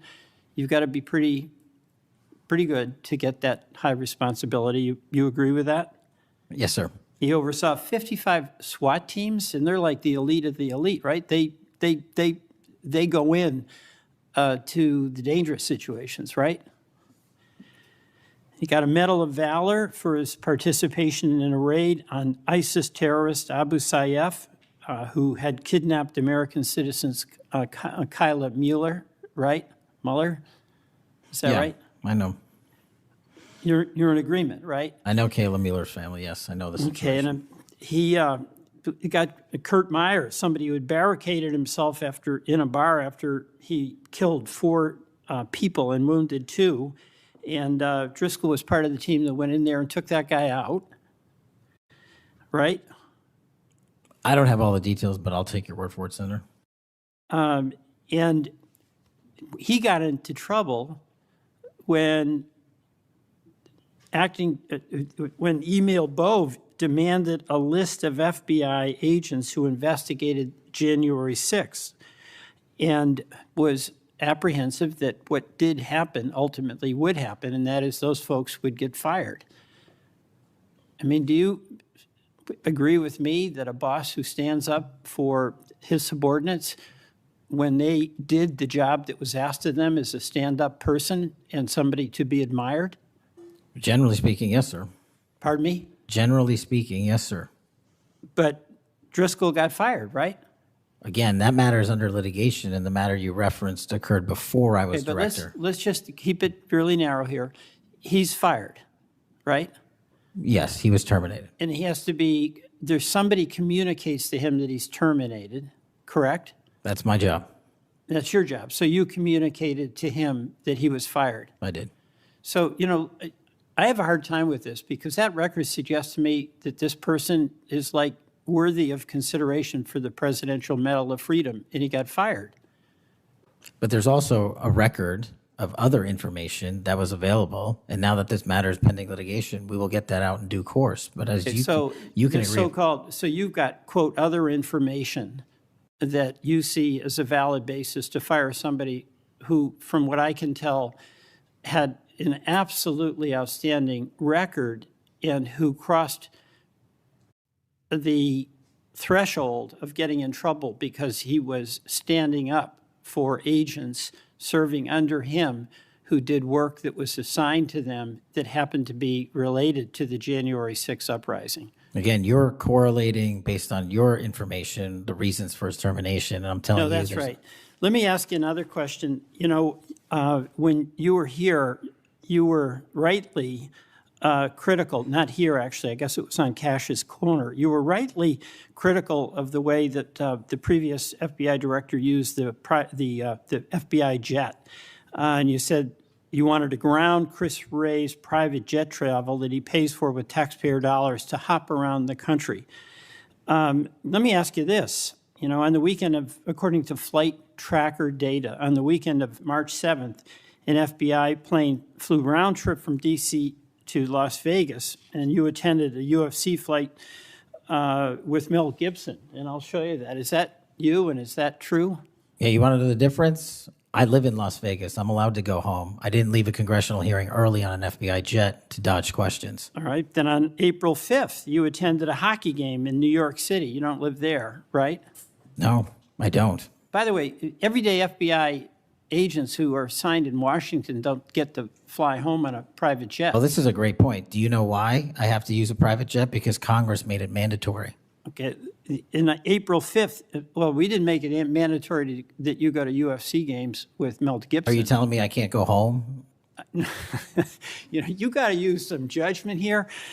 So when I'm at Beth, home, you I would- can't do what I'm doing when I go home. Everybody else is allowed to go home, Let just me not keep me. going. No, I'm glad you go home. I love to go home, but I don't go home on a private jet.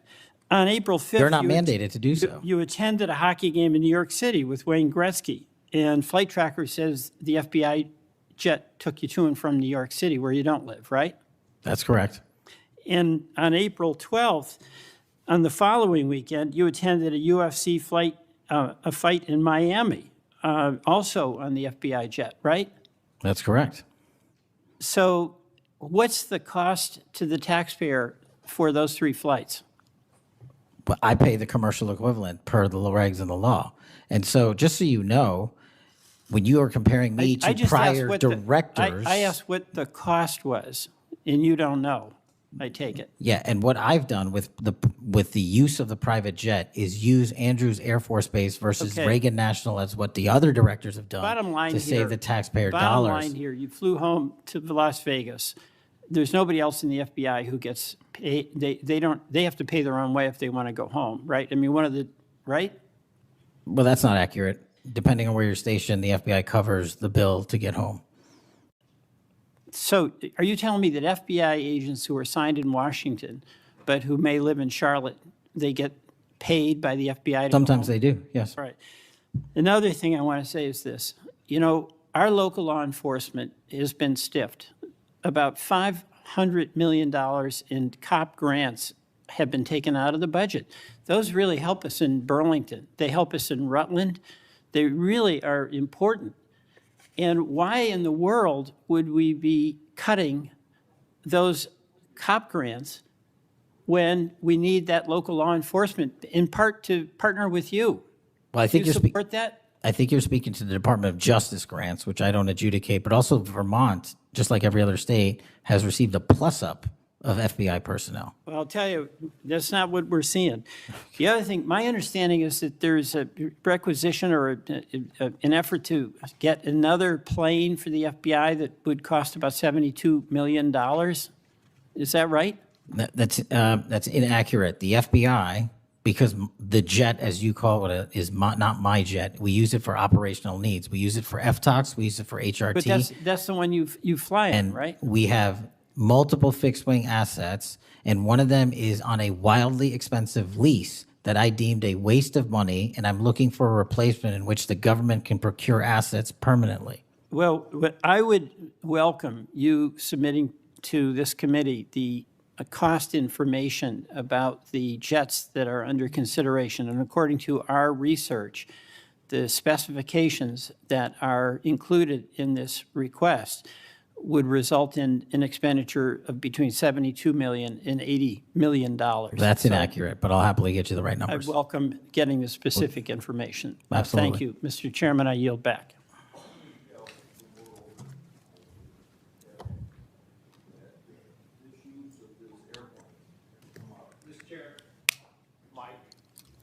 It's on, but I can get closer. Comey became FBI director 2013, and then something like when I became ranking member in the middle of a Congress, or I was ranking member, Comey needed an excuse to come to Des Moines, Iowa, or someplace in Iowa for a family reunion. He wanted to meet with me in Waterloo, Iowa. I think nothing more than an excuse to say he did something official on that trip. Now, I can't accuse him of that because I don't know, but I can't recall that we discussed anything very serious that had to be meet him in Waterloo or Cedar Rapids at the airport before he went to the reunion. And then 2 or 3 years ago, Ray was sitting where you were, and we had 2 Republicans wanted to have second round of questioning, and it would have taken about 10 minutes, and he refused to because he got on this airplane that you're talking about going to the Adirondacks. So I find it interesting that my Democratic colleagues seem to bring up about your use of the Justice Department planes, yet my Democratic colleagues didn't seem too interested about my oversight of Ray's use of the plane. I didn't hear a peep. So my Democratic colleagues need to be consistent. Can I just add, Mr. Chairman, that when you compare the flight logs and the percentage of work travel to personal travel for the prior 2 FBI directors, over a third of their travel was personal on those same jets that I'm being accused of improperly utilizing. My mark is far less than that. Also, both of those directors use Reagan National Airport, which has landing fees of $5,000 to $10,000 because they didn't want to drive 25 minutes to Andrews. We take off and land in Andrews every single time because it's cheaper, and we do so because it saves the taxpayer dollars. Those are the things we are doing to make sure that we are good stewards of taxpayer dollars. And also, any new acquisition of an airline or a fixed-wing asset for the FBI will specifically meet the needs of the demands of the foreign FTOC operations and hostage rescue operations in our critical infrastructure programs. Senator Moody. Thank you, Chairman. Appreciate it. You're very patient. I am very patient. You're very patient. I'm new here to the Senate, and I watch what you have to go through as chairman, and we thank you. A lot of what we're talking about today, and you've been questioned about, was uncovered because of our chairman and his service to this committee, and I want to thank him because he's uncovered a lot, especially during the last administration, where many of our federal agencies went far off their mission. And I believe we wouldn't have as much information as we do if it wasn't for our esteemed chairman. So I wanted to publicly thank him. And being the newest member of Judiciary, I am so grateful to be here because sometimes I'm wondering if some of my colleagues on the other side of the aisle don't know what they're talking about, or if they're ill-intentioned and purposefully trying to gaslight not just the American public, but other people in law enforcement and agencies that you're working with. So as a former attorney general, as a former federal prosecutor, as a former judge, as the wife of a law enforcement officer, both federal and state over the course of his career, I would like to clarify a few things and give you the opportunity to highlight some of the things that the FBI is doing. And 2 of the things I heard thrown out there, and by the way, it was when some of my colleagues would breeze in just in time to rail on you and spout out misinformation and narratives that have no grounding in reality to criminal justice, and then breezed right out as soon as they were done. And I think that it does the American public more good when the oversight function of Congress allows for you to comment in a way that makes sense and is grounded in reality. So let's first talk about the reason why we are having to reassign, not just in the FBI, but in other agencies, criminal justice agencies, federal agents to accomplish different things, as has been done historically throughout our country. When we get into office, we have to examine and triage the threats facing this nation, threats facing Americans, and then allocate resources accordingly. I guess you are to be judged negatively because you are trying to reallocate the resources of the FBI to fix what the Democratic administration prior to this under Biden broke. So let's talk about the reassignment of federal agents and why that has been necessary. Would you say that the majority of assignments has been made because we are facing unprecedented levels of violence, both because of the unvetted surge of anywhere from 11 million to 20 million people across our border in the last 4 years, and because of the woke, weak, insane policies that have been pushed into states and cities around this nation by the left? Absolutely.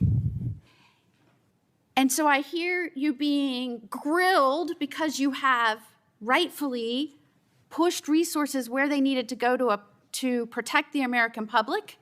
And I have heard you questioned that you are in some way, and I'm going to use their words, which I don't believe is grounded in reality, that you are going to lean on local and state agents to do the job of the FBI.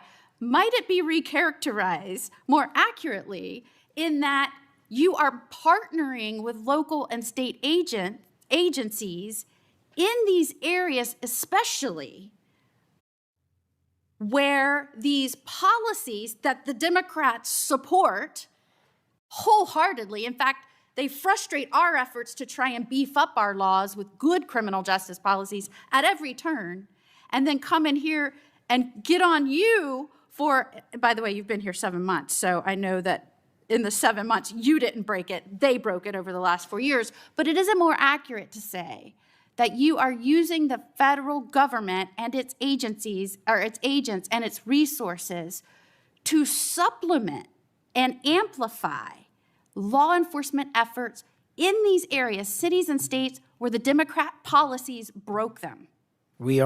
It's been an integral part of my tenure to use local and state partnerships. I say it everywhere I go. We cannot do the work without partnering with state and local authorities in every single state and every single county in this country. And why we pushed out to the field is simple mathematics. While the FBI had a bloated bureaucracy in Washington, D.C., nearly 1/3 of the FBI's workforce lived and worked in the national capital region. 1/3 of the crime doesn't happen here. So I made the simple decision to move them out where the crime was happening in the field, to move out field agents, to move out intel analysts, to move out program managers. And by the way, that's what they all want to do, go out in the field and do the work. And no one's going to be punished for going out in the field and doing the work, and no one's going to be punished for wanting to stay at headquarters and help. But we needed a reallocation of assets, and that's what we did. And from your experience, both before and now in office, have you found that many of these nonprofits have done work to undermine the stability and security of cities? Those matters are very much ongoing, and hopefully we can report the results soon. And I don't mean just those that may have aided and abetted or supported criminal acts. Those absolutely should be investigated and pursued to the fullest extent of the law. And I hope that we follow the money trail, as some of my colleagues have suggested. I also want to get your opinion about the nonprofits that are working to get elected and then push criminal justice policies that have made our cities and states less safe. Specifically, I'm going to push out all of the things that they espouse make the cities stronger. No cash bail. Try not to charge crimes. Don't call people offenders or felons or rapists or drug traffickers.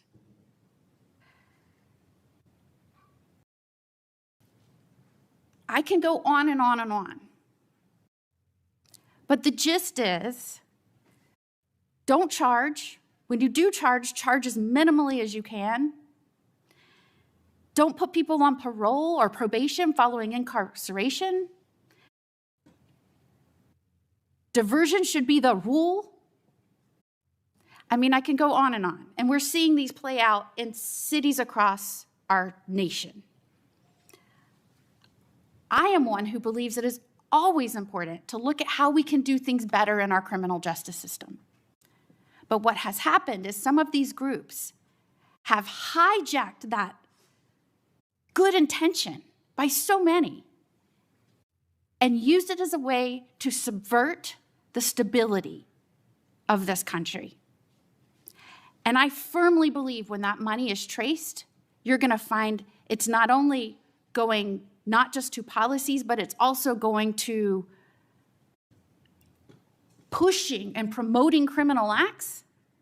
And I believe that money and support doesn't just come from infrastructure within the US, because I believe undermining our cities and this nation is something our foreign adversaries will get behind, and it will show that they are behind.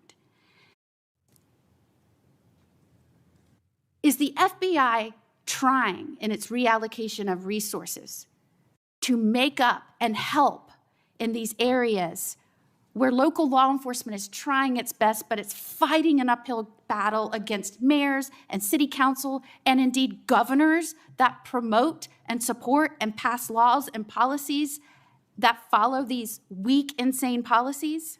We go into every community where the crime rates are high, and if you look across the board, the crime rates are coming down across the country because the FBI is going in there and doing good police work, and we're not going to be dictated to by mayors or governors. We have federal law enforcement capabilities and responsibilities to our citizenry, and we're executing those on every single day, including rural communities and tribal lands.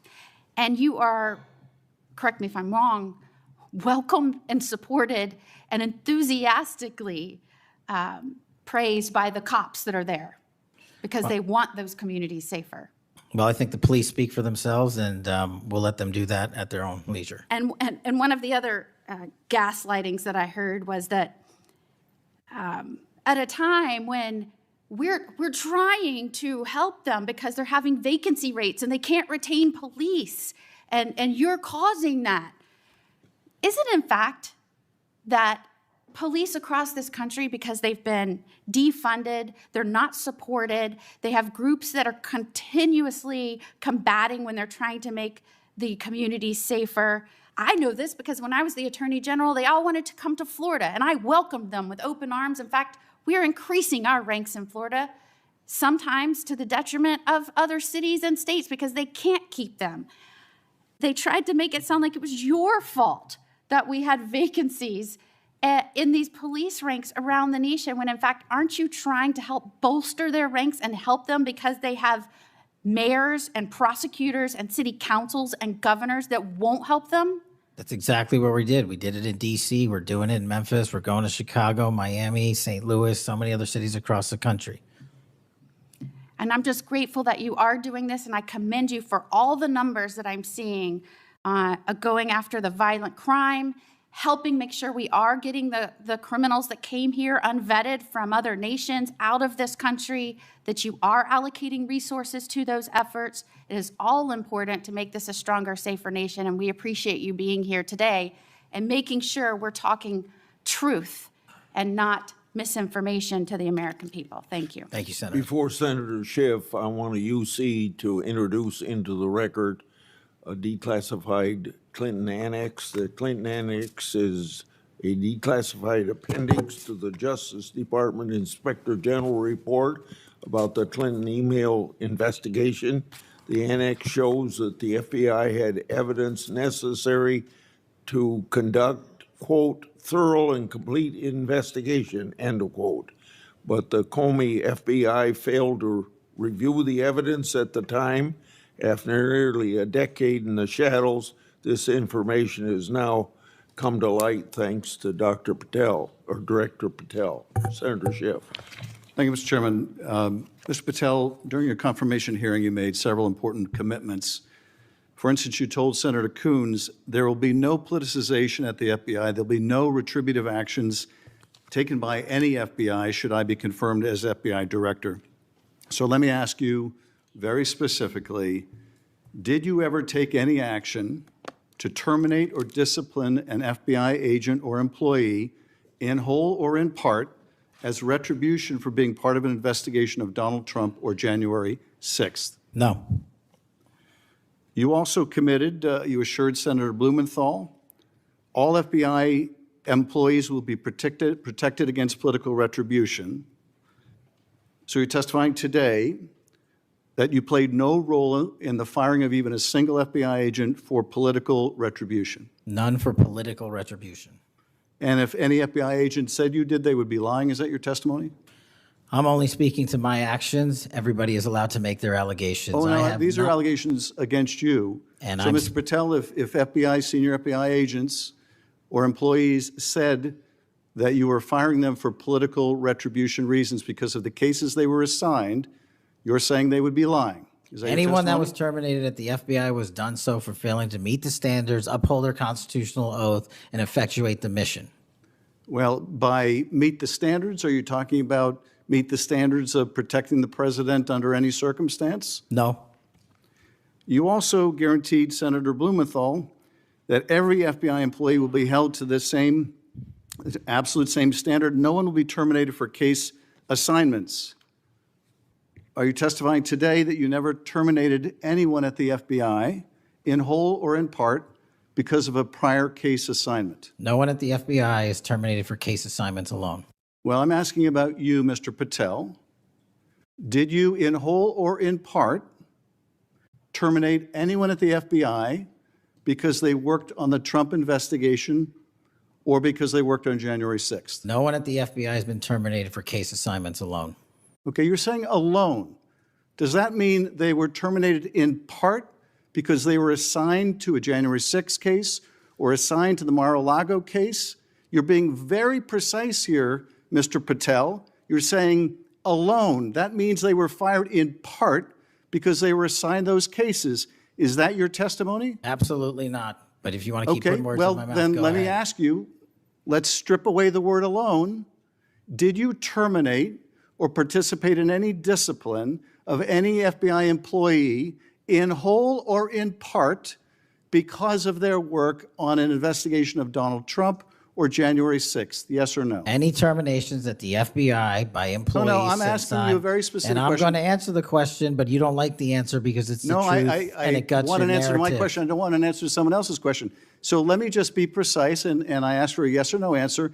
Did you ever terminate or discipline an FBI employee in whole or in part because they had been assigned or worked on an investigation of Donald Trump or January 6th? FBI Yes or no? employees are only terminated Yes if or they no, fail Mr. to Patel? uphold their oaths of Yes or office no? and duty. You're not at the answering my FBI question. I You're don't not have to answering my answer your question. question yes or no because you're setting up a trap so you can have a Oh, media no, I'm narrative. not setting up a trap. And I'm not unless- giving it to you. Unless it's true that you fired people. People in have whole been or in part terminated at because the they- FBI who failed to uphold They were the assigned standards to. that the FBI requires them Did you to tell? uphold. Did you tell anyone at the FBI that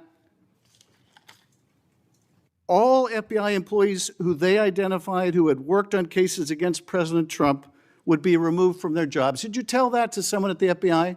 Say that I would remove people for case assignments? That you would, that people that were identified as having worked on cases against President Trump would be removed from their jobs. Did you tell that to someone at the FBI? People are not removed But for just case answer my question. assignments. Just answer my question.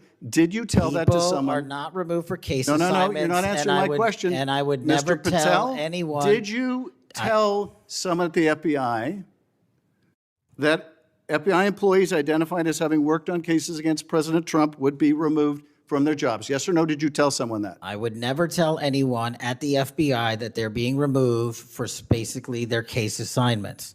Okay, so anyone who had said that would be lying. Is that your testimony? Anyone can say whatever they want. No, I know, but you're saying they were a liar. I'm telling you what I said. Because this is in the complaint against you, Mr. Patel. So you're saying Mr. Driscoll and others are liars? I'm not going to address the complaint in the ongoing Okay, well then let me ask litigation. you, have you ever told anyone at the FBI that the FBI tried to put the president in jail and he hasn't forgotten it, and that your job depended on the removal of agents who worked on cases against the president? No. Did you ever tell anyone that? No. Okay. Did you ever tell anyone that you knew these summary firings you were undertaking were illegal, likely illegal, and that you would be sued and later deposed? Did you ever tell anyone that? No firings at the FBI or terminations were done for anything other than justified Did you ever cause. tell anyone that, Mr. No, Patel? Why don't you no answer my question? terminations at the FBI were ever done in my tenure for anything other than failing Did you ever to tell uphold anyone their that, oath of Mr. Patel? You willing to office answer or the their- question? The FBI. I guess I you're have not willing to answered answer the it. question. So let me move on. Let me move on to the Epstein files. You said you're the most transparent FBI director in history, so I'm going to put you to the test. In 2024, you were asked by Glenn Beck about Epstein's black book. And you said, he asked, who has Jeffrey Epstein's black book? And you said, black book FBI. And he said, but who?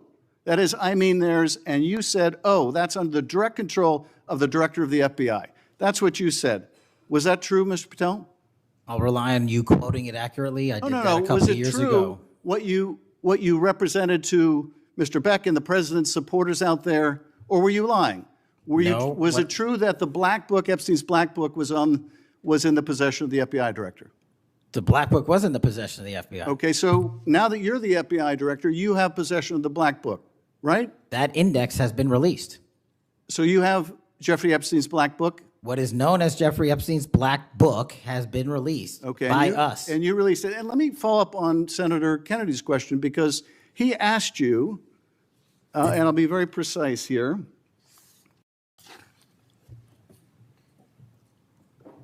You've seen most of the files.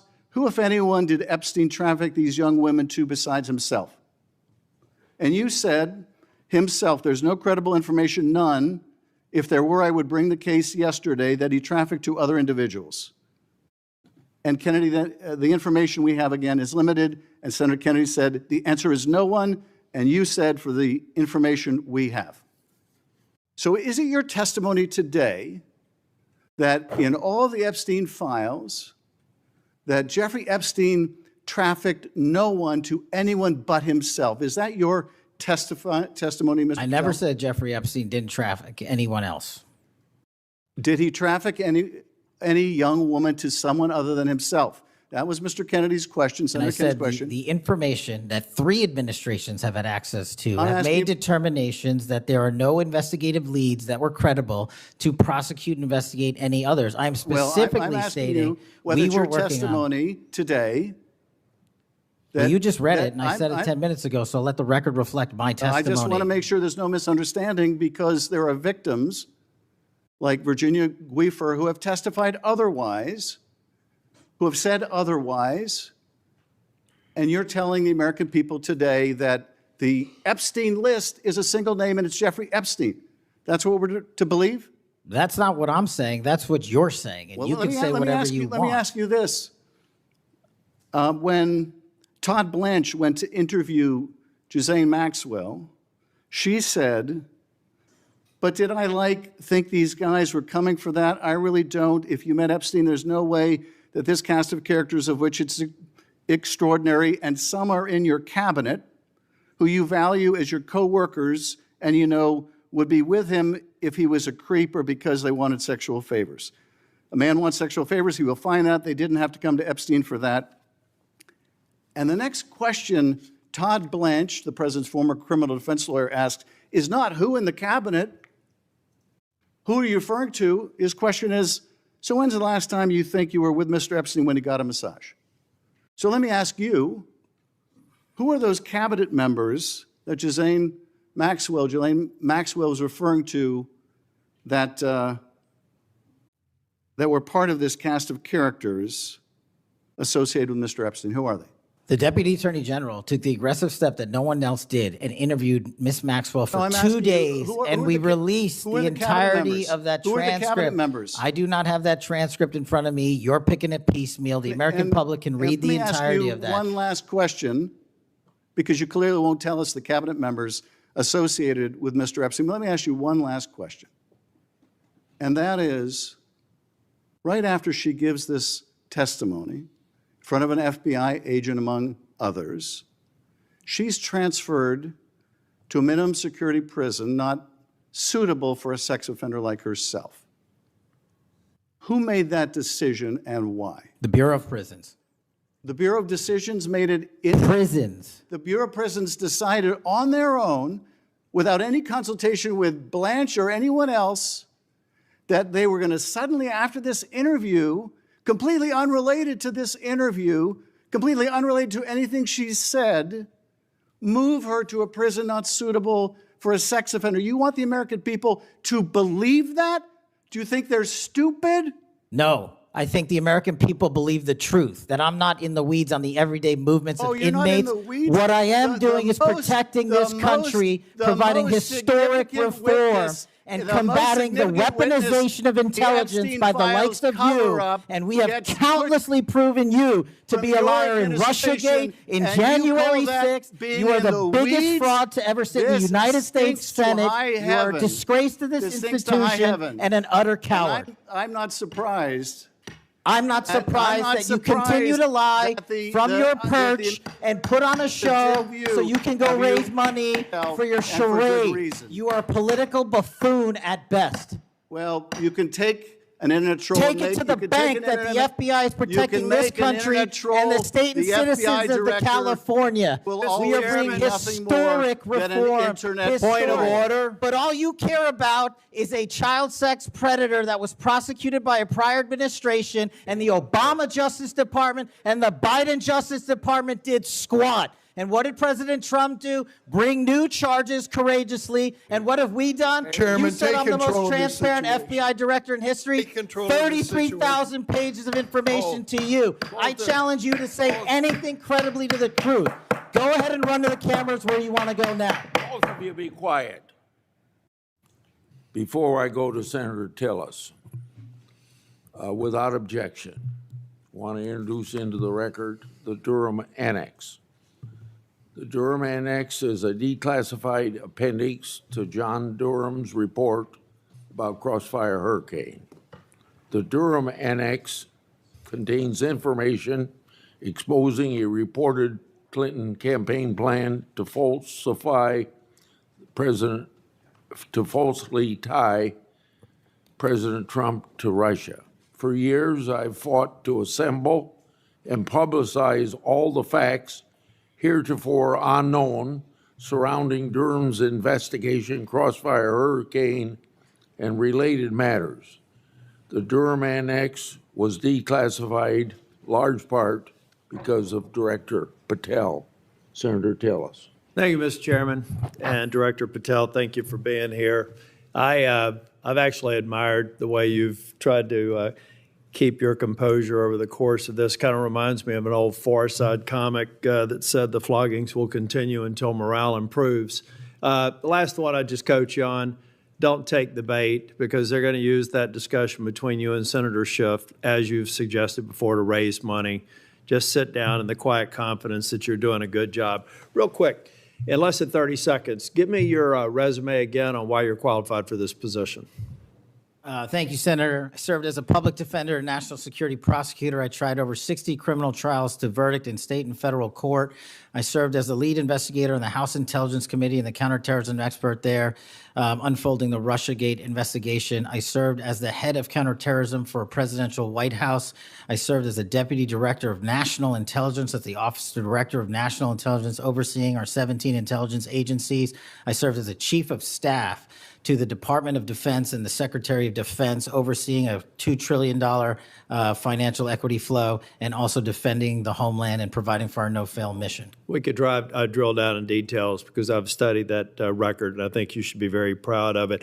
I just did that for the benefit of the liberal media that just keep referring to you as a podcaster, I think, and I appreciate you giving me that resume. It's a good body of work. It's why I supported your nomination so strongly when you were before this committee.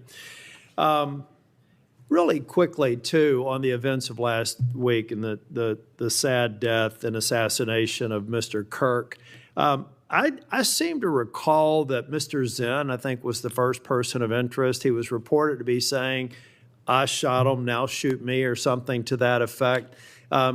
Would that have more or less, and your job is to calm the tensions, right? There were people running all over the building. People are afraid over there. Could it be that because you were in possession of some of that information that maybe you did just characterize as getting our man, that maybe that's what led up to it, if those facts are correct? What led me to that is to the eliminate subjects, but also we were in a period with inside of 24 hours where we didn't know who the shooter was. Well, that's why I asked, because people are forgetting that this man was reported to have been saying, "I shot him, now shoot me." They're also forgetting that he brought in an attorney and said that he'd fabricated the claim to draw attention away from the actual shooter. And he went on to get multiple charges for possessing child pornography and sexual abuse material on his phone.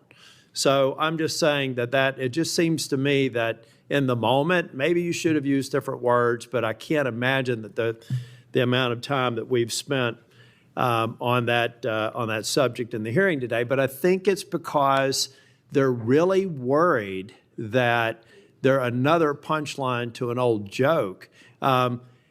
Your work, it's working in practice, but it's not working in their theory. They haven't heard you, so it's working in practice, but not in theory. They haven't heard you say multiple times that you've plussed up FBI resources in every state. They haven't heard you when you've talked about year-over-year comparisons for results. I don't care how many people you have at HQ, as long as you keep producing those results and they're good. They need to be sustained.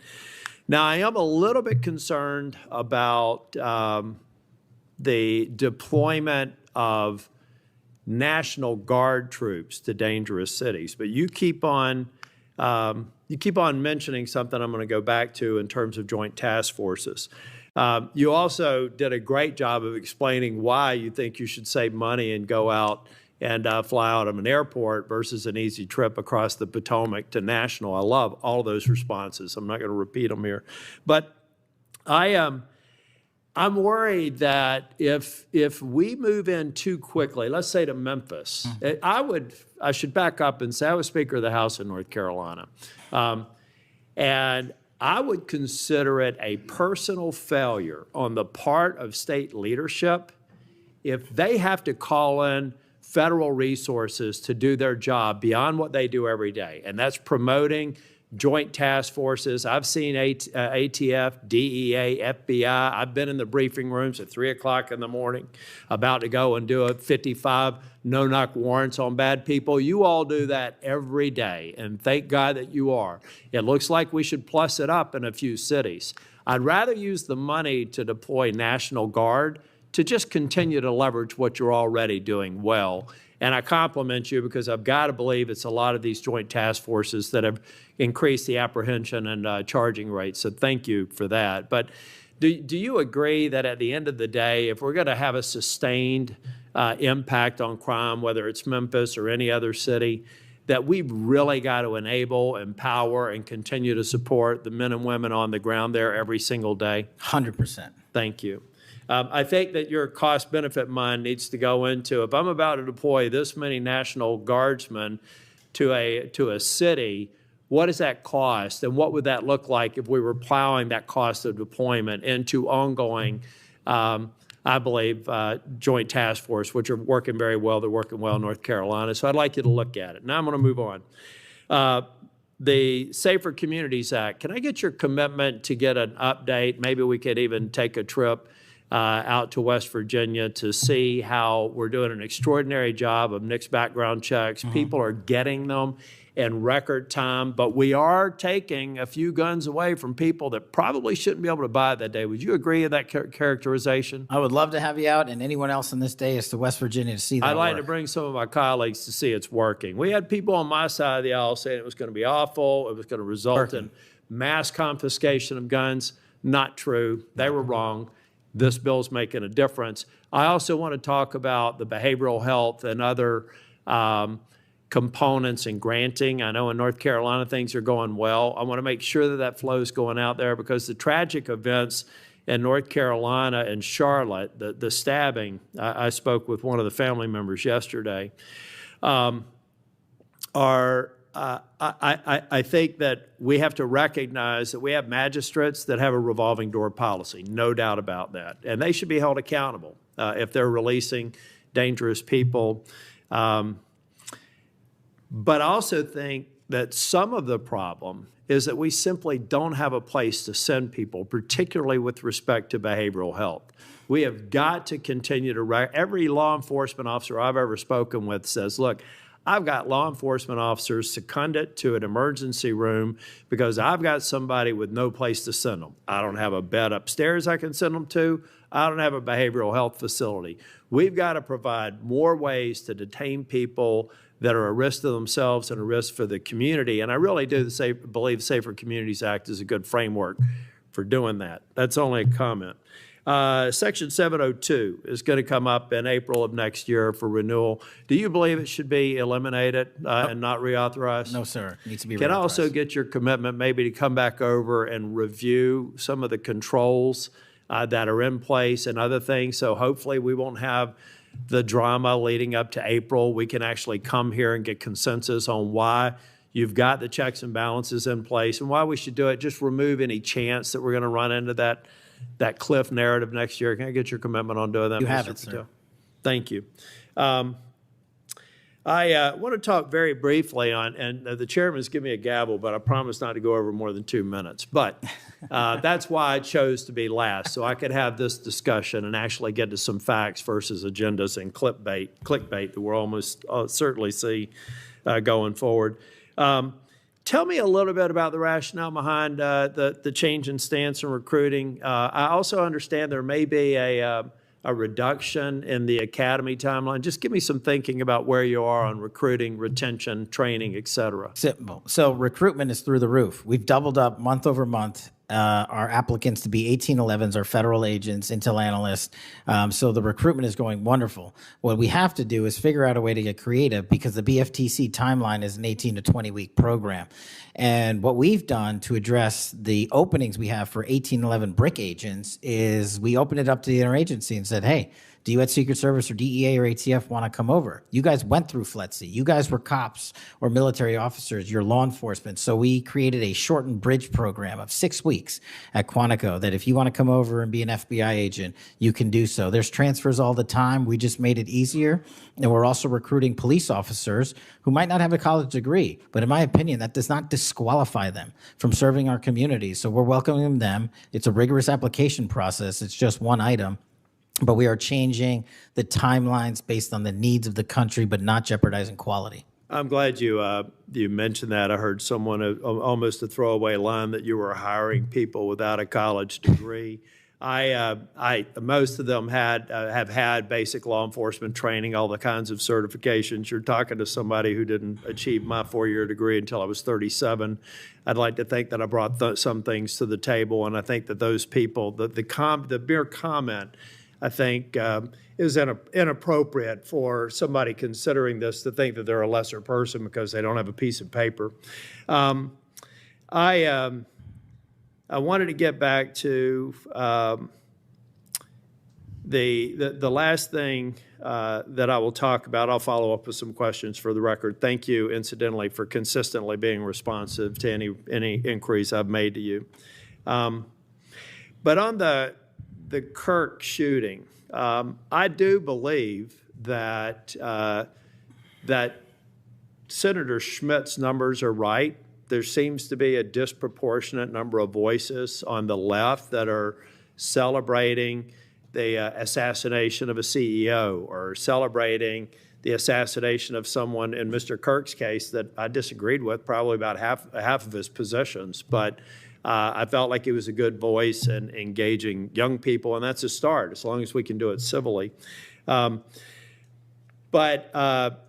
then I also just went back online because I've hammered on this committee multiple times. I just went online and I found in Pinterest that even today you could order a T-shirt that says ACAB 13.12, which translates to all cops are bastards. Or if you don't like that shirt, you can go get an F the Cop shirt at the same website, on a location on Pinterest. There is clearly a problem with some of the voices of the left, and I'm not necessarily saying any members of Congress, that need to tamp it down. Having said that, within 24 hours of Mr. Kirk's shooting, we had the guy that does the podcast for the War Room and another guy who's denied the Sandy Hook shootings say we're at war. Now, how on earth, and I do believe it's a smaller number, but it's a number that has an influence. How on earth are we de-escalating the situation and with the tensions as high as they were last week with going out and saying we're at war? I'm not asking you to respond to this question. I'm just saying that there are people out here on our side of the aisle that still need to look in the mirror. Even if you agree that it's a lower number, bad is bad no matter how many numbers they are. And that kind of rhetoric and that kind of mobilization makes your job more difficult and puts us in a position where we're not being as productive as you want the FBI and state and local law enforcement to be. I'm finished. I just want to thank you for your service. I want to thank you for your concise answers. And I am thoroughly impressed with the fact that you have sat in that chair for over 4 hours without a break. So with that, we're, on behalf of the chair, want to thank you for being here today.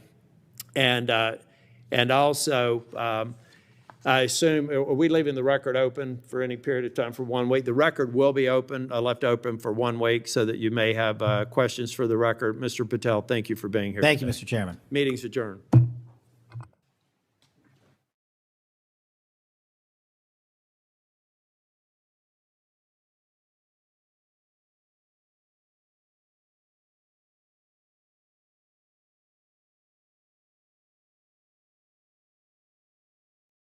Right. That was FBI Director Kash Patel testifying before the Senate Judiciary Committee concerning so many, many issues, including Charlie Kirk. And, we also heard Hillary in there. But with that being said, instead of looking for perfection, seek for consistency. Never give up on yourself, never give up on your dreams, never give up on God. Believe in yourself, believe in your dreams, and believe in Almighty God. God is the greatest. America, whether you are a Democrat or a Republican, it doesn't count. What matters is you love America. What matters is you live in America. What matters is you love the idea of this beautiful land called the United States of America. So, like C. Shelley would say, stay united. All right? I don't care if you are a Democrat or a Republican. Like I always say, it is country before party. Okay, it is country before party. Nobody cares. Okay, nobody cares if you are. I'm a Republican. Oh, I'm a Democrat. I'm a blue-blooded Democrat. Nobody cares, bro. Nobody cares. Okay, only you care. All right, and maybe if people like you, but nobody cares. All right. Red-blooded Republican, blue-blooded Democrat, nobody cares. It is country before party. So vote for who you think is going to do great things for the country. All right. I got to say a big shout out to our esteemed members, Dr. Luke the Goat, Miss Flora Love, Mrs. Goat, God bless you. Ellie, God bless you. Sandra, God bless you. CRXR, God bless you. Ingram, God bless you. Ringmaster, God bless you. Also, shout out to our moderators. Good Genes, C. Shelley, God bless you. Zyra's Garden, God bless you. Corey B, God bless you. I saw Nia Book Truck earlier on, so shout out to Nia Book Truck, God bless you. Who else? Enders. I saw Enders. I guess it's back. It's back home, sleeping right now. Shout out to Enders as well. And everybody else who joined. Mr. Busky, God bless you. I don't think he's here, but shout out to Mr. Busky. And everybody else, Terry Vinings, the Bomber Girl, Roll Tide, God bless you. God bless you. Shout out to Rain Promo. Rain Promo. Amen. Shout out to you, bro. And everybody else who tuned in. Okay. I know it's a long broadcast or I don't know, broadcast hearing. It was about 4 hours, 5 hours, but you guys stuck to it. So yeah, that's it. God bless you guys. Also, I gotta say a big shout out to law enforcement officer. Can't even hear myself. I gotta say a big shout out to law enforcement officers. I gotta say a big shout out to the first responders. I gotta say a big shout out to the doctors, the nurses, essential workers, and everybody who tuned in. God bless you. Shout out to the fathers. You guys are doing amazing work, protecting your family, providing for your family, doing what you got to do to be responsible in the society. It's not easy, but you do it anyway. God bless you, fathers. Shout out to the moms as well. You moms have been doing an amazing job for a century, over a century. Okay, shout out to the moms, grandmas, grandpas. God bless you. Thank you. And shout out to the military personnel and the veterans. Without you guys, there would be no homeland. So don't forget that. Shout out to our veterans and the military guys. God bless you. And what else? If you're going through hardship, if you're going through anxiety, depression, mental situation, financial hardship, grief, loneliness, whatever you're going through right now, just know you're not alone. Okay. You are not alone. All right. So don't feel like it's just you in the whole world. Oh, it's just me. No, it's not. Everybody's going through something. Some people just know how to hide it better than the others. Okay. It's not just you. Everybody has something they're praying for to not be a problem anymore in their lives. So relax. Take a deep breath. You're still here. It's going to get better. Just believe that God is your strength and keep on being positive. Keep on being optimistic. Okay. Do not throw in the towel. Do not feel like your life is over. Okay. Your life is not. It's not over. All right. Put a smile on your face. Go outside and say, you know what? I'm going to live my best life, regardless of what I'm going through. Okay. Live your best life because, you know, life is short. Life is short. Okay. Don't take it for granted. And with that being said, you guys are awesome. Love you guys. God bless you. God bless America. And it is your boy Genesis, and I am signing out. We might be back soon. Who knows? Anything is possible here on the Genesis Show. I am signing out. Love you guys.